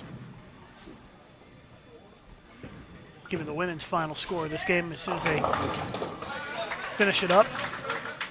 Because it's going to be 1 game apiece in the women's semifinal. Watching live coverage of the NAIA Invitational here on BowlTV, live from Indianapolis at Woodland Bowl. Lucas Wiseman with you. The semifinals for both the men and the women in progress. And the championship matches will be immediately following this. The winner of this men's match will take on Calumet in the championship. The winner of the women's match will take on Weber International for the title. And the undefeated teams must be beaten twice. So Calumet and Weber must be beaten twice in the championship match in this best of 5 double elimination bracket. 158 for Robert Morris, 145 for Midland in game number 2.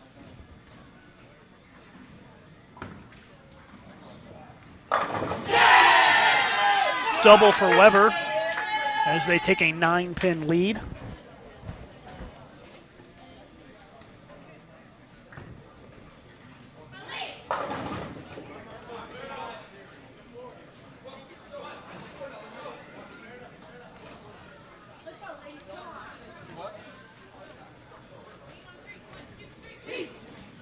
Six count for Robert Morris is a 1-2-4-8.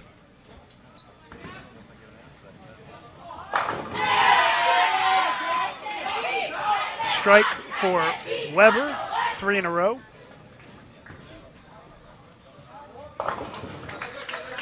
So Weber's lead is now 23.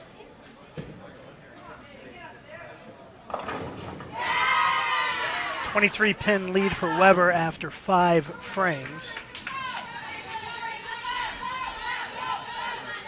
The women just getting started with game number 3.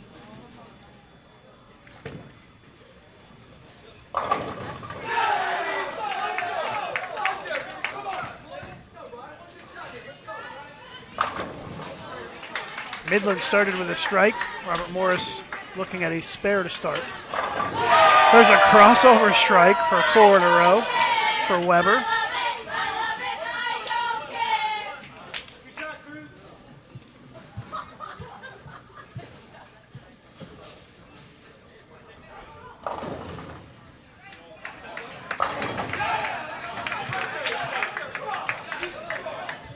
Double for Robert Morris.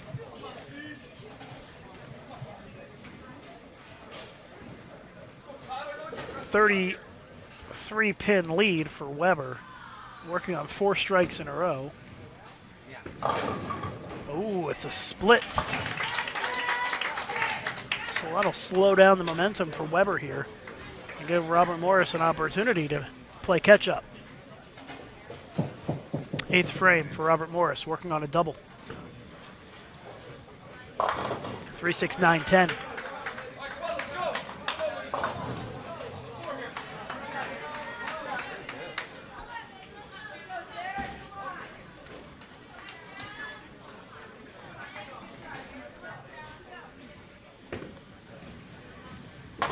Open frame for Weber in the 7th. They still lead by 13 if we assume that Robert Morris makes the 3-6-9-10 here. And they do. So a 13-pin lead for Weber with 3 frames to go.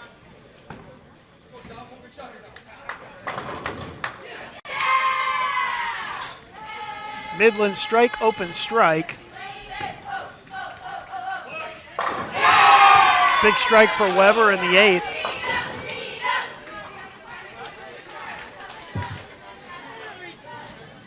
Robert Morris looking to answer here in the 9th frame.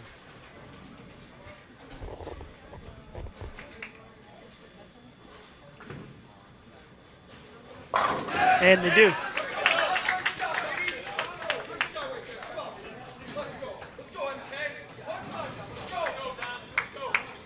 Robert Morris shooting a split here in the 3rd, and it's an open frame. Midland leads by 6 this game. Big shot here for Weber to go up 22. Ooh, bucket. Would have put him up 23, but they still have a 13-pin lead if he covers it up. Marshall Kent for Robert Morris can strike out for his team to shoot 222. Weber's max is 225. If they make the bucket. So very close here in game 3 in our men's match.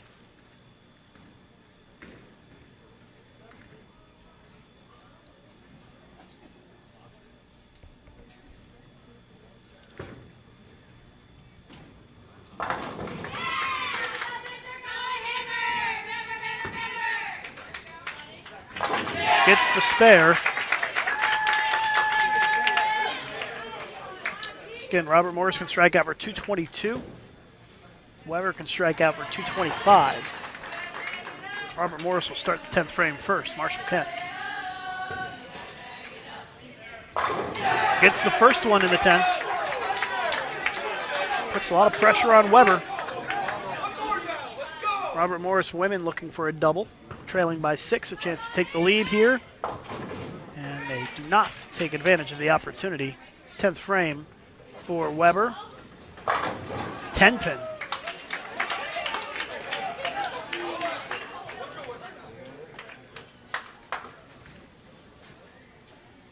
That means Robert Morris, if they strike on this next shot, will win the game. There's a strike from Midland in the 5th. They lead by 6.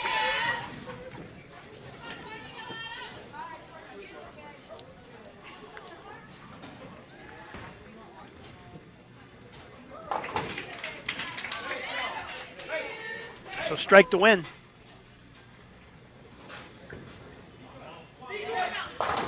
Got it. And Robert Morris going to go up 2-1 against Weber International in the semifinal.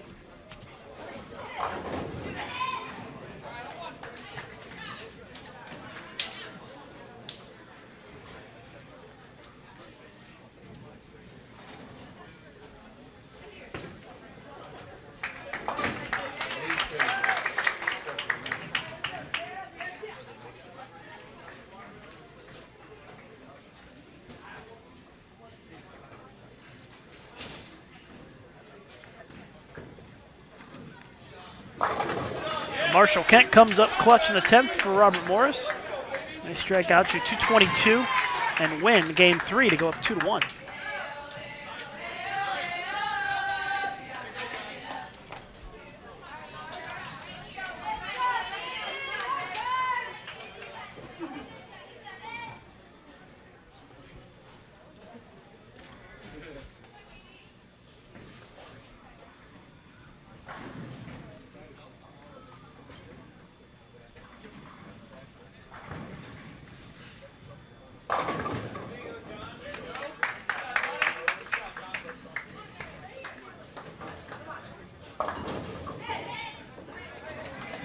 Final score was Robert Morris 222, Weber 213. The men's semifinal game 3, 2-1 lead for Robert Morris. Our women's match is 1-1. Still a 6-pin lead for Midland here in game 3.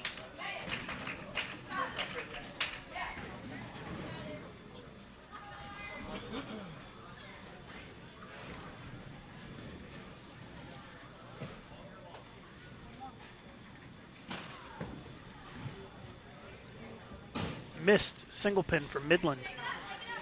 Robert Morris will have a chance to take the lead.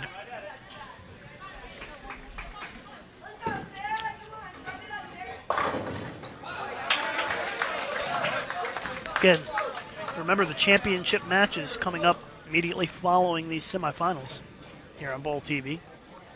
So be on the lookout for that.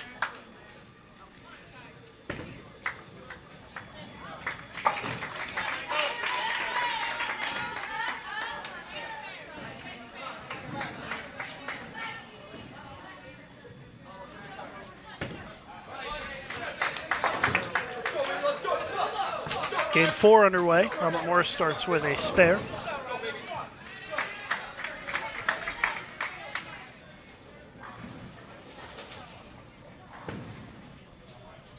There's a strike to start for Weber. Looked like it was a Brooklyn. Ooh, Greek church for Robert Morris.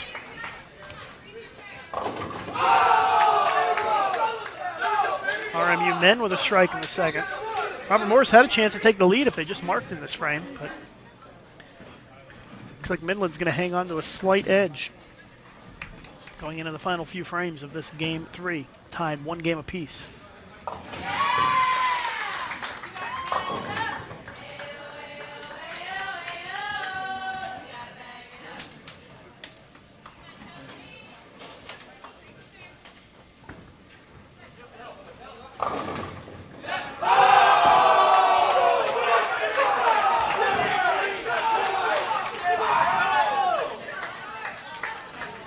All that cheering you hear is that Robert Morris men just broke up a split for a strike in the third.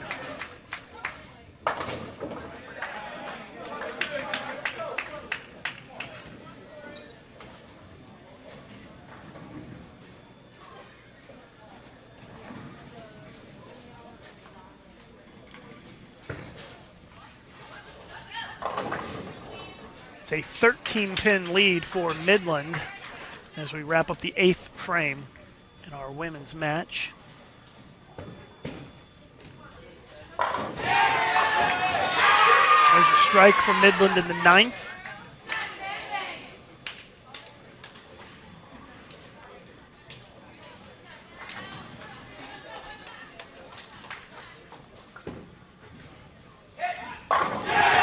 Robert Morris, 3 strikes in a row.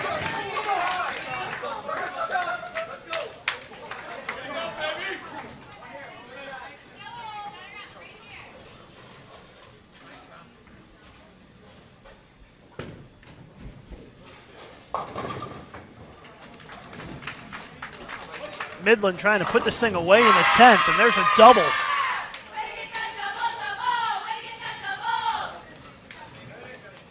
Robert Morris can only max at 183, and that strike by Midland puts them in the 180s already. strike for Robert Morris, but it may be too little too late here. If Midland closes out the 10th with 9 spare, they would shoot 185. And the best that Robert Morris could shoot is 183. Lane service lane 53. Now the Robert Morris men, 53 for Rockers. they are putting a hurting on Weber right now. Spare 4-bagger, and Weber's going to strike open, strike open. So a big lead for the Robert Morris men. And there's another strike. And if Robert Morris wins this game, they win the match and advance to the championship against Calumet. Midland women with a strike, second shot in the 10th, so they will win this game and go up 2-1.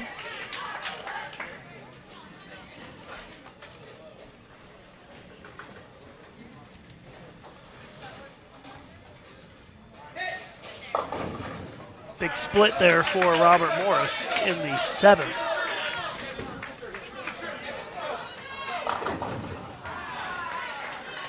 $195 for Midland here in game 3.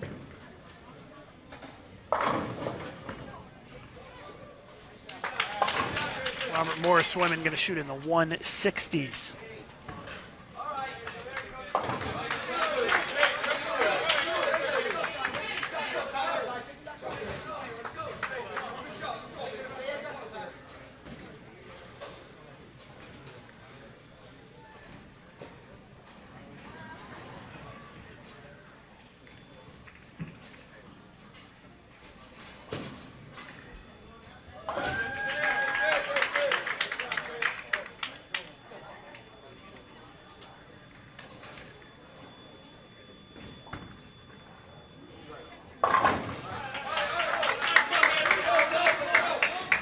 Still a 50-pin lead for the Robert Morris men as we wind down game 4 here. So Weber has a lot of work to do if they want to mount a comeback. They still have 4 frames to go. They pretty much are going to have to strike out to have any chance. And there's one in the 7th. Final score in game 3 for the women, Midland 195, Robert Morris 162.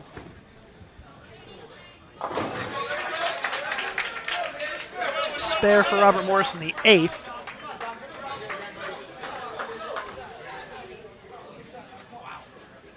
.48-pin lead for Robert Morris. There's a double for Weber as they try to hang in there. Their max this game only 214, which would force Robert Morris to pretty much stay clean. If Robert Morris stays clean, they would be in the 220s or 2 teens. There's a strike in the 9th. And that should set them up nicely for the 10th frame.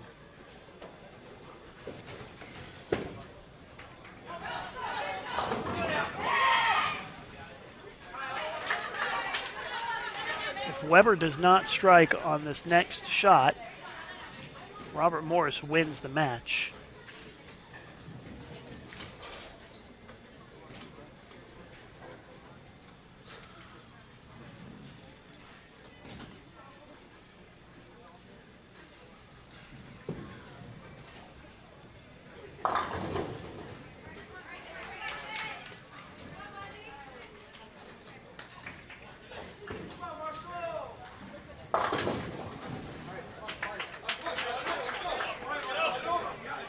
Still a chance for Weber. It's a very small chance, but they do have a chance. They have to strike on this shot. And they do not strike, so Robert Morris will win the match 3-1. And they will take on Calumet in the final.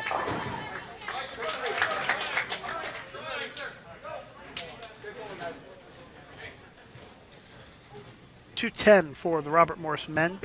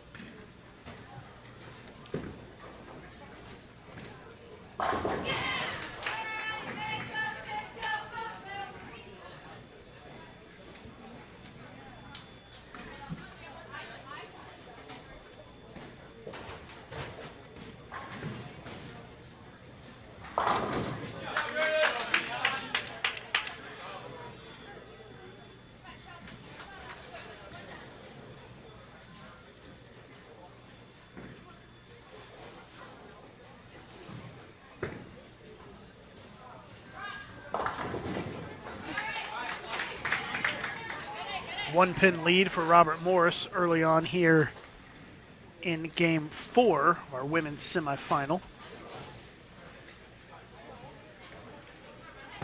Midland leading 2-1.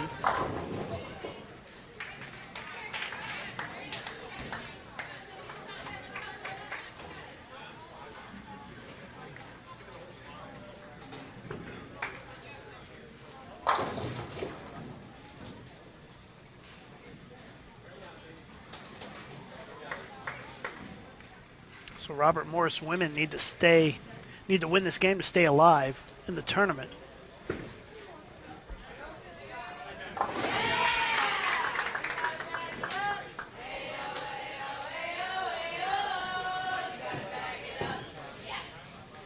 The final score in Game 4 in our men's match was 210 to 182. Robert Morris wins game number 4 and wins the match 3-1. Still a 1-pin lead for Robert Morris on the women's side. So a very close game here in Game 4. Midland leading 2-1. Strike for Midland in the 5th.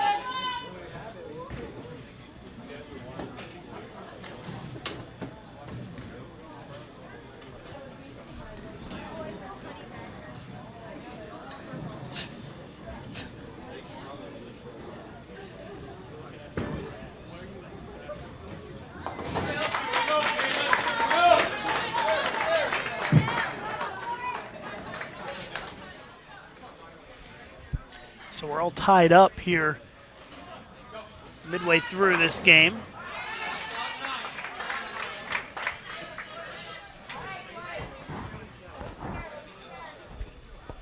Championship match between Calumet and Robert Morris men will be coming up in just a couple of minutes.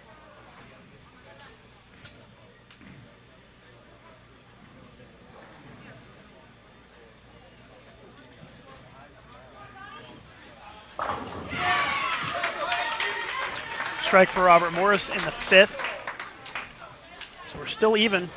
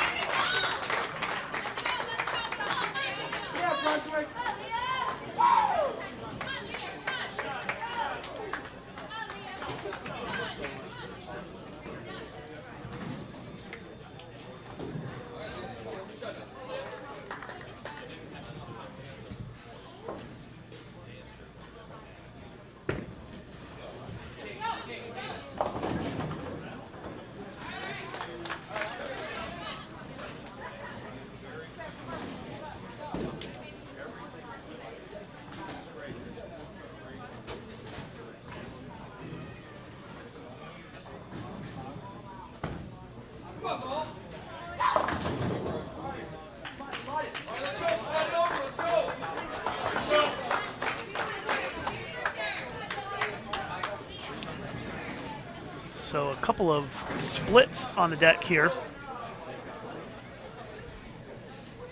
as we wind down this women's game 4.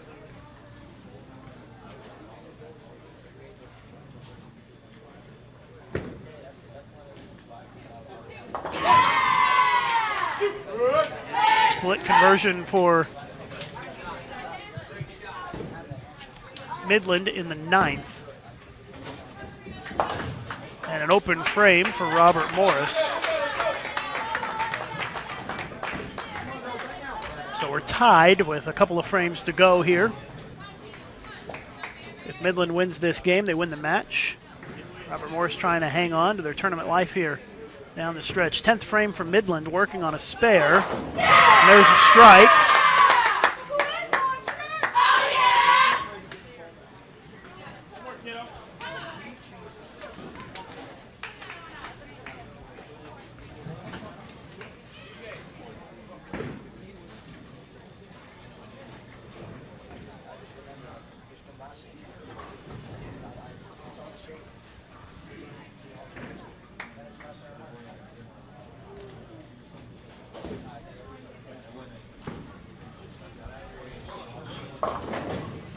Robert Morris with an 8 count here.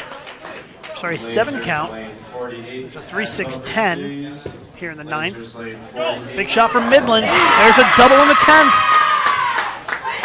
Puts him in the 180s. That forces Robert Morris to make the spare and double in the 10th.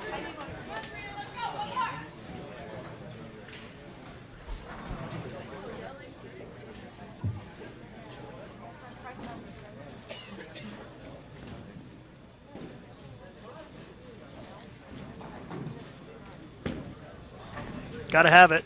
And they do cover it up. So the spare is good. In the 9th, big fill shot coming up here from Midland. If they strike, it forces Robert Morris to throw all 3 in the 10th for a tie. There we go. There's another strike. Guaranteed themselves at least a tie this game. 184. For Midland. Robert Morris can strike out all 3 in the 10th for 184. Got to have them all. Midland huddled up, not even watching. Let's see what happens here. Have to have all 3 strikes in the 10th frame to stay alive in the tournament. And there's the first one. Needs 2 more.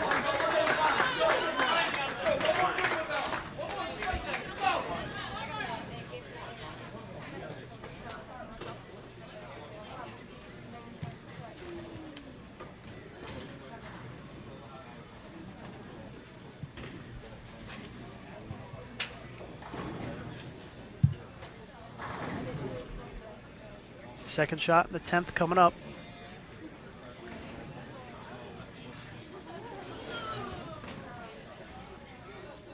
Midland has already finished with 184.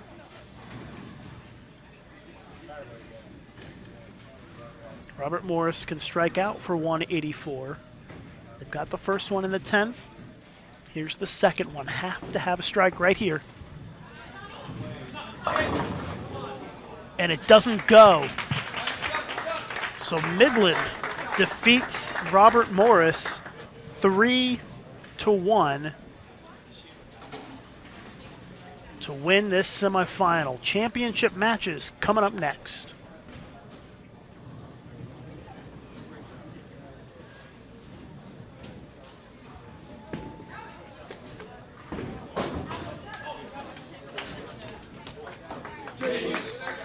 championship match is going to start about 2:45. 184-172. Midland wins game 3. So our championship matches are coming up next. 10 minutes away. We'll start about 2:45 Eastern Time with our championship matches right here on BowlTV. So stick with us. Back in just a couple of minutes here live on BowlTV. This live event is brought to you in part by the Yes Fund. The Youth Education Services Fund is a joint initiative of the bowling industry dedicated to development and marketing of youth bowling at all levels.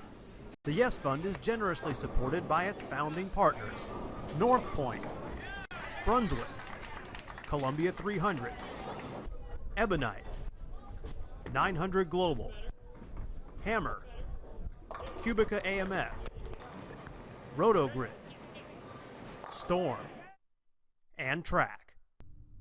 For more information about the Yes Fund, go to bowl.com/yesfund. The United States Bowling Congress is shaping the future of bowling, helping kids learn the sport the right way, and awarding thousands of scholarships every year. USBC supports Special Olympics and America's best when they go for the gold as the home and heart of Team USA. We're reaching for new heights in research, raising the bar with spectacular national tournaments, and have raised millions of dollars to help fight cancer and support veterans. Visit bowl.com to learn more.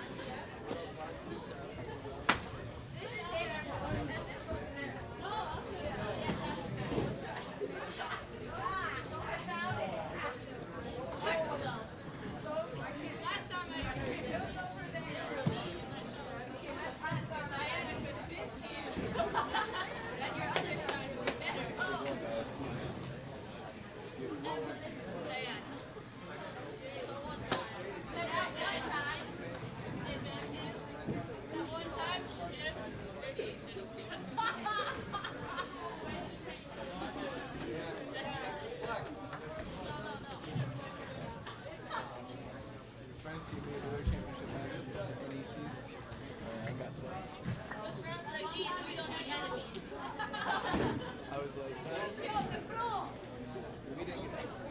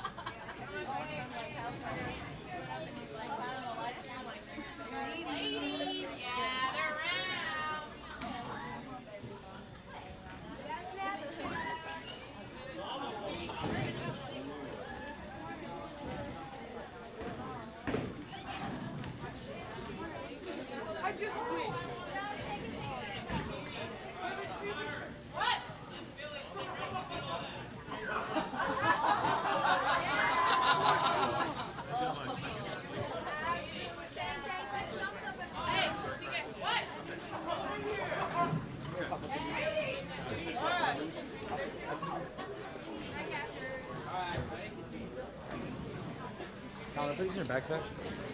I got it.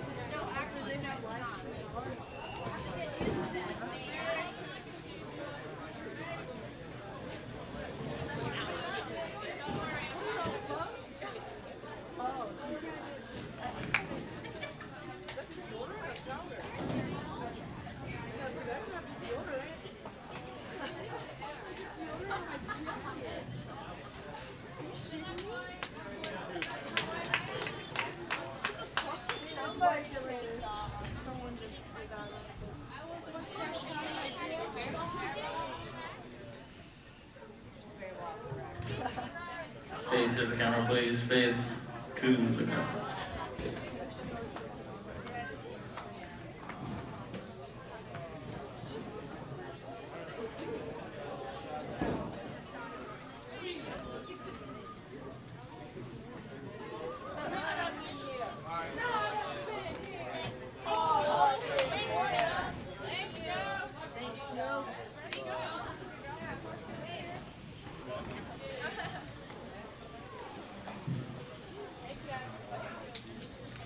Come here.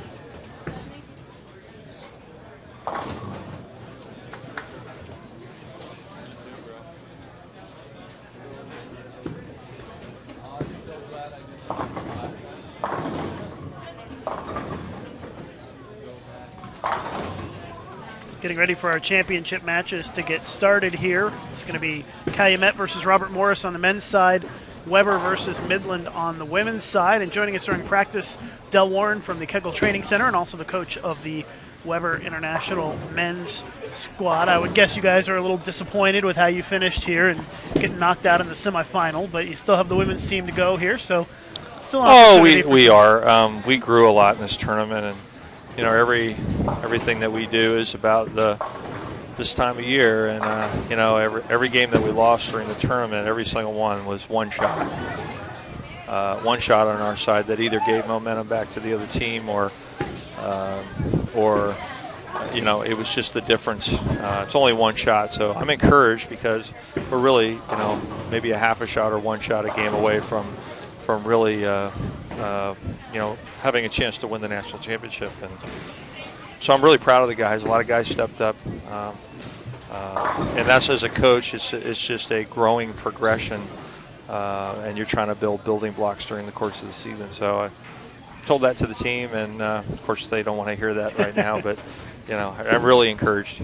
Well, I like to think of the matches like you just had with Robert Morris as character builders. You know, they kind of, you know, they help build character, build experience, you know, get you geared up for when it really, really matters, which is next month, you know, which is what everybody's shooting for. Yeah. You know, this one hurts a little bit now, but... Well, it hurts almost equally, to be honest with you, because we were defending champions, and we consider this a national championship, and that's part of the reason why the training center, you know, sponsored the event. We think this is definitely a worthwhile event, pretty special event, and so we treat it as such. And even though maybe in you know, the big show it's maybe downgraded a little bit, but I'm hopefully in the future that maybe this has just as much value. Yeah, I think it's still a few years away, but definitely it'll be an NAIA championship instead of an invitational one day. Right. It's still not quite classified yet by NAIA as a national championship, but it's working toward it. I think there's a minimum number of schools that have to have teams to get there, and I think it'll be there. I think we're just a few teams. I think we're like 15 schools away Yeah. from being an official NAIA championship, and I know they invited some schools that were out to watch the event to encourage them to start a bowling program, which is really, you know, what this is all about, and another reason why the training center is involved. Yeah, Kegel Training Center came on board as a sponsor of this event, and I know you guys really believe in this event, and that's why you've you know, helped financially support it, and I know that NAIA certainly appreciates the money that you guys have put into the event to help make it happen. So, well, they've done a great job. The banquet was awesome, and always coming here to Indianapolis at Woodland Bowl.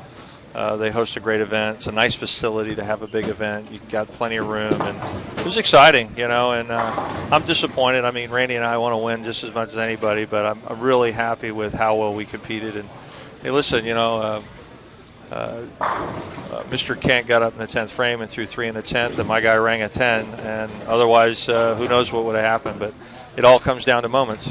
Yep, it does, and today Robert Morris was just a little bit better at the end, and that's, you know, but there isn't much that separates the top teams in college bowling.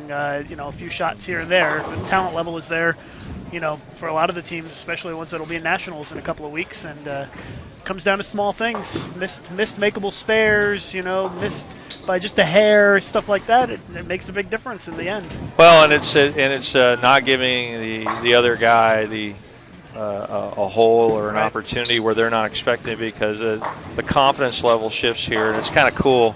It's like watching NCAA basketball, where at this time of season you see ebbs and flows in the momentum. You know, a guy can have the whole lane 1 minute, and it looks like he can't miss, and all of a sudden he misses the head pin. And if you bowled, you've been there, you know what I mean? So this is a lot of fun. It is. And you want to talk a little bit about the role that the Kegel Training Center has played in the success of the Weber International program? You guys have had a lot of success in a small amount of time. Well, that's really the key. You know, as we've said many times, we lost our visionary and owner, John Davis, a few weeks ago, and it was his vision to build the first training center, and within that vision was to start a college program. And so I know, at least while he was alive, he had a chance to watch our success, and I know we've created a cheer for him. That's what you guys heard earlier. It's 1, 2, 3 JD, and the kids are all wearing JD patches, and so yeah, I mean we're very blessed to train in the Kegel Training Center and have access to the tools and the experience that we have, and we're real close to the university, and it's kind of a neat relationship. And hey, you know, when you get a chance to practice and not have to deal with what some of the schools have to, with practice late at night and birthday parties and all that stuff, and we pull the lane machine out at any time we want to and put down whatever we want, and it's a big advantage. And and it's just a whole lot of fun. Yeah, it's more like a family down there. I've been down there a couple of times. It's just like a big family. Yeah, That's what it is. I know you have a good time every Yep. time we come down. You know, Kegel is really known for their wonderful hospitality. Without a doubt. And no matter what the event is, whether you're coming down for lessons or a summer camp or something, and you come down to support some of the last one, I think was the PABCon Champion of Champions. We had a blast. Yeah, it was a lot of fun. Sure. And great bowling. So and that's what bowling's all about. It is, and I know we certainly appreciate everything that the Kegel does for the sport of bowling, and Kegel is, of course, the official lane maintenance supplier of a lot of the USBC events, so you know we're familiar with you guys. We see you all the time, and you know you guys do a good job, and it's nice to see a company putting some money into college bowling and bowling in general. And so this is wonderful. I've often said that, and I've talked to Chad Murphy a few times at USBC. I'm like, man, if we could just take 25% of the enthusiasm and the competitiveness and what this is all about, and bottle it up and somehow market it to the masses, every bowling center on the planet would be full. Yeah. Because this is great, you know. Yeah, it's definitely a lot of energy, and these kids really feed off of it in the matches, and it's fun to watch a lot of times, especially when the teams get fired up and striking and going. There's nothing that beats it. Well, you just don't know what's going to happen, Yep. you know. And it really is the best. So it's a real honor for Kegel and the Training Center to be involved, and I know our president Chris Chartrand's probably listening out there watching the match, and I know he's very, very proud of our company being involved in this as well. Well, Del, thanks for sitting in. I know you're going to watch the Women Bowl. I assume you like their chances here against Midland. If they win this match, they win the whole thing here. They got a couple of tries at it, though. They're undefeated. Of course, yeah. They're you know, Randy and I, we don't have any children, so we really have 38. You That's know, right. so you know, we know all the struggles in life for them, and we've got a couple of you know, we've got Katie Thornton bowling her. This is her second to last tournament, and she was named NAIA Player of the Year, and I know that she's been savoring the entire year because she knows this is her last year. And you know, once you throw your last ball in college, it's literally over. Yep, you that's know, it. and now it's life, and you don't get a chance to ever do it again. So I know she's been savoring the season, and I know the girls want to do well, especially for her. Well, we'll see how it pans out. I think they're starting to wrap up practice here. Any final words before you? No, we just appreciate being involved with this event, and I hope some people, I know we showed a video, the 25th anniversary video at the banquet. I had a lot of great compliments on that. A lot of people didn't know the story of Kegel and how John started the company, and the story of the training center, where it started and now where it is in Lake Wales. And so it's just been, I'll do this again. This has been a real good decision for us, and we hope this event continues to grow. As do we. We like to see events like this continue to grow and become successful because it's good for the sport of bowling. So, well, thanks for having me on. You No guys do. USBC does a great job coming out here and allowing people to see and expose themselves to this wonderful thing called college bowling, and get to see all this action live. And this gets put up on YouTube, and so we can review it. It's really kind of cool. And thanks for what USBC does for the sport. No problem. Thanks for being a part of it, and we look forward to seeing you guys in Lincoln at the National Championship. We'll be there, man. Next month. Safe travels in the snow tomorrow, and we'll see you in Lincoln. Thanks a lot, Del. Lucas.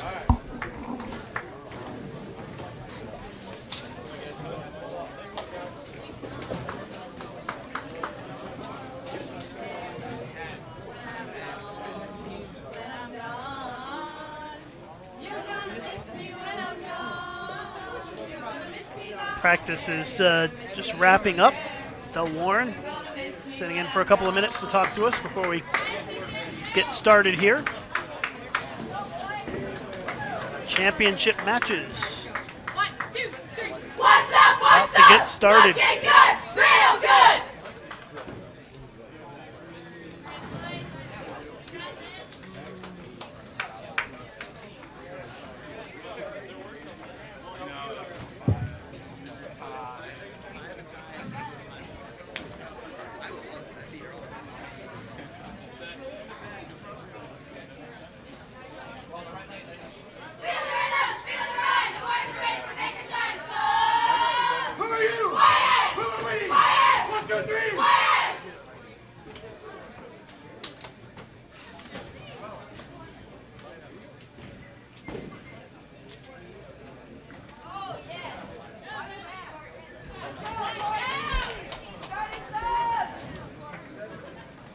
As we get ready to get started with our championship matches here, I'll let you know that our broadcast today brought to you by the United States Bowling Congress and the Yes Fund.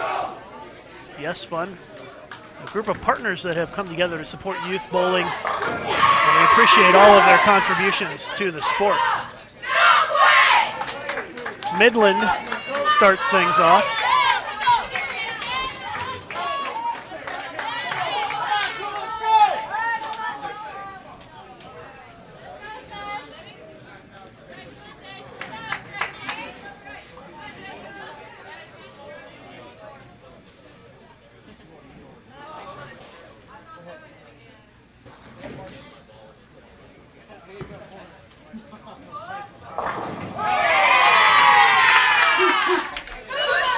Calumet starts with a strike. Calumet's going to be on the right lane here in game one. Robert Morris on the left lane in our men's championship. On the right side of your screen, we've got our women's championship match. Weber on the left lane, Midland on the right lane for this first game. And they will alternate lanes throughout this championship match.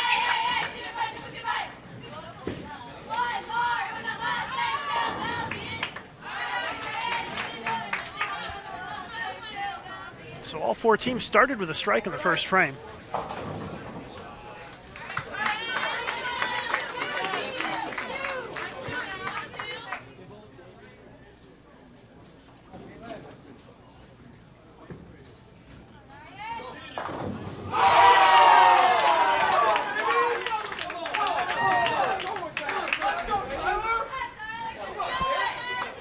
So a double to start for Robert Morris. Calumet with a split here in the second. Now keep in mind, this is a true double elimination format, so the undefeated teams coming into these matches have to be beaten twice.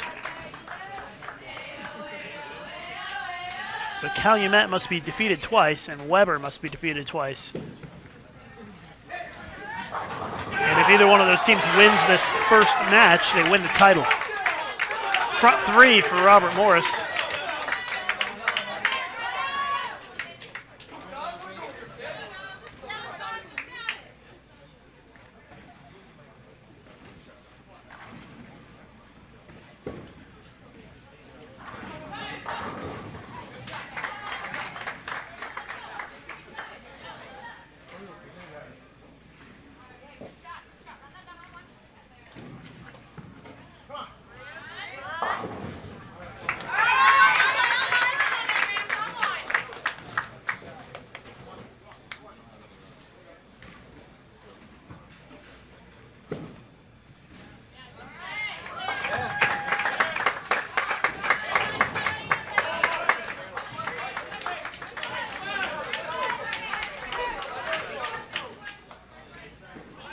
Split for Robert Morris in the fourth will allow Calumet the opportunity to potentially make up a little ground here.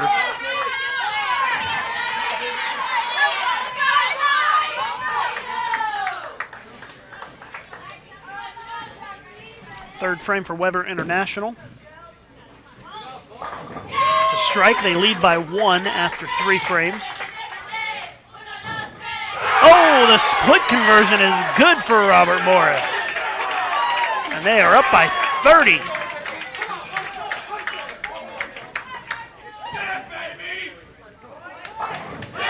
Calumet answers with a strike in the fourth. Midland with a strike in the fourth. Weber looking for a double. It would be the first double in our women's championship match. Again, best of 5 format.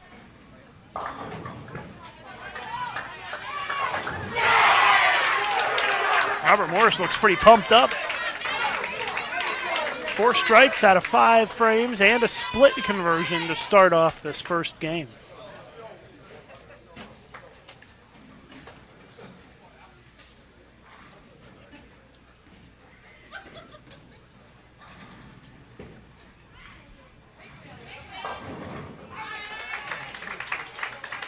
Still a 1-pin lead for the Weber women. There's a split for Calumet in the 5th.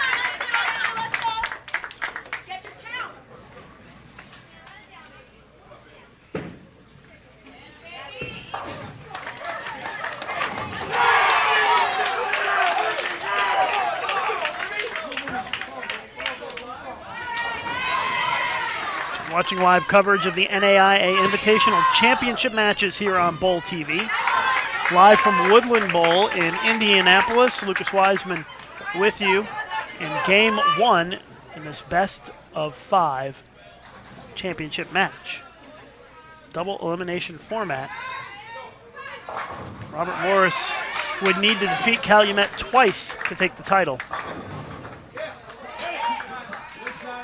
And Midland would need to defeat Weber twice to win the title.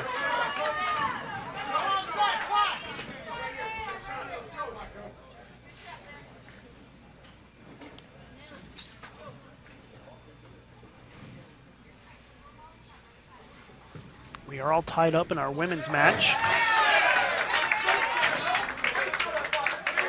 52-pin lead for Robert Morris in the men's championship match.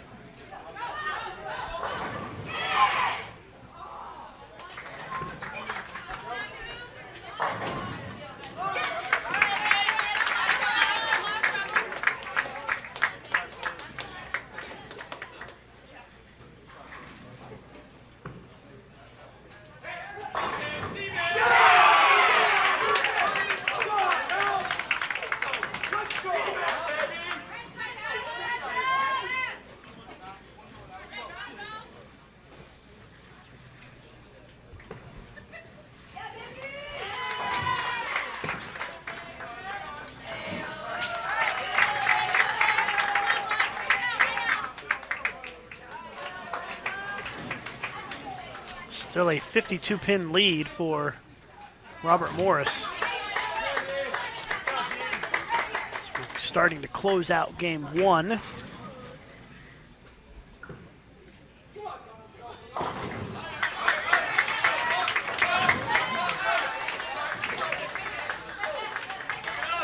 Still a very close women's game within a pin or 2 of each other. Calumet just can't seem to get much going here in this first game. And they're on the verge of being shut out by Robert Morris.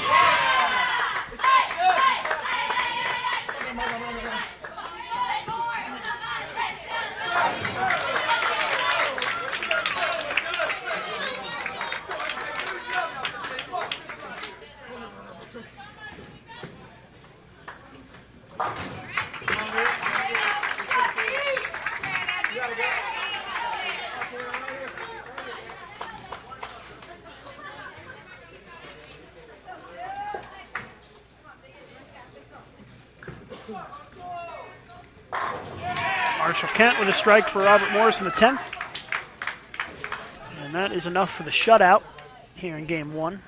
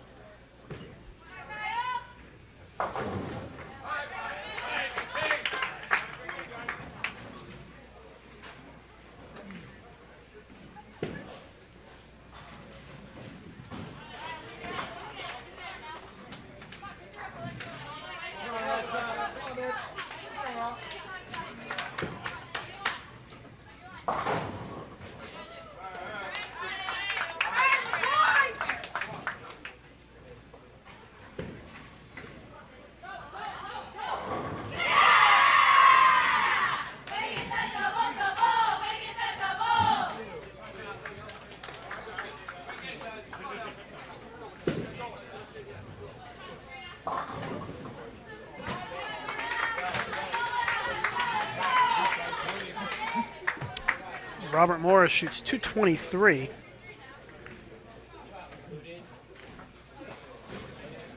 Calumet will not even get close to that total.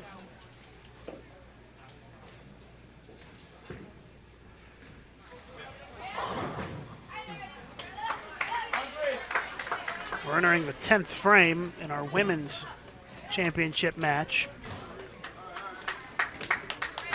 And it's a 6-pin lead for Midland right now. But Weber bowling in the 8th still. Midland's already started the 10th. And there's an open frame for Weber in the 8th. And that means that it is a 16-pin lead for Midland.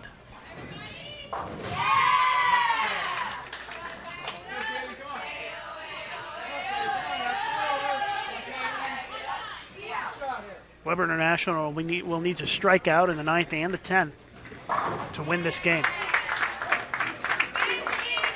Weber has to have it right side of your screen. If they don't strike here, Midland takes game 1. There's a strike. They still need a couple of more in the 10th.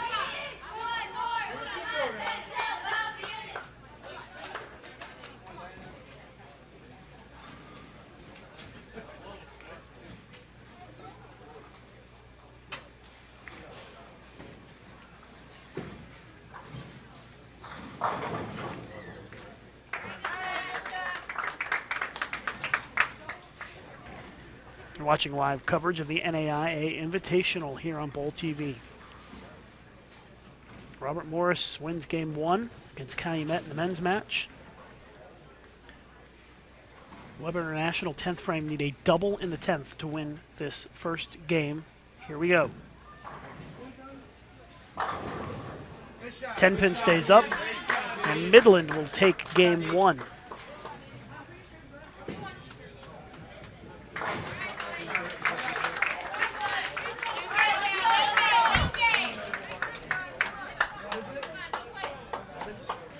.157 for Calumet on the men's side.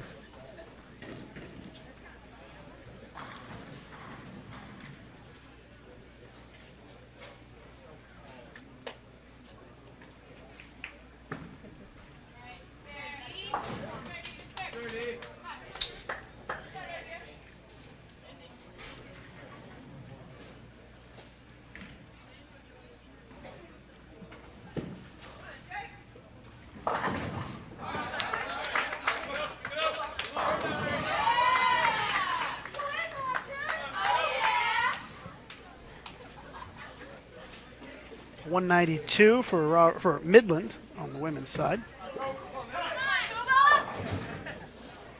Calumet starts with a split here in game 2.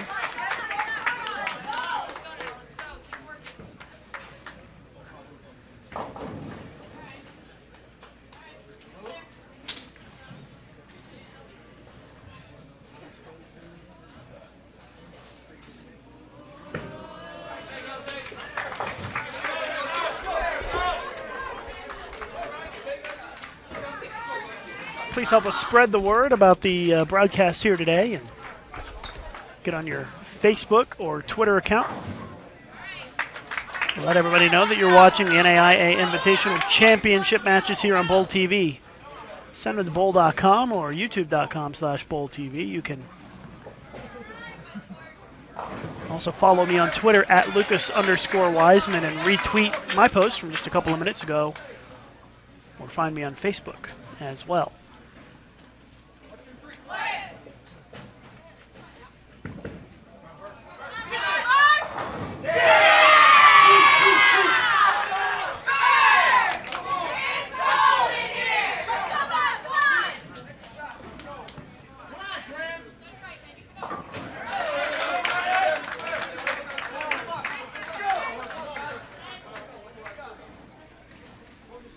.192 to 173 was the final total in the women's match, game 1.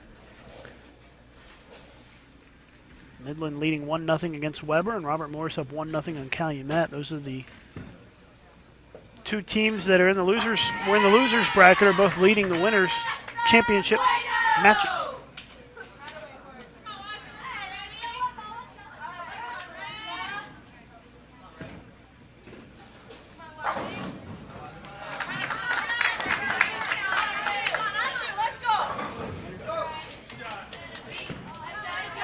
So once again, if Robert Morris wins this match, and if Midland wins this match, they go to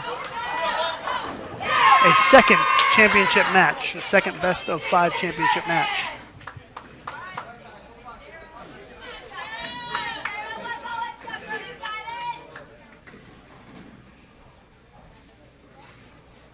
All right, now we're just underway here in game 2, best of 5.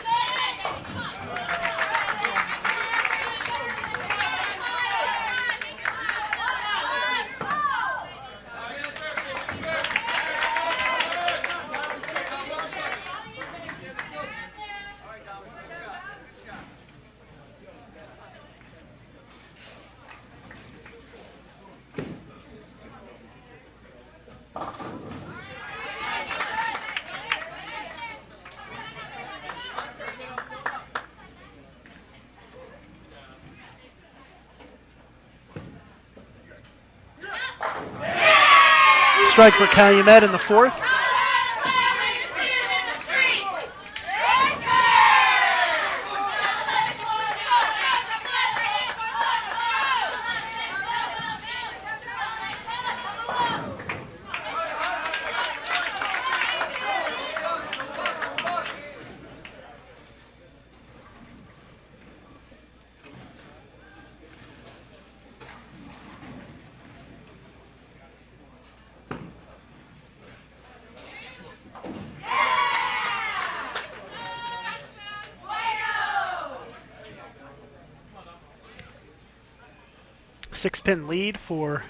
An 8-pin lead for Robert Morris here in frame 4.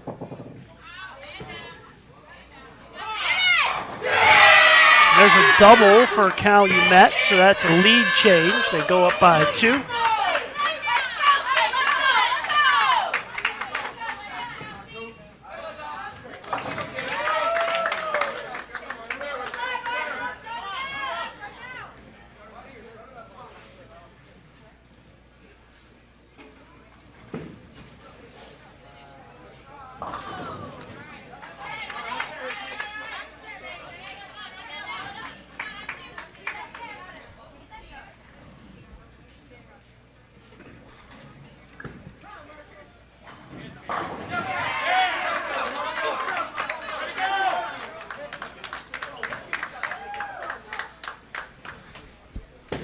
Weber shooting the split here in the 3rd, and it goes. Split conversion for the Warriors in the 3rd, and they lead by 2. There's another strike for Calumet. They now lead by 12.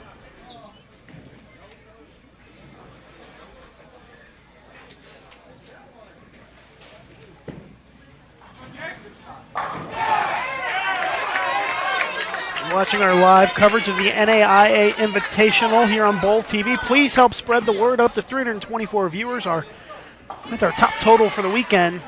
Need your help to support college bowling. Post on Facebook, post on Twitter, spread the word. Send people to BowlTV so we can get that number up and grow our audience here for the championship matches. These bowlers deserve it. They're working hard out there, trying to win a national title here at the NAIA. 6 count for Calumet. Kills them in count. And Robert Morris with a triple now has retaken the lead with that strike and the combination of the 6 count. Robert Morris now leads by 12. Another split here for Weber, and this time it is an open frame.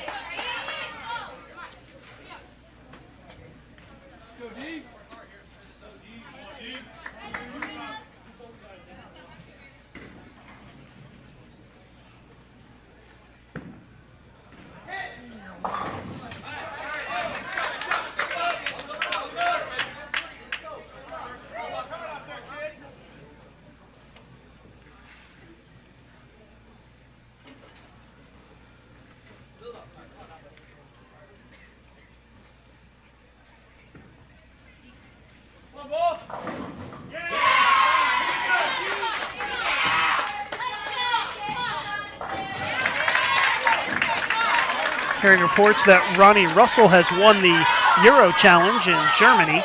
So congratulations to him on winning a PBA title out there. And that apparently gets him into the Tournament of Champions this week right here at Woodland Bowl.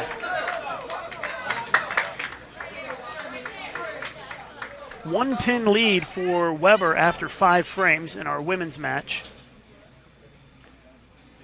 It is a 9-pin lead for Robert Morris in the men's match. Calumet getting ready to bowl the 8th frame. 2 frames to go for Robert Morris.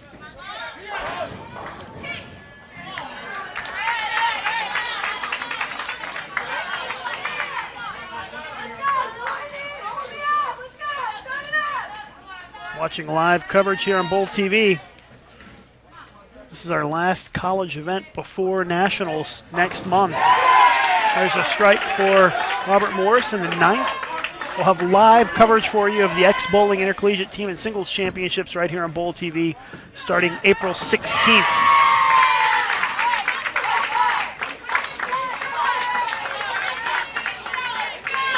Still a 10-pin lead for Robert Morris, winding down game 2.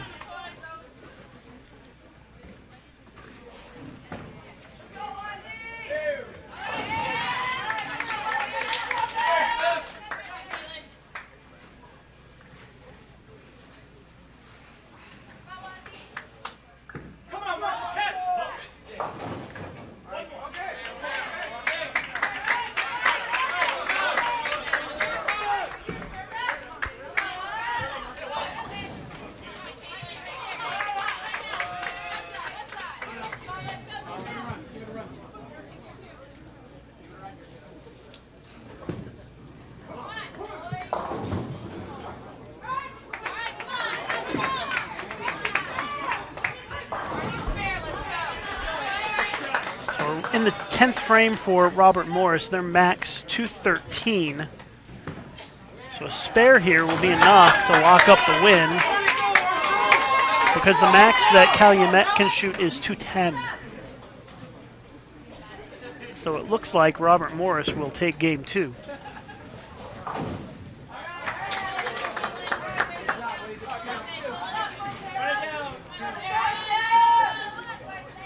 Weber women going to be up by 12 with a spare.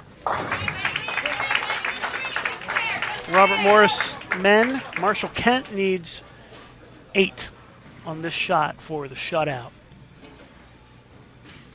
8 for the shutout for Robert Morris on the left side of your screen. There it is. So winner in game 2. They go up 2-0 in the match.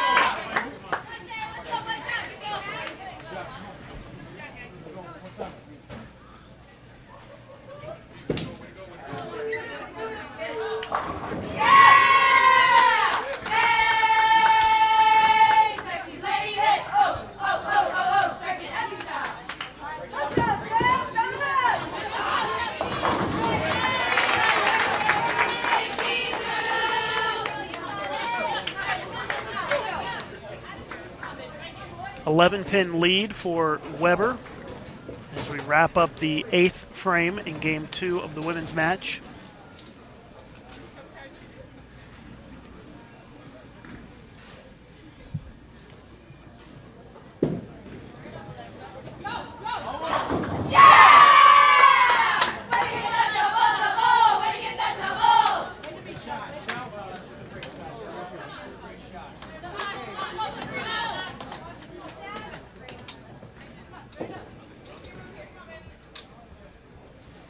Midland with a double late in this game to pull to within 1.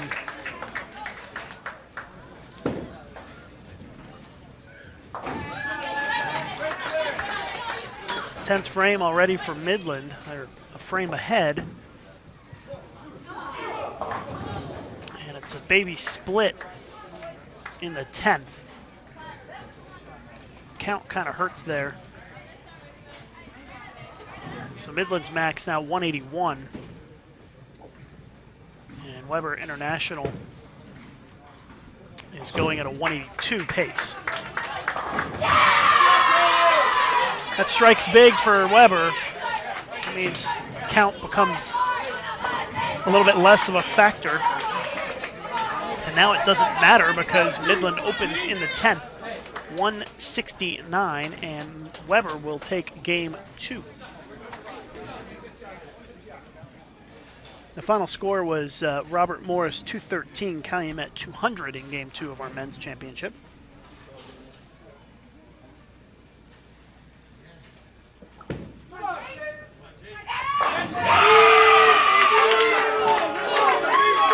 Robert Morris starts off with a strike in game 3, leading 2-0.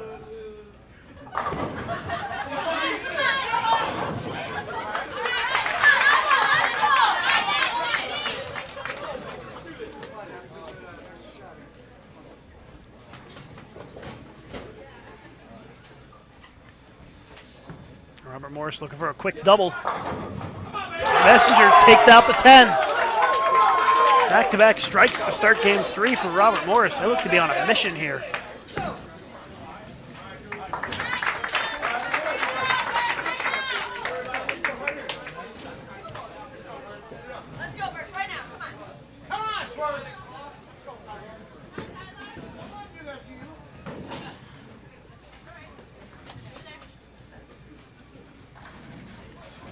Weber still finishing out this second game.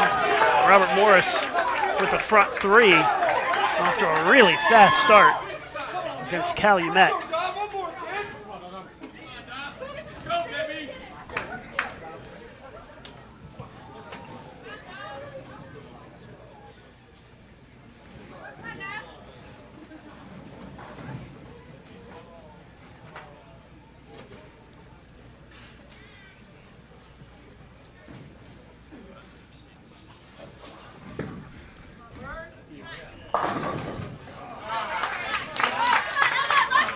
So the final was 172-169. Weber wins game 2. So it's 1-1 in our women's championship match. Robert Morris with the front 3.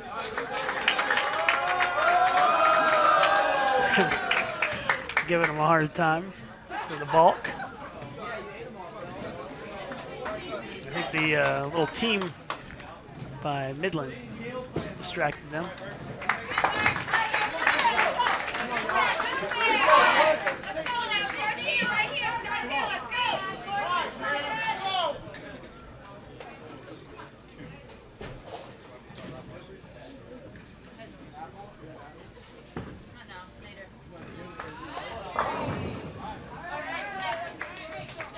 Robert Morris trying to start with the front 4.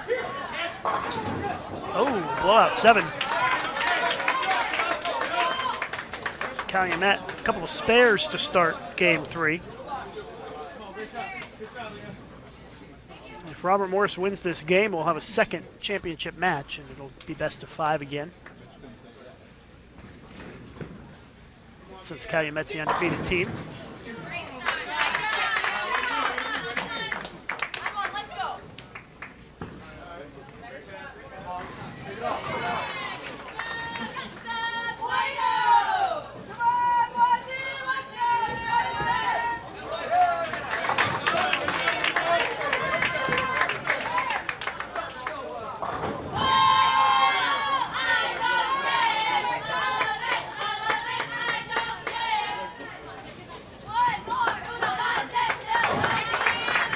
Spares in a row to start for Calumet. They trail by 21 early here in game 3.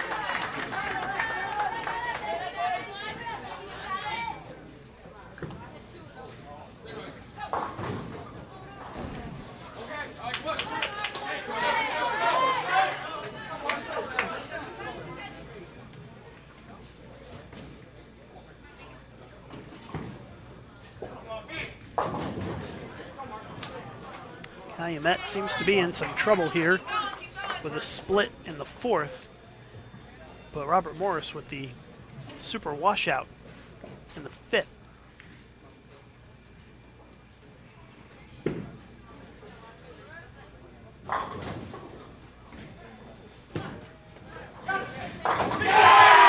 Washout's good for Marshall Kent. Multiple-time Team USA member picks up the mess that he left. Meanwhile, Calumet with an open. They're down 30 pins now here in this third game. Robert Morris leading 2-0. Weber and Midland tied 1 game apiece in the women's match. Best of 5 finals. Go through it.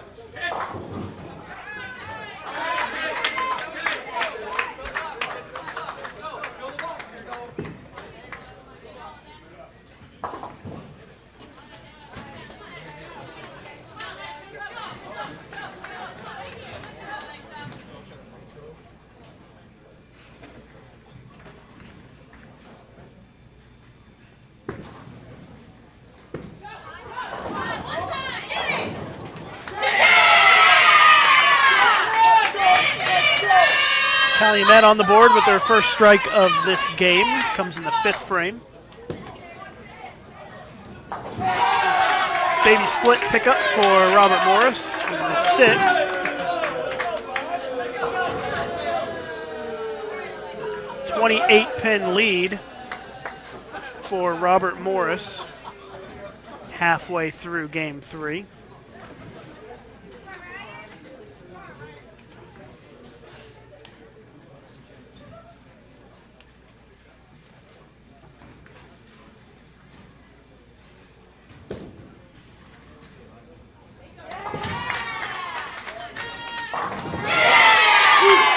There's a double for Calumet as they cut the deficit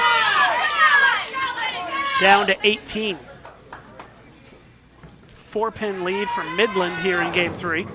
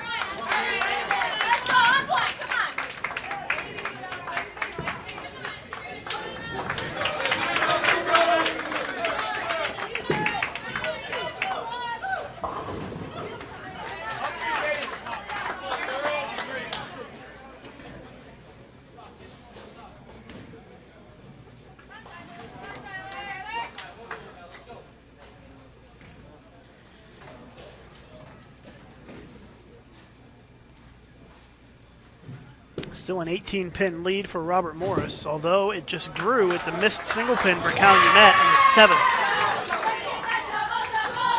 30-pin lead for Robert Morris now with 3 frames to go.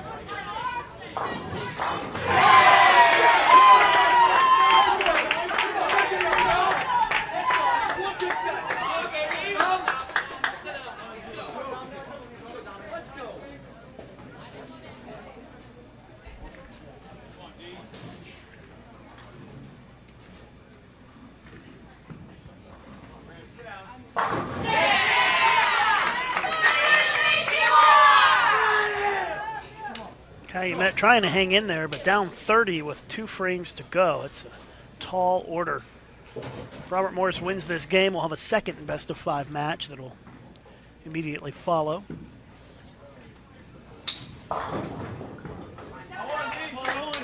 Fifth frame in the women's game 3.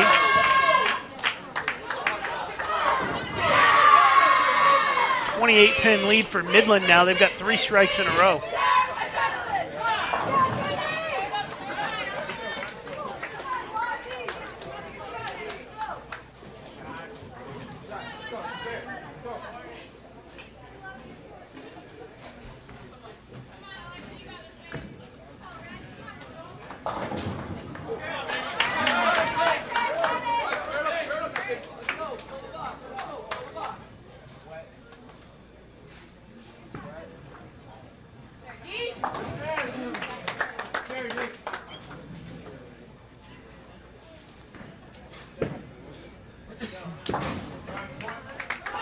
spare for Calumet in the 9th, but they just don't have enough.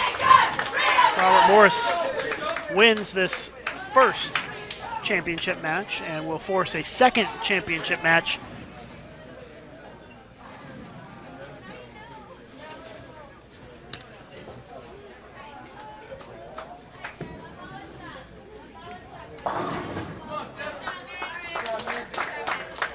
Midland has strung together 4 strikes in a row, looking for a 5th here as they are building on their lead.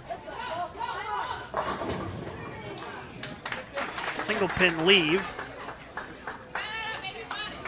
They lead by 37 pins. 200 for Robert Morris.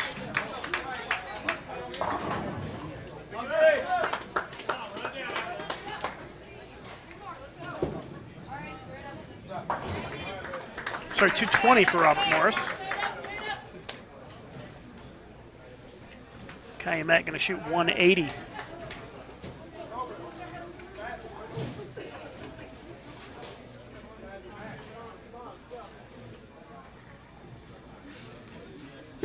So they will have a second men's championship match coming up.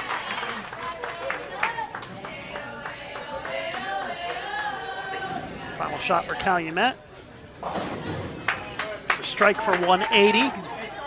And RMU takes the sweep in the first championship match. It's Calumet's first loss of the tournament, so it's a true double elimination tournament.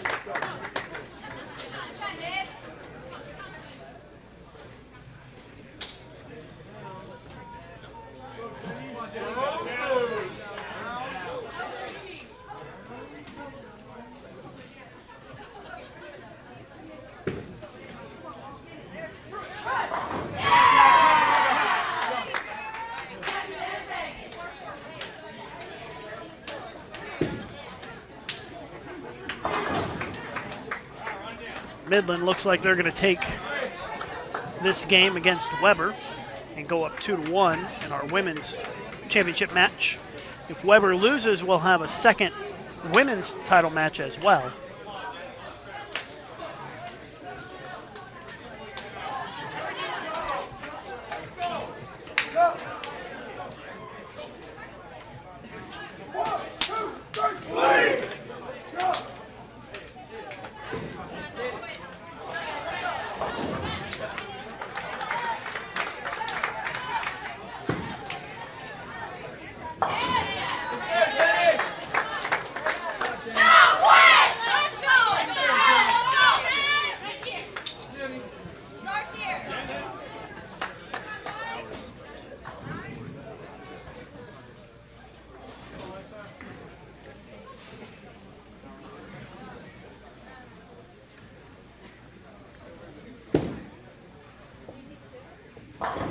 Closing out what will be a Game 3 win for Midland here in our women's title match.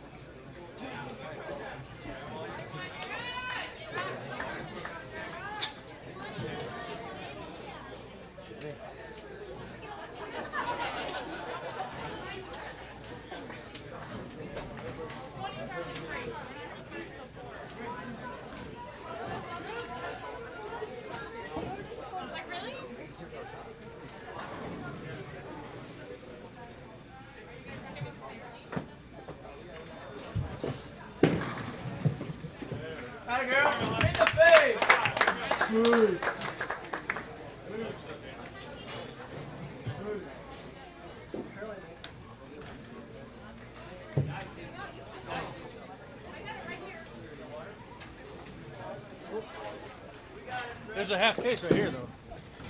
Is that open?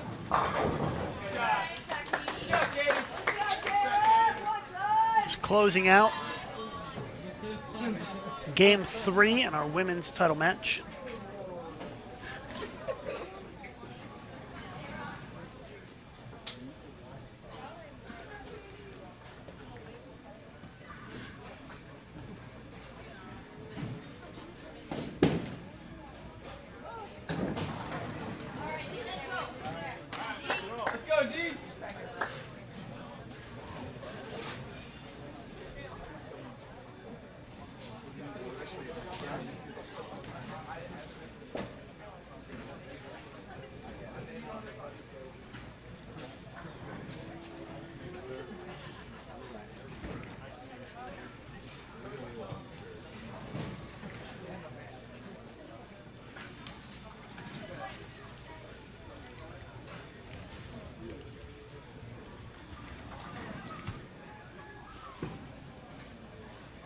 Thank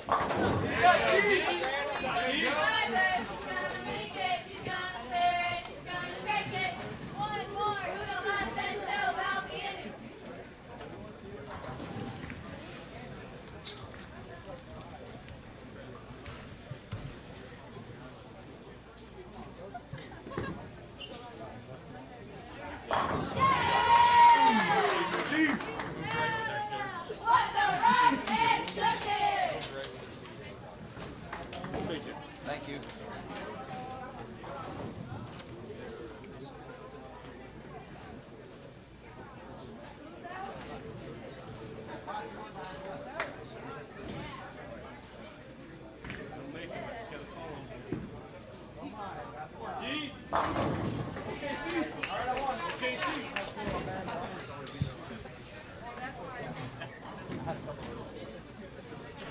Just finishing up game 3, Midland 217. Weber going to shoot 161 if they make the spare here, 160 if they don't.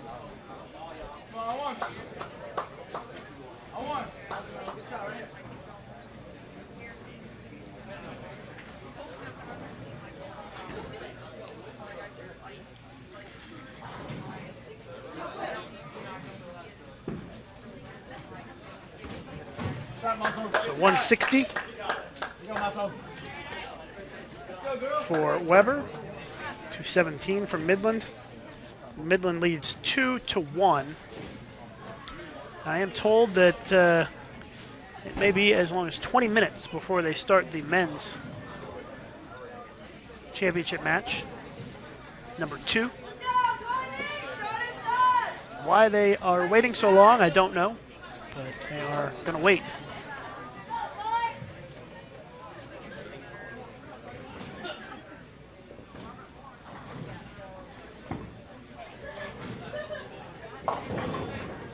We are underway with game 3.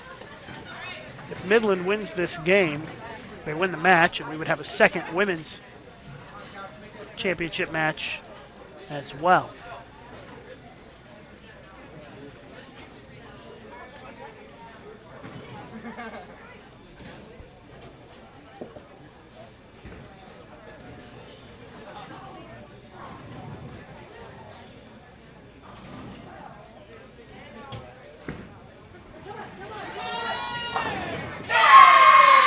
Washout conversion good for Midland in the first.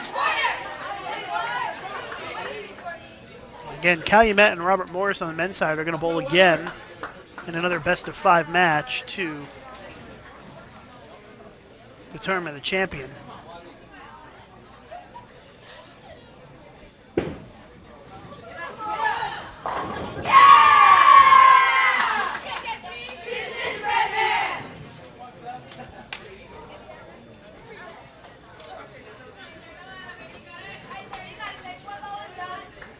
Spare strike start for Midland. Weber has yet to throw a shot this game, and here it comes.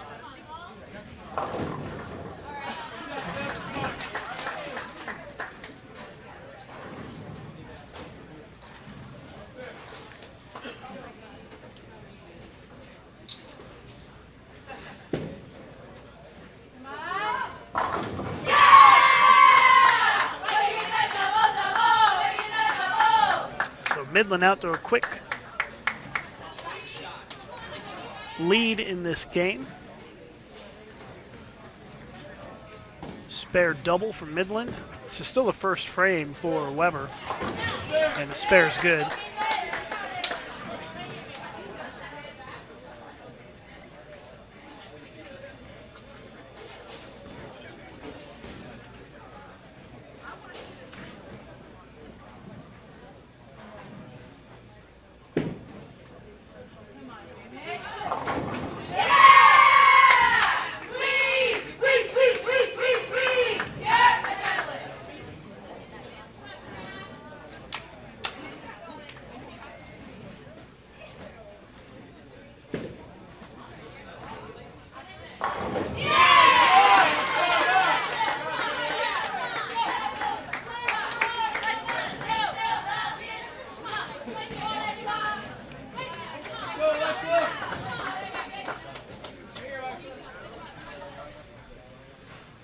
Midland trying to keep the string of strikes going here.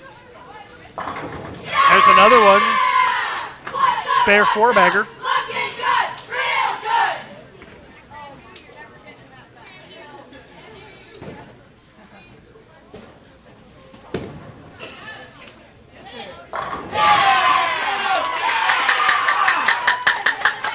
Double for Weber. So spare three-bagger, spare four-bagger for Midland, spare double for Weber to start this game.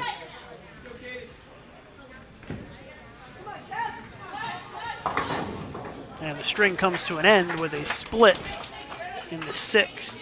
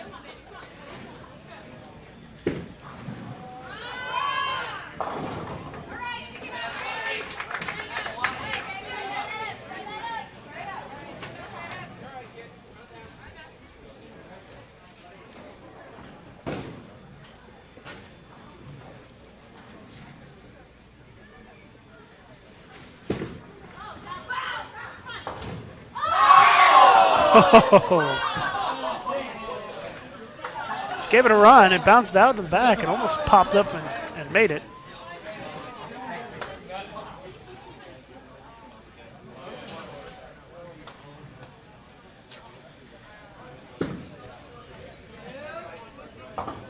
Open frame for Midland, back-to-back opens, so that momentum they had a couple of minutes ago is come to a screeching halt. They had 4 strikes in a row, and now back-to-back opens for Midland.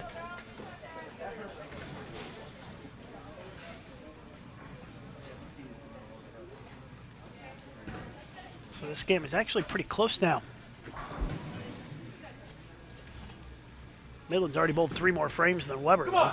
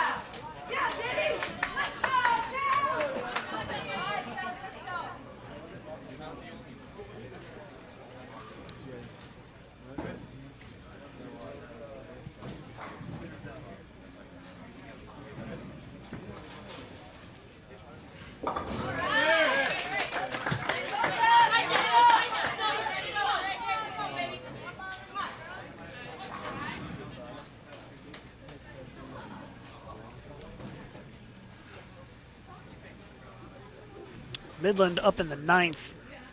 They're bowling much faster pace than Weber is. And a fortunate 4-pin on that shot.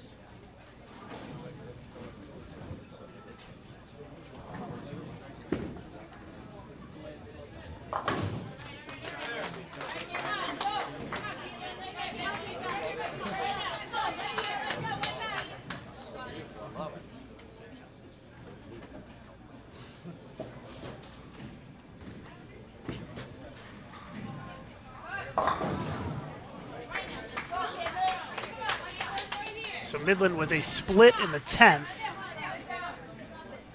And if it ends up being an open, they'd probably be about 186 this game. Weber still has 4 frames to bowl. So be a while before we know if they're going to be in the hunt here down the stretch to try to even up this match.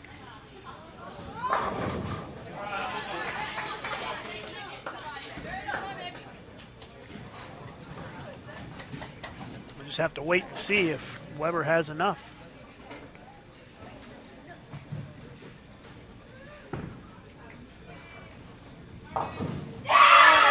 Nice split conversion.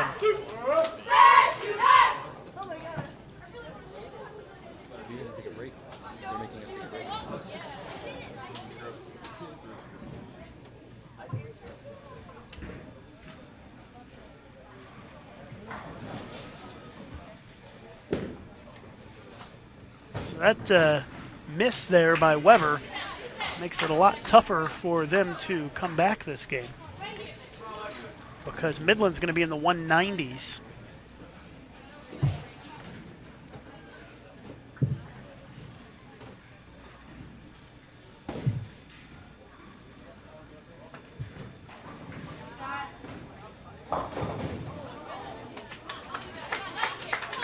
So it's 194 for Midland.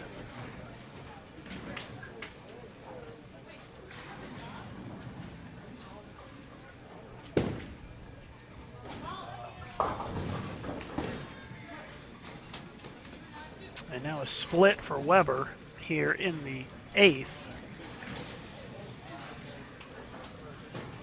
They have to make the split and throw the next 3 strikes to win this game and extend this match. Second men's championship match will be coming up eventually. Not sure when it's going to start.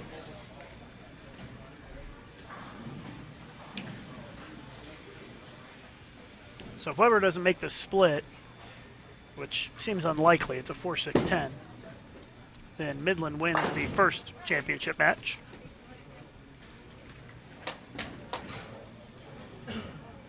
So Midland will win this 3-1 and force a second championship.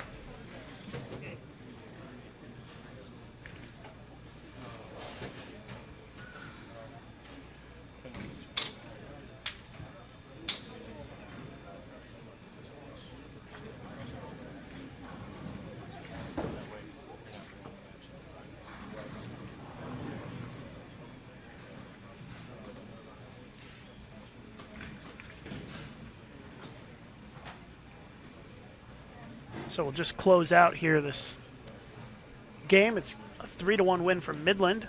And our second championship matches will be coming up in just a little bit.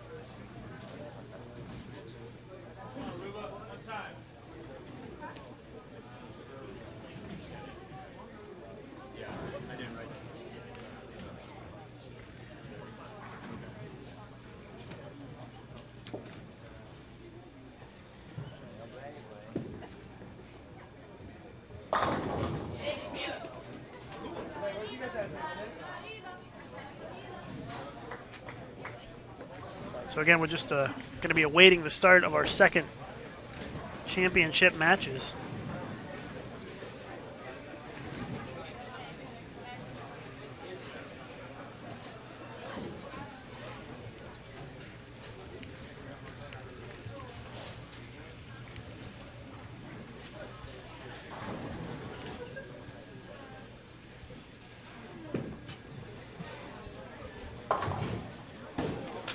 Takes 2 out on that shot.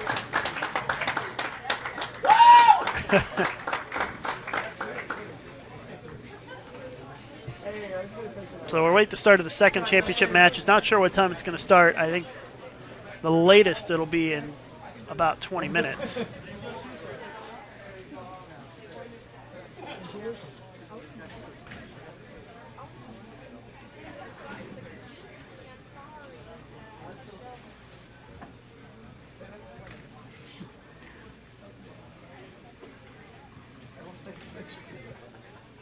So as soon as we have an estimated start time, we'll let you know.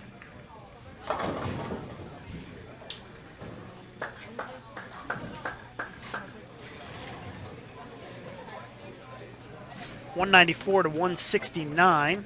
Midland wins game 4 to win the match 3-1. So as soon as we have an estimated start time, we'll let you know.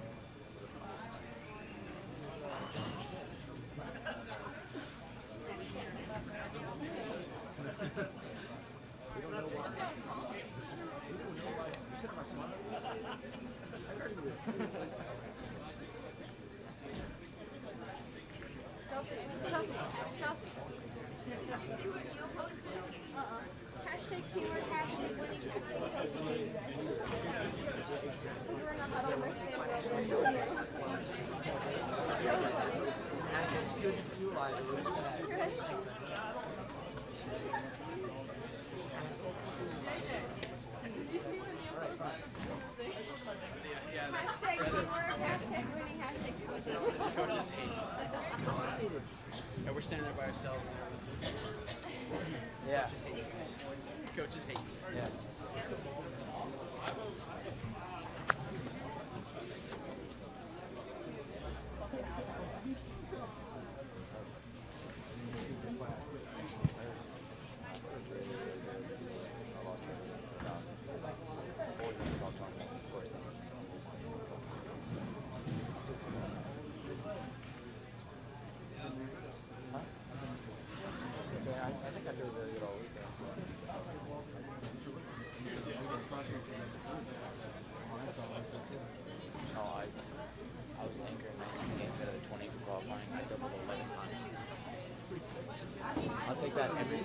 That doesn't include, I marked every 10 except for one, I believe.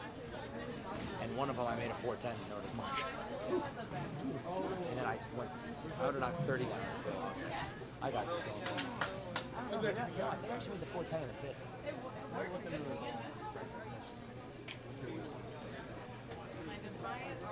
What's your favorite color? Purple. Pink. Yellow. Orange. I got some cheese for you. Hold on. When did they start? No, you did. I swear. I only I'm not joking, it really does.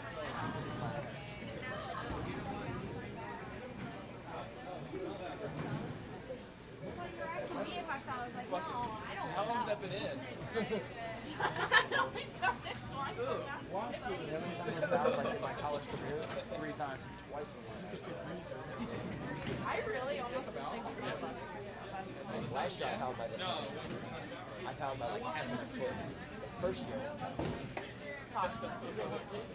about 95%. anybody.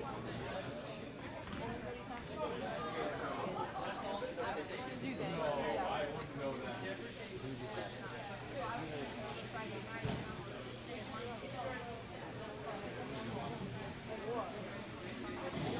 Does that Files and stuff.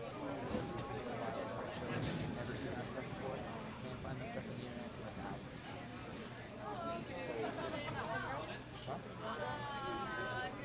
What about your puppy? Is it your puppy? That's my puppy. I see puppy. You gotta watch out. I'm on 1%. It doesn't matter.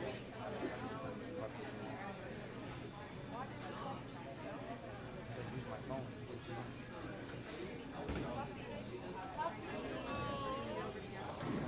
When do we start? See me in the tub? 15. Look at puppy. My puppy's dead. What's your puppy's name? Maverick, Potty.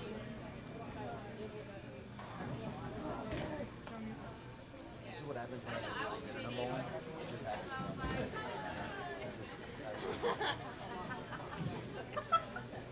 Like that one day, that one practice where they bowled with that helmet on, that one helmet on. You're looking dark. You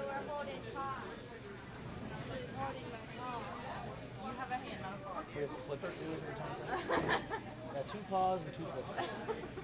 Great swimmer, Dad. Great swimmer.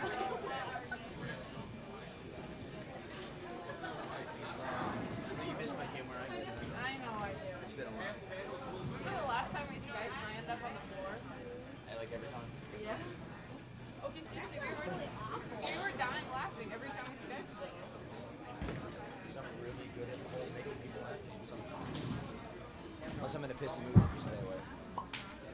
Hey, you know that? You should have done that today. But I had a better look last couple of games.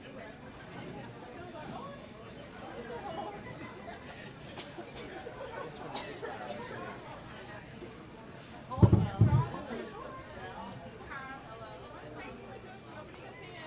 People.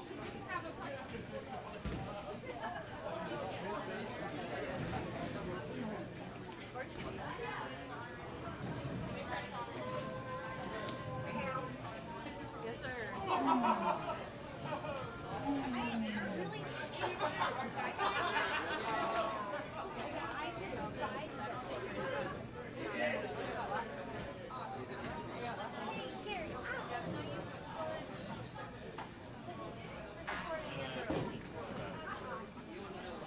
He has to. His girlfriend's on the team.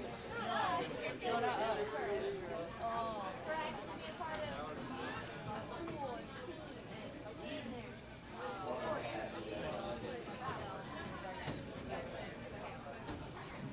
Having Alan do that third. That's good. He qualified first.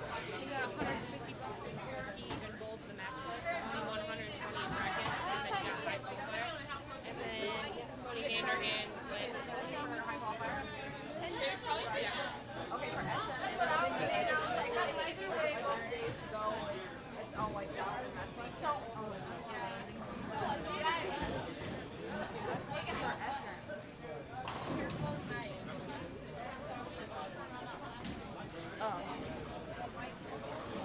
Oh. Maybe to the count, I please. love bowling.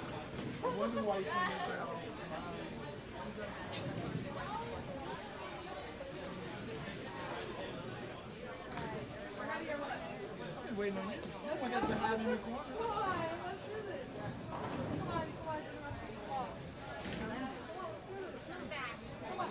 Push them off. Oh. Come in 5 minutes.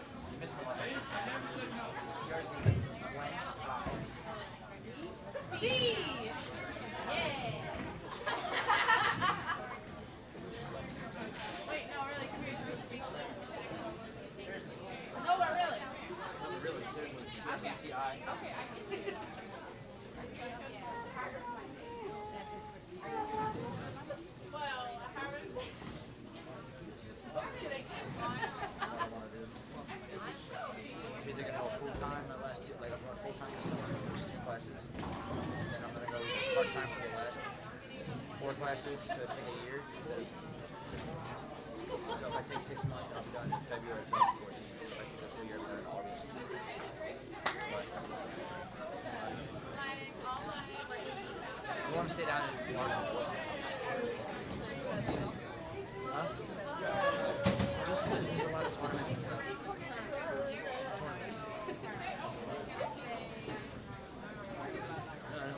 That's why I'm just going to stick my ground and you can stick your ground and everybody else. There's no money in it. I'd rather bowl stuff like Stewart and Ramos and stuff. Like, 130 is a month ago for 1,000. Plus 225 for 5. And I shot 200. Shot 790. Kind of helps. Because I am very thirsty.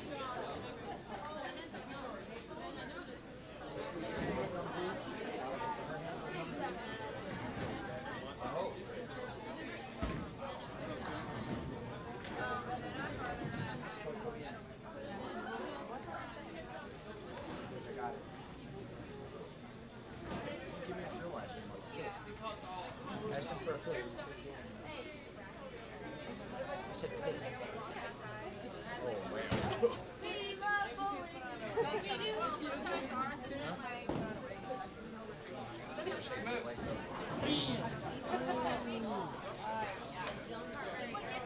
You really think I'm going to shoot? Yeah, because I'm a swimmer. I weigh like 900 pounds. I have a flotation of this I just look down and I'll see. Oh, hello. Is that it? Nice to see you too. Long time.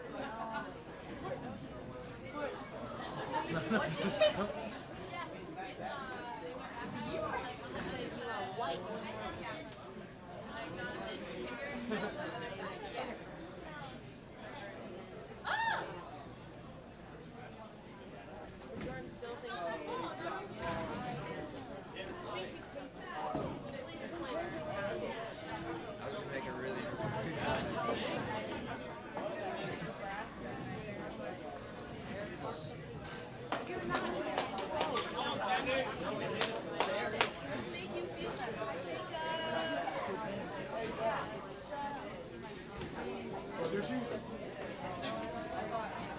Yo, sushi? Yo, sushi?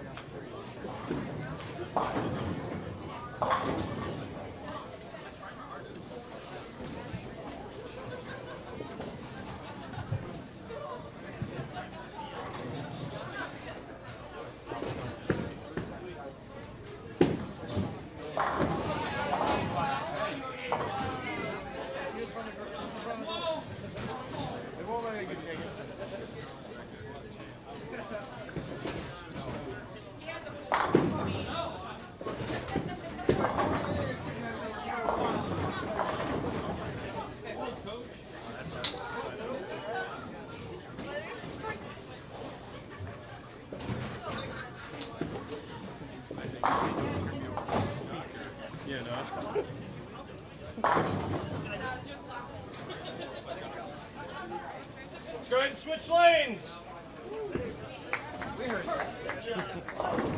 Impressive. Impressive.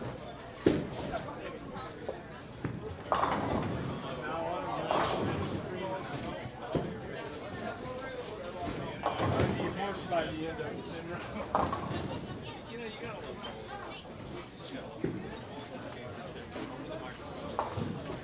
Austin, come please.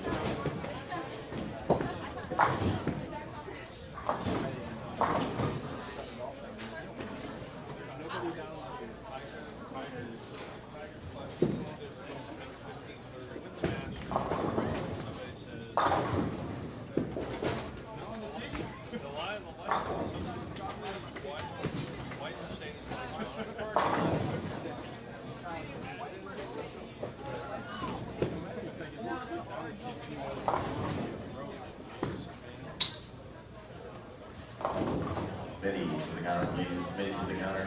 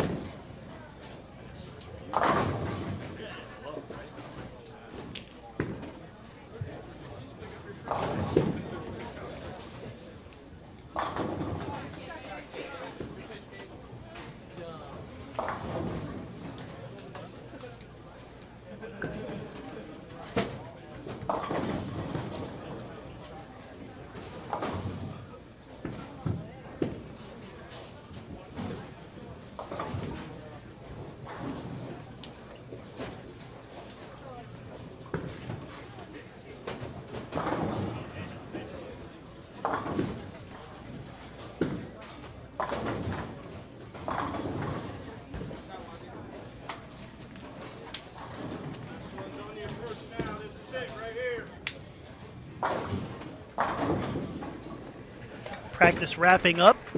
We'll be getting started here with our second championship matches.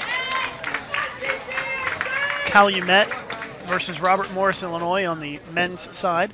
Weber International versus Midland on the women's. The undefeated teams got beat in the first championship match, forcing a second championship match. So this is the decider. It's best of 5 format. So the first team to win 3 games will win the match and win the title.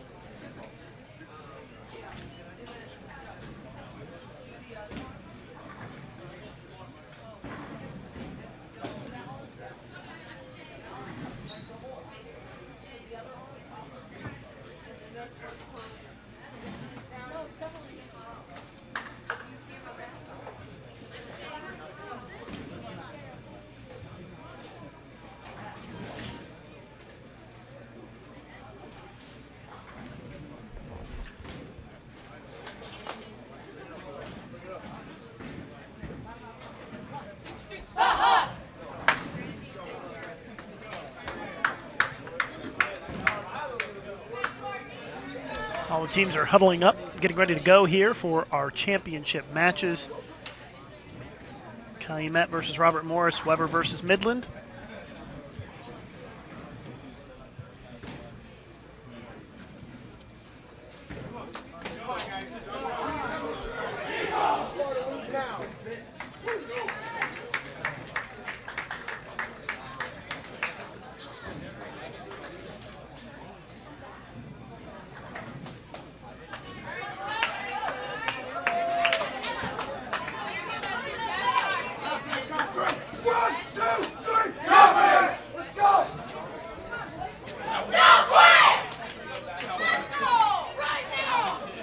like we're ready to get started here.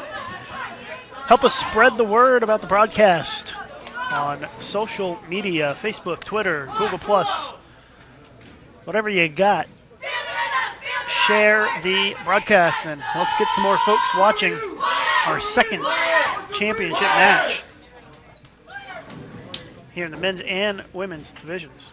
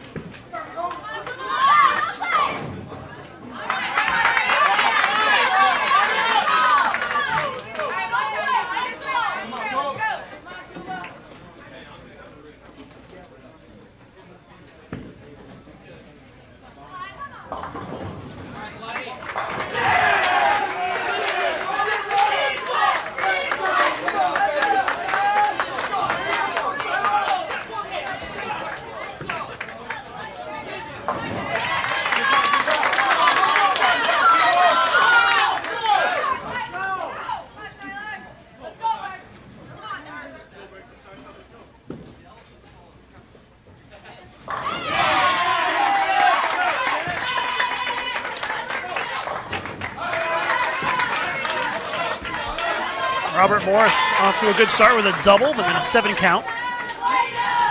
As we get started here with our first game, our deciding championship matches here at the NAIA Invitational. Everybody has one loss now in the double elimination format, so the winner of these matches wins the title.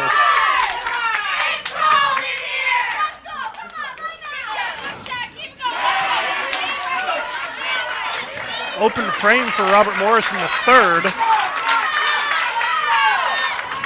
Got kind of loud in here all of a sudden. All the teams getting pumped up early on here in our championship matches. Weber International women have started with a double. Midland spare strike. Calumet a split in the third.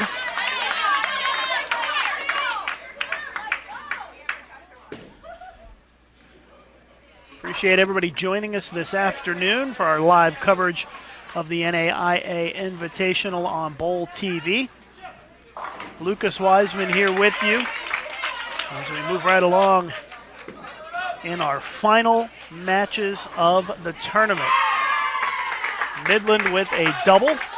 They take a 3-pin lead on Weber International.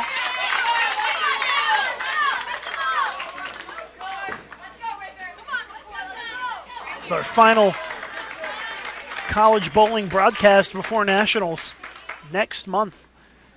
Starting April 16th, we'll be in Lincoln, Nebraska for the X-Bowling Intercollegiate Team and Singles Championships.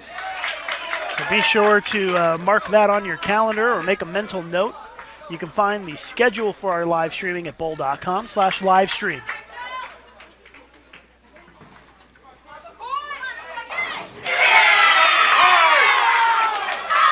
Robert Morris up by 7 after 4 frames in the men's match.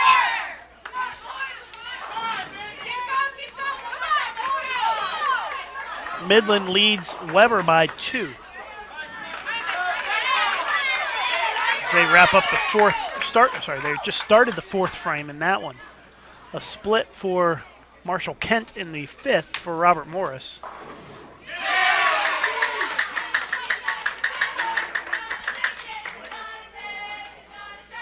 Calumet looking for a double here. They tend to get pretty emotional. We'll see if they get fired up with a strike here.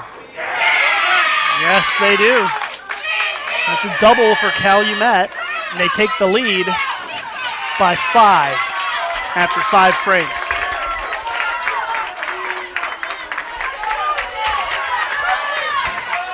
Folks, this is college bowling at its finest. Best of 5 championship matches at the NAIA Invitational. Oh, look at the 2-pin roll for Weber. And that's back-to-back strikes. They take an 8-pin lead here in game 1.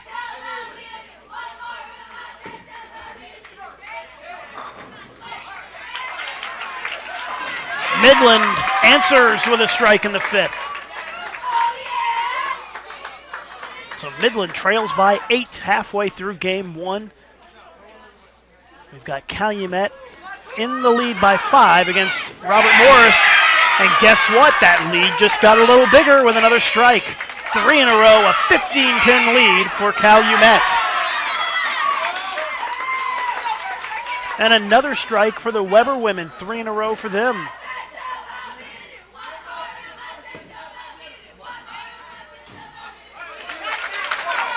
Let's see if Midland can put another strike on the board. And they do. And it is still a 12-pin lead, or sorry, a 9-pin lead for Weber. A missed single pin for Robert Morris a moment ago. And now they trail by 26 pins against Calumet. Another strike for the Weber women. That is 4 in a row.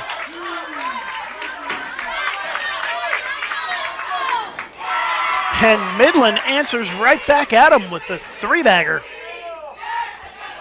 After 7 frames in our women's match, 8-pin lead for Weber. And both teams stringing strikes. The Robert Morris men are in some trouble here in game 1 against Calumet, facing another split this game. And it goes! How about that? No problem on the split there for Robert Morris, and that'll keep him in the hunt here this game. Calumet leading by 26 after 7 frames. Ooh, a washout for Calumet. That'll narrow the gap a little bit for Robert Morris, potentially.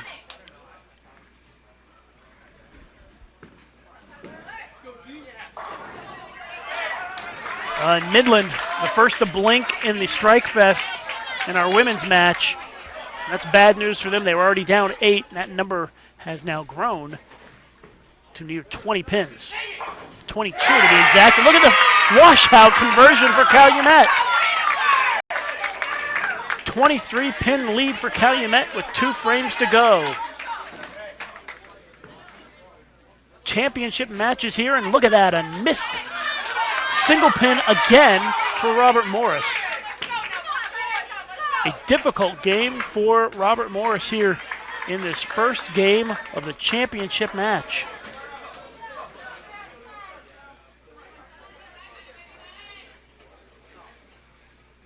A 33-pin lead for the Weber women as we wind down game 1.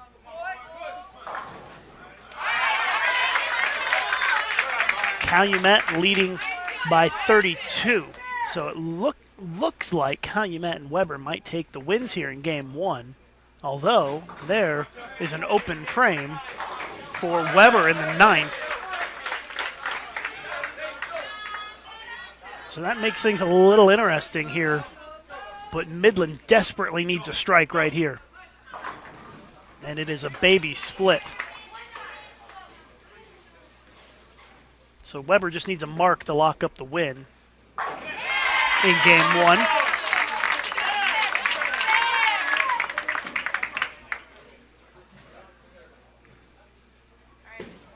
Mark to lock up the win. And there's a strike. So Weber International will take game 1 in the women's championship match.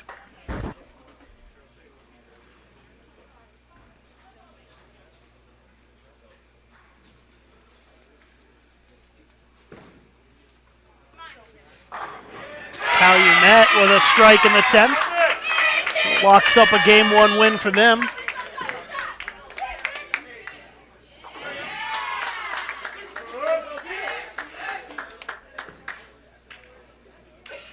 So we can go ahead and put the tally on the scoreboard at the top of your screen. It is a win for Calumet and a win for Weber International on the women's side.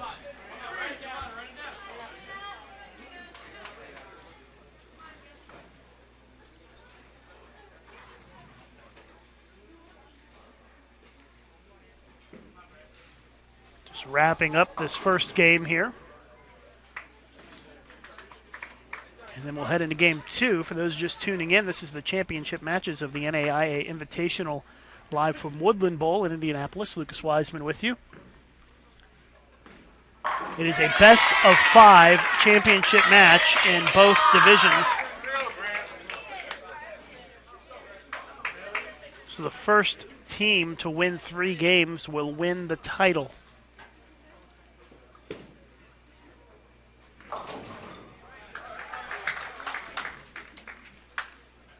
So we're just wrapping up here to get our final scores in game 1.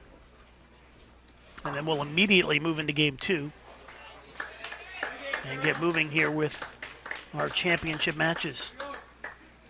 227 for Weber International.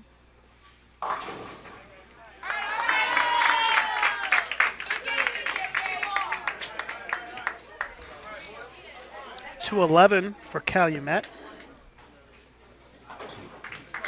176 for Robert Morris. So 211, 176. Calumet wins game 1.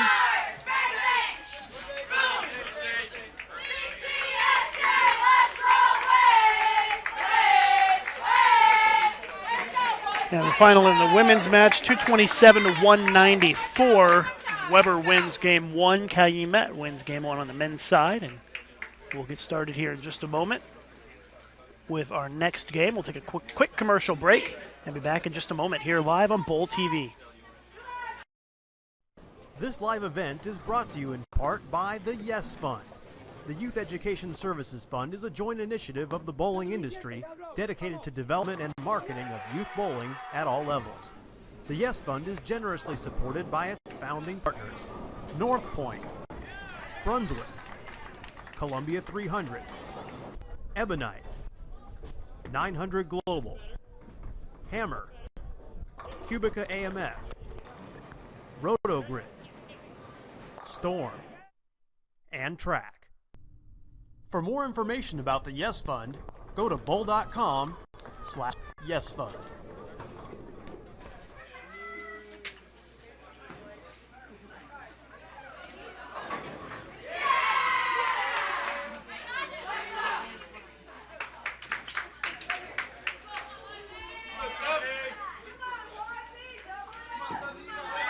So we're back with the start of the second game. Calumet with a double to start.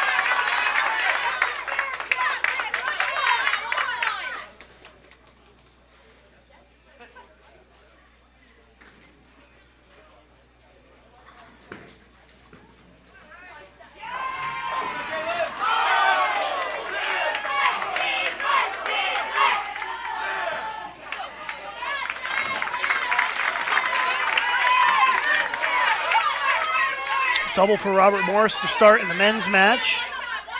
Double 9 spare for Calumet. Weber starts with a double. Strike spare for Midland to start this game.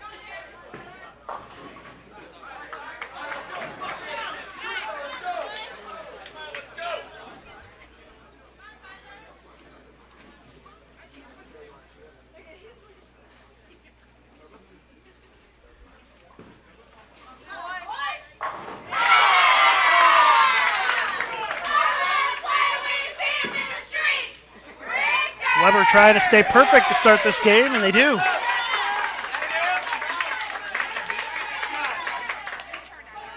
Front 3 for Weber. Open frame for Robert Morrison. And so Calumet has built a 15-pin lead early here.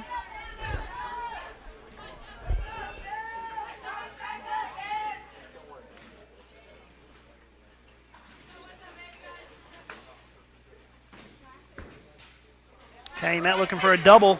They got it. Back-to-back strikes for Calumet. Double spare double for Calumet. Weber trying to go 4 for 4 to start this game. Crossing over, leaving the 6-pin.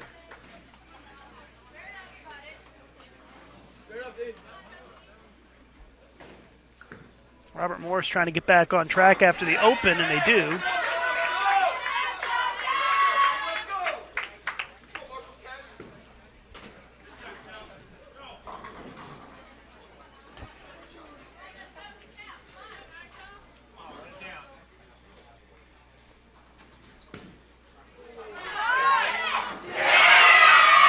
Three in a row for Calumet.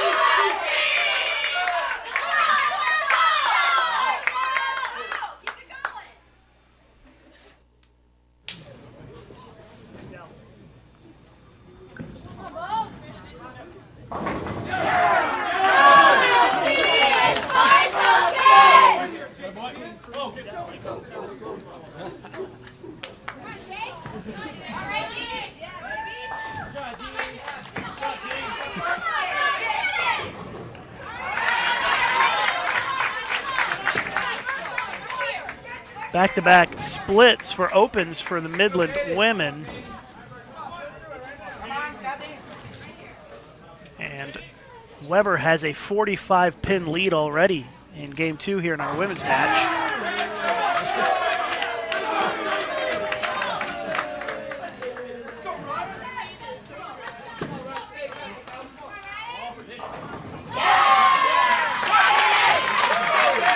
Robert Morris is starting to string some strikes and mounting a comeback against Calumet here in Game 2.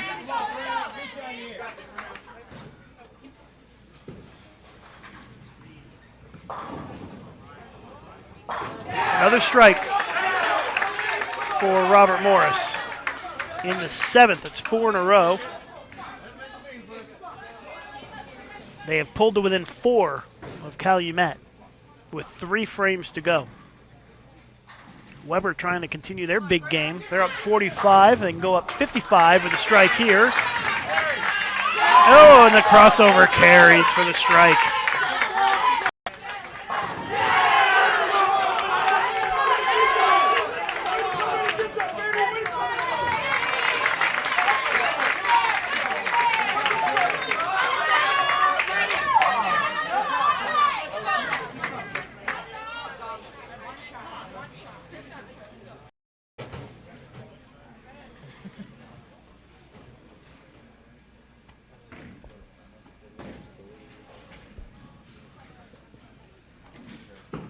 Weber trying to keep the string going here, but that's way outside. Calumet with a strike in the 9th.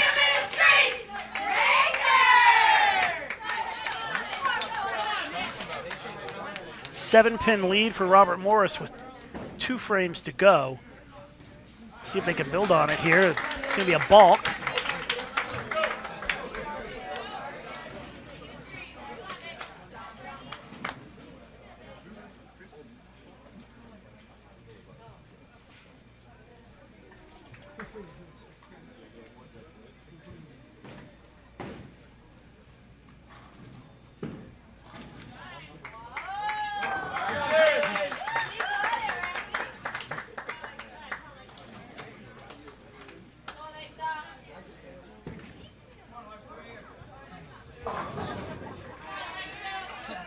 Midland really in a lot of trouble this game, down 64 pins, so it looks as though the Weber women will take Game 2. And Robert Morris is on their way to taking Game 2 in that match.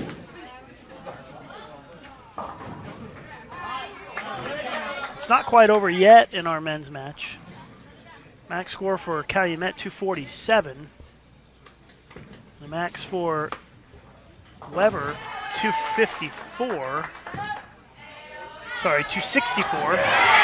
There's a strike for Calumet. That keeps them in it this game. They've still got a chance. Weber needs the first one in the 10th for the shutout, though. I'm sorry, Weber. Robert Morris needs the first one in the 10th for the shutout. Let's see what happens here. Marshall Kent Couldn't ask for a better player to be up in the 10th in college bowling. Gets the strike. And Robert Morris is going to even this match up at 1 apiece.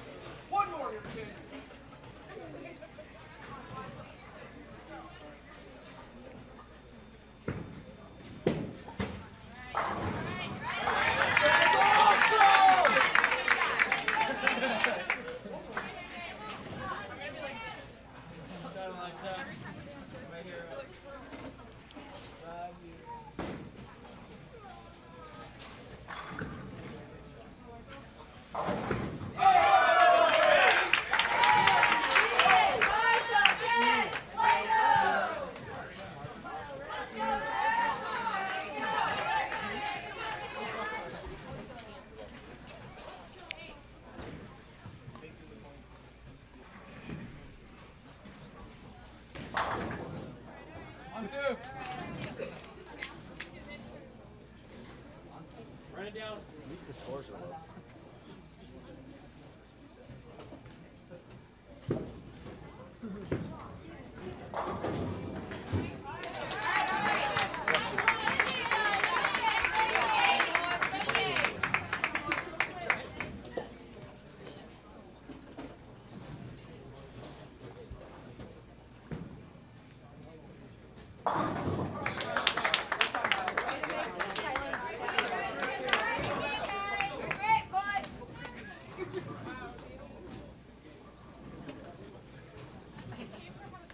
Final score 263-235. Robert Morris wins game 2 to even the men's championship match. Still a 60-plus pin lead for Weber women. A little less than 60 now with the open in the 9th.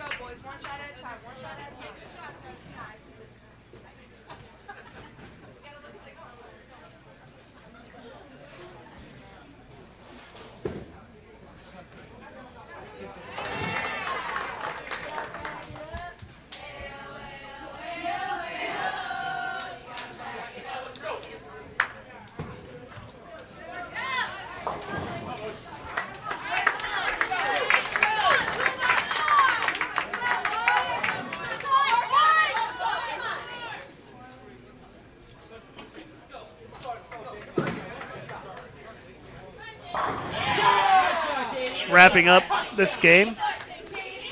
Wrapping up game 2 in our women's championship match. It's going to be a win for Weber. They're going to go up 2-0 and be 1 win away from the title.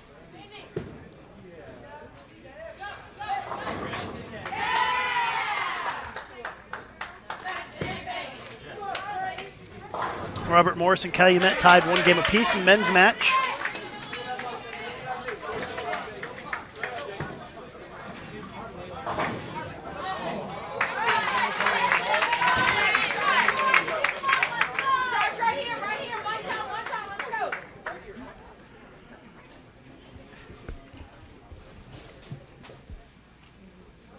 Waiting to get the final score here in our women's game 2.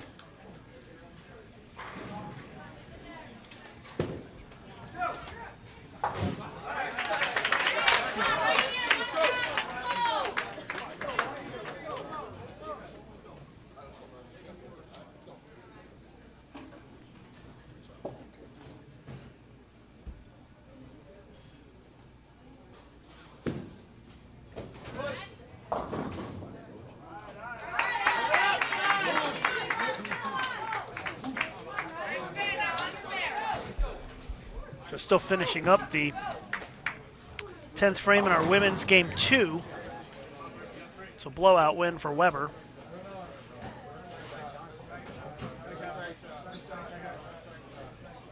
Both men's teams start with an open frame in game 3. Robert Morris on the board first with a strike in the second.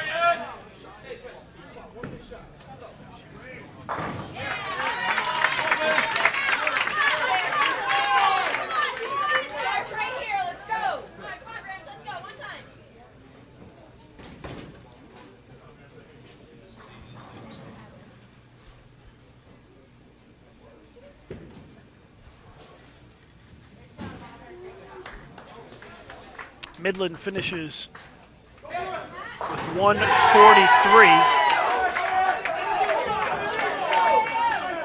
in game 2. Robert Morris with a double, so they take an early 10-pin lead here in game 3, our men's championship. 210 for Weber, 210-143 to go up 2-0 in the women's championship match.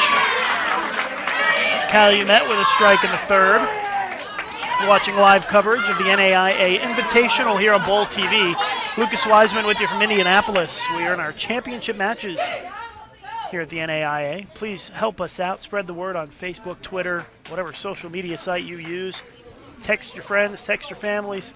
Send a smoke stick signal. Just get the word out that we got live streaming here on BowlTV of this championship matches. Exciting stuff here on BowlTV this afternoon.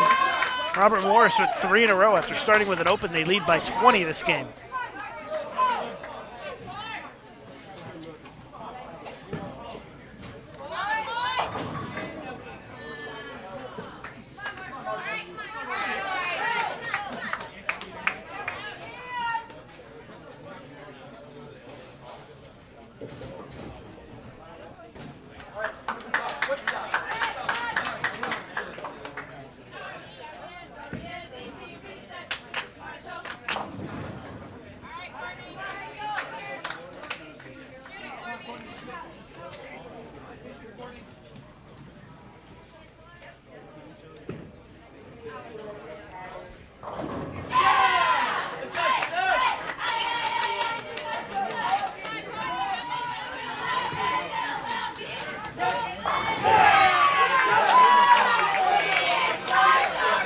Four strikes in a row for Robert Morris. They're going to have to spot a pin for Calumet there. Open frame for Midland to start. Weber started with a strike. If Weber wins this game, they win the title.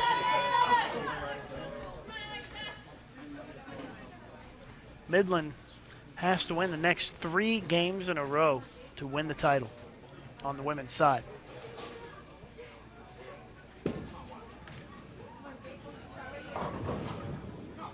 Split for Weber in the second, 2-4-8-10.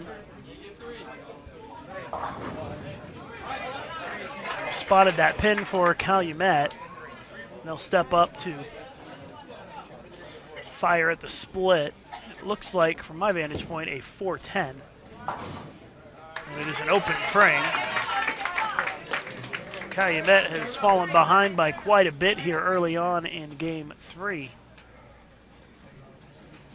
42-pin lead for Robert Morris, and it just continues to grow with every strike they throw. Now it's 52-pin lead for Robert Morris.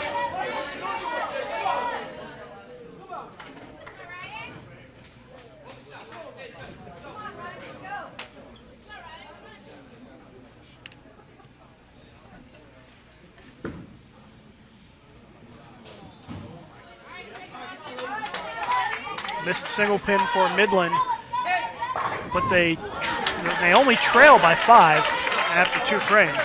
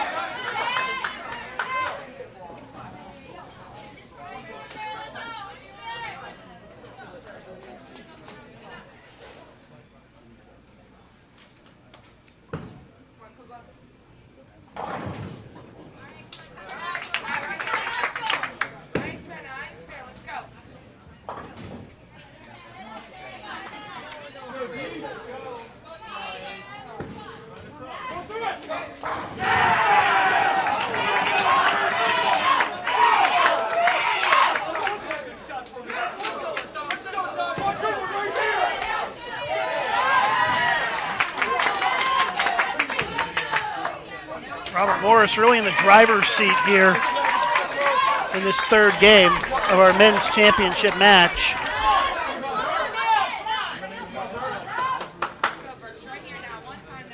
.51-pin lead for Robert Morris. They've got a couple of frames left to bowl. It's a struggle this game in our women's championship match, game number 3. It's a slight lead for Midland. There's a strike for a double for Robert Morris. It sure looks like they're on their way to a 2-1 lead in our men's title match.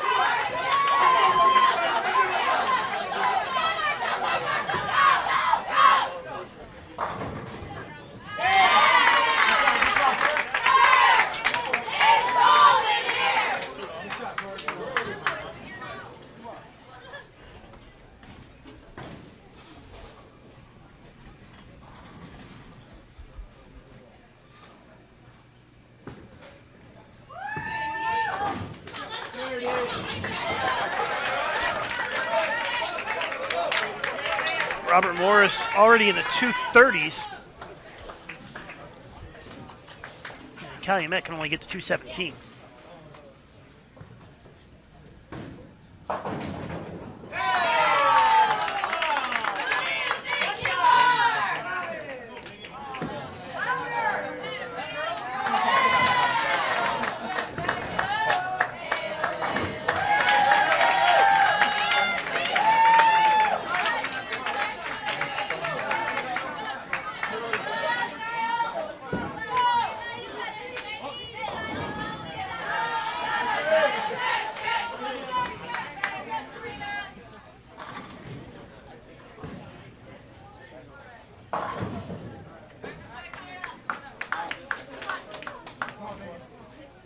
It's an 8-pin lead for Midland, working in the 5th.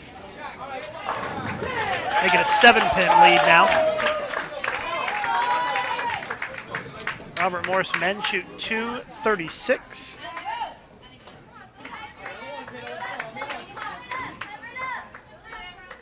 So they're going to pick up a win here.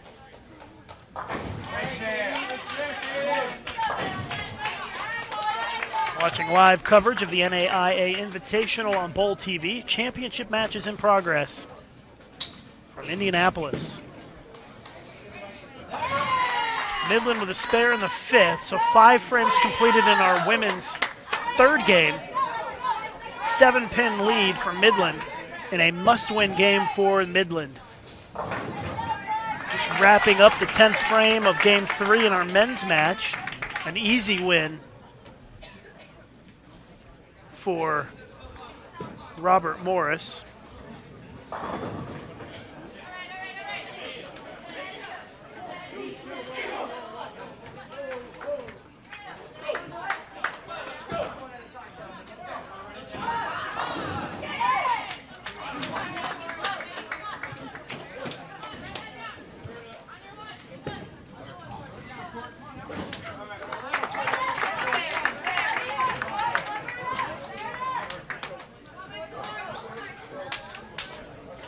Robert Morris, Illinois, up 2-1 in the men's title match against Calumet. Best of 5 format.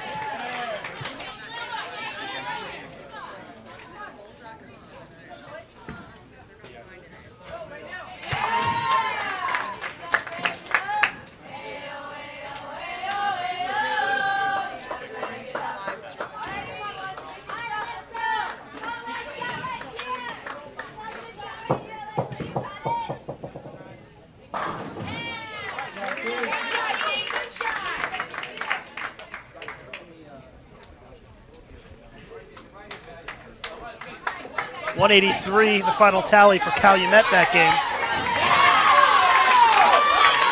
Weber with a strike in the 7th. They trail by 7 here in game 3. An errant shot there by Midland.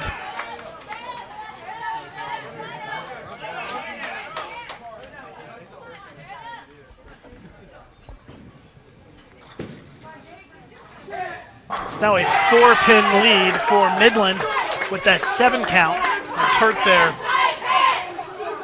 count a little bit there on the spare.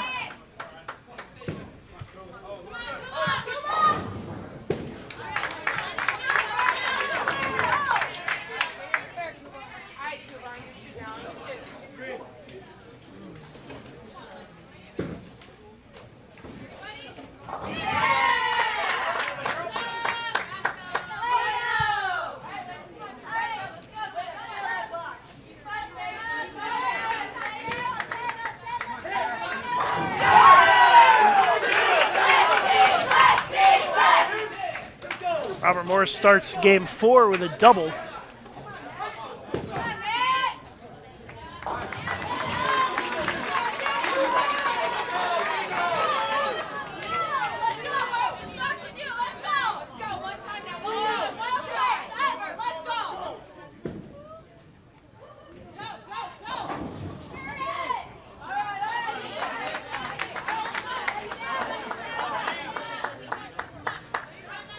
Three-pin lead from Midland as we're winding down game number 3 in our women's match. Robert Morris off to a quick start here in game 4. If Robert Morris wins this game, they win the title. Robert Morris, 3 strikes in a row to start this game. Big frame here for Weber, and it is an 8 count, a 6-10 lead in the 9th. It's a 5-pin lead for Midland if they make the spare.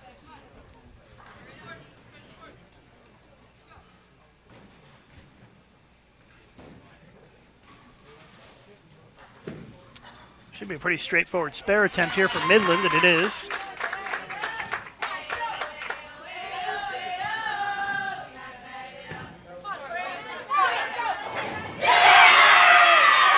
Calumet spare double. They're still down 10 though after 3 frames.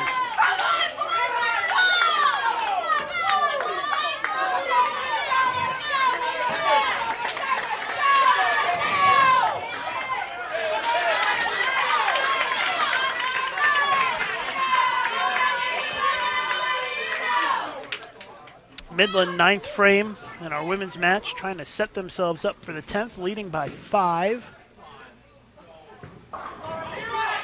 6-10 lead. Calumet another strike as they take a 1-pin lead. Midland now leads by 3 going into the 10th if they make the spare.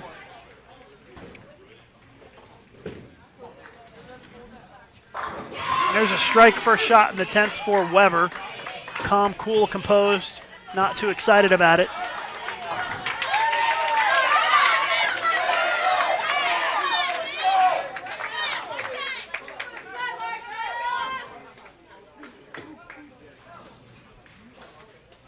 See if Midland can cover up the spare here in the 9th. Very important spare for Midland. She covers it up, no problem. Now if Weber throws another strike here in the 10th, that would force Midland to double to win this game and stay alive in the championship match. Robert Morris with a strike in the 5th. They lead by 2. So big shot here for Weber International, right side of your screen. 2-pin does not go. And the 8's hiding behind it as well. So a mark for Midland is all they need with good count. Ooh, that was very lucky not to leave a split. 2-pin lead for Midland, and they're still going to need the spare and some count.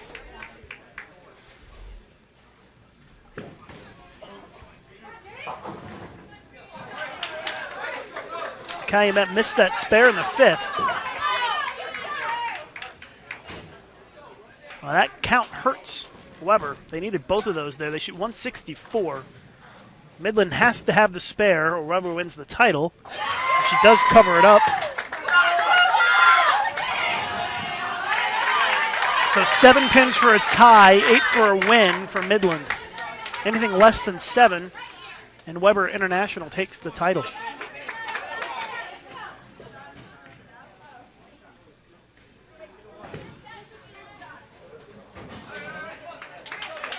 RMU gets none on the split, and that was on a strike, so lose 4 pins and count there. They still lead. Actually, they don't lead anymore. The count killed them on the lead. Now they trail by 2. Midland, right side of your screen.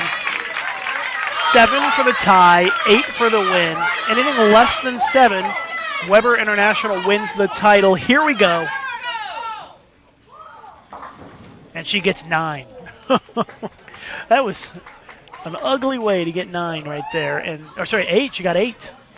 There's a pin hiding behind it there. 165-164. So we will have another game in our women's title match. Weber leading 2-1.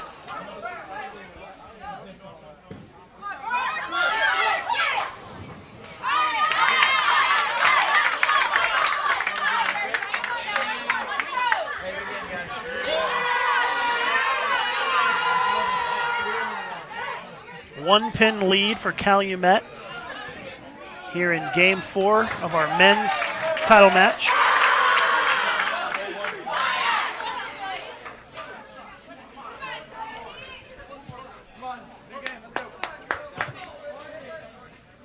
Calumet covers up the spare in the 7th, so 3 frames to go here in game 4. Calumet leading by 1. Robert Morris trying to take the title in 4 games.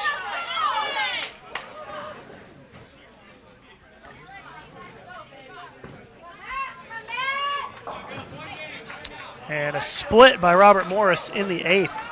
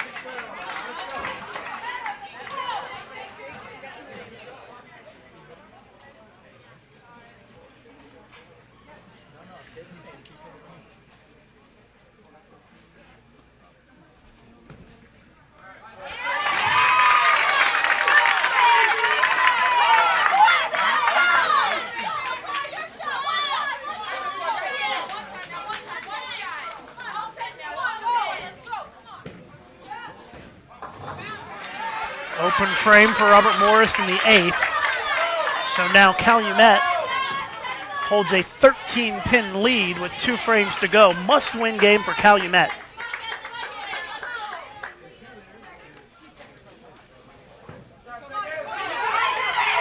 Oh, and a big strike for Calumet's lefty in the 9th.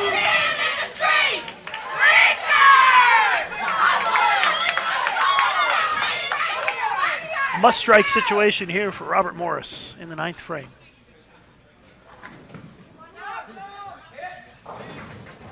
They do not strike, and it looks like Calumet might be on their way to the win here as long as they can get a mark in the 10th. Need a mark for the shutout for Calumet.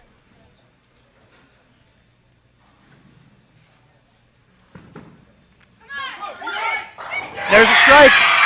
And we will have a game 5.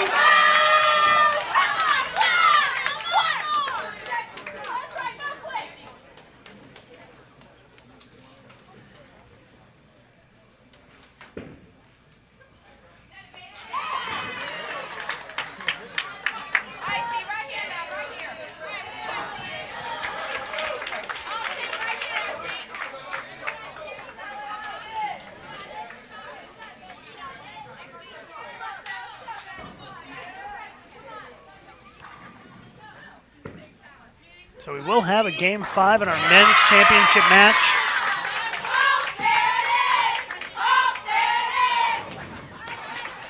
We're in game 4 in the women's match.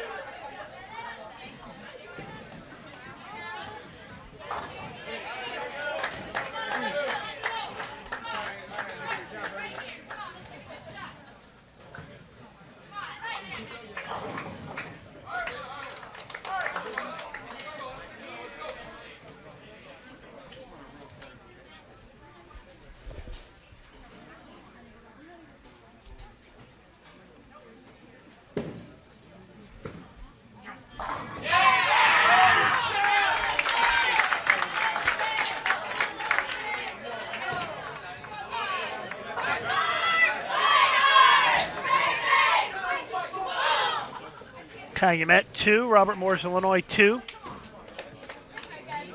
In our men's title match.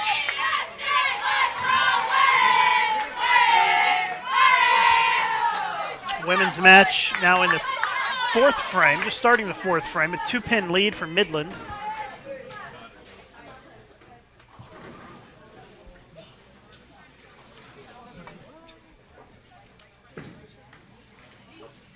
A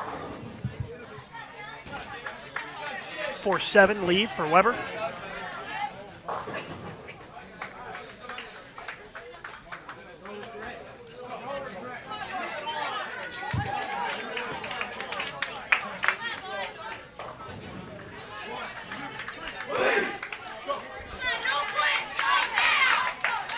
.188 for Robert Morris. So a 222-188 win for Calumet in Game 4. And they'll get started with Game 5 here momentarily.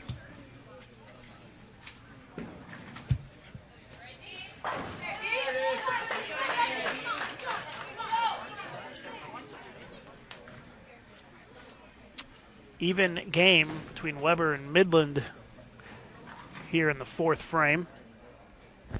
They are in Game 4. We're starting Game 5 in our men's match. Oh, an open frame for Midland in the fourth. Takes that 6-pin straight back for the open. And that gives Weber an 11-pin lead.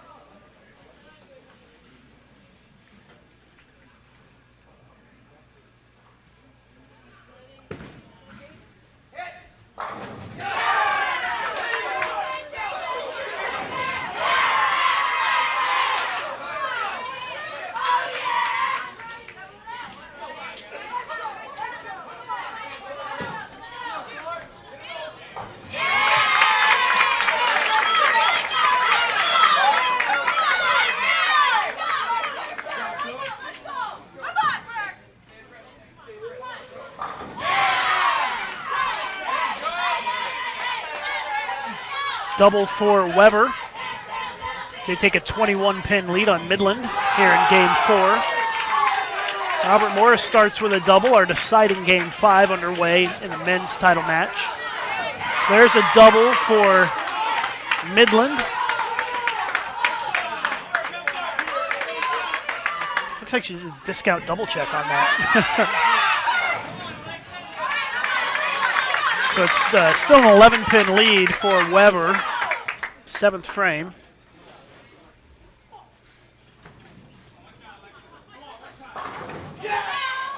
And a 9-pin stays up. So Midland can even it up with a strike here. And the 3-pin doesn't go. And neither does the 9-pin, which is hiding behind it. Robert Morris has started with a triple. Calumet has not struck yet this game. Game 5 for the men in progress.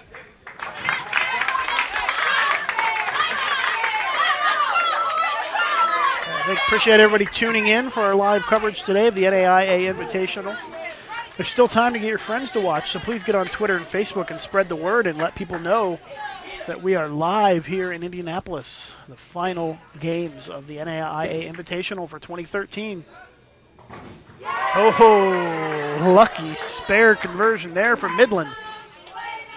Still a 12-pin lead for Weber with 3 frames to go. If Weber wins this game, they win the title. 8th frame. Oh, the 4 goes late for the strike.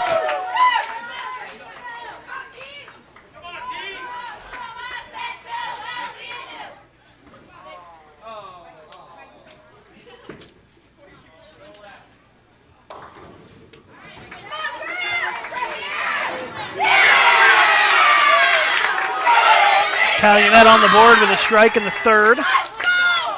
Game 5 in that match. Game 4 still wrapping up in the women's side. Now a 16-pin lead for Weber. And they can push it to 26 with a strike here in the 9th. And there's a strike, and Weber can taste it. They're so close. 1 frame away from the title.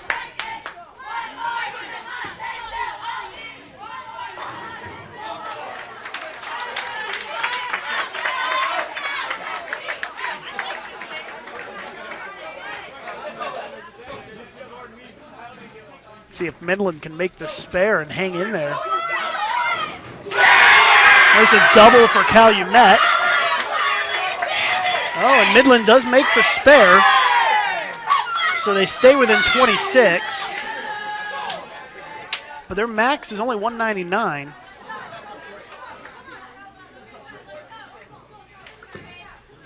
So a mark of the 10th should be all that Weber needs here. That's a winner. Weber International is going to take the women's title here at the NAIA Invitational. They're going to defeat Midland 3-1. What a performance in the back half of this game for the Weber women. Calumet's run ends at 2.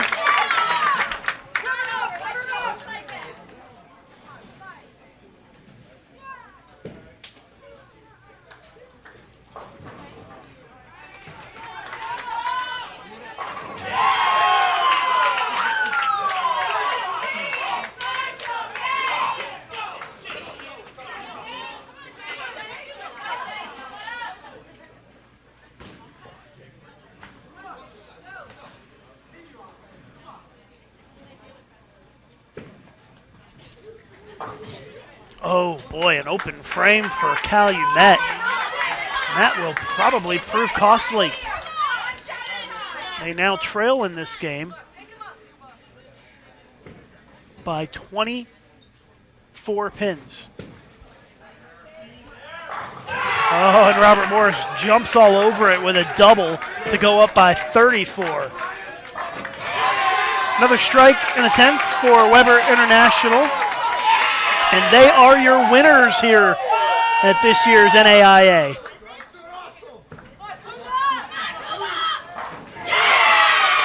Strike for Calumet as they try to get back on track, but they're in some trouble here against Robert Morris with 4 frames to go.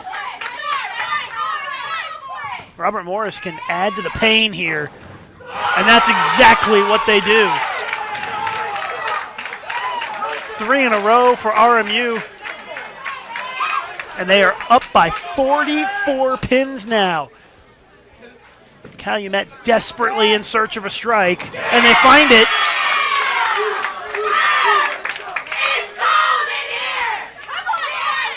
Cuts the deficit back down to 34. Congratulations to the Weber women as they take the title here this week. They shoot 2-24 the last game. And a Game 4 win over Midland. So it's a 3-1 victory for Weber in the women's title match. Who will win the men's title match is the question. 151 from Midland on the women's side.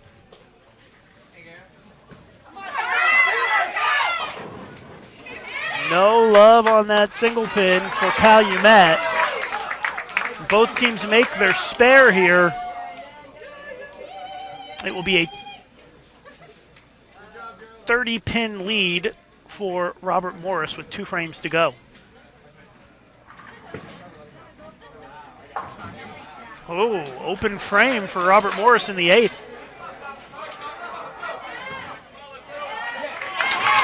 That gives Calumet some life here. Now they're only down 21 going into the final 2 frames.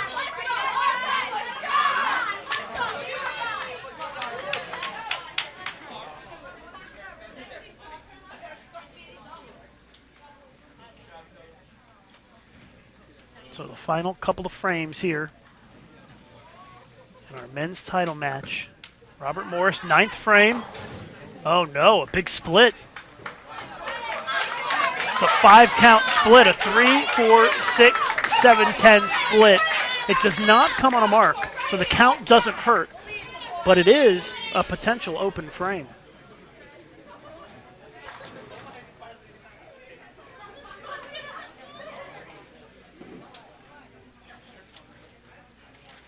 Go full screen now on our men.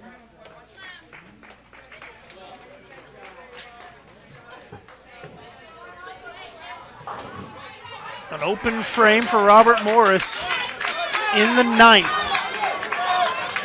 That gives hope to Calumet. The max score for Robert Morris going into the 10th, 223. Calumet can strike out in the 9th and the 10th for 224.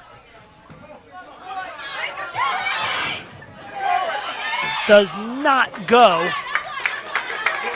And that hurts their chances here going into the 10th a little bit. They really needed a strike to build on. Robert Morris has a 10-pin lead going into the 10th. So a double in the 10th here by Marshall Kent would seal the deal and give his team the title.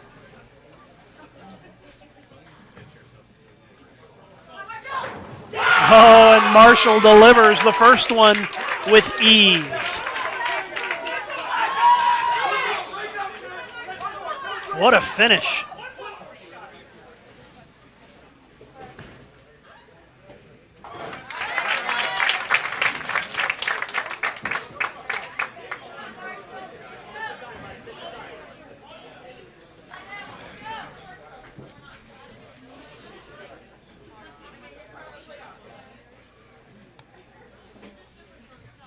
Men's championship match here at the NAIA Invitational. It's come down to this. Marshall Kent from Robert Morris can give his team the title with a strike here, second shot in the 10th. Does he have another one in him? He does, and the Eagles have won the title here at the NAIA Invitational. Dramatic championship match, and Robert Morris will defeat Calumet to win the 2013 NAIA Invitational.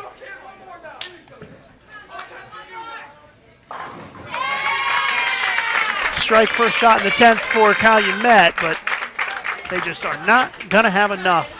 Going to fall just short.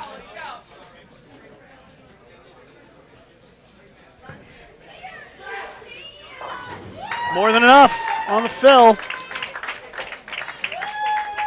So congratulations to Robert Morris and to the Weber women as they win the titles here this weekend at the NAIA. We will be back with more live bowling coverage in the coming days from the Open Championships, and also more collegiate coverage starting April 16th. From Lincoln, Nebraska, Nationals will be right here on BowlTV. I appreciate everybody joining us throughout the weekend here. Congratulations again to Robert Morris men and to the Weber International women on winning the titles. Final score here in this fifth game, 221-213. Robert Morris takes the title. We will see you guys next time here on BowlTV. Thanks for watching. Appreciate it. I'm Lucas Wiseman, and we will see you back here on April 16th for the Intercollegiate Team and Singles Championships on BowlTV. Have a good night, everybody.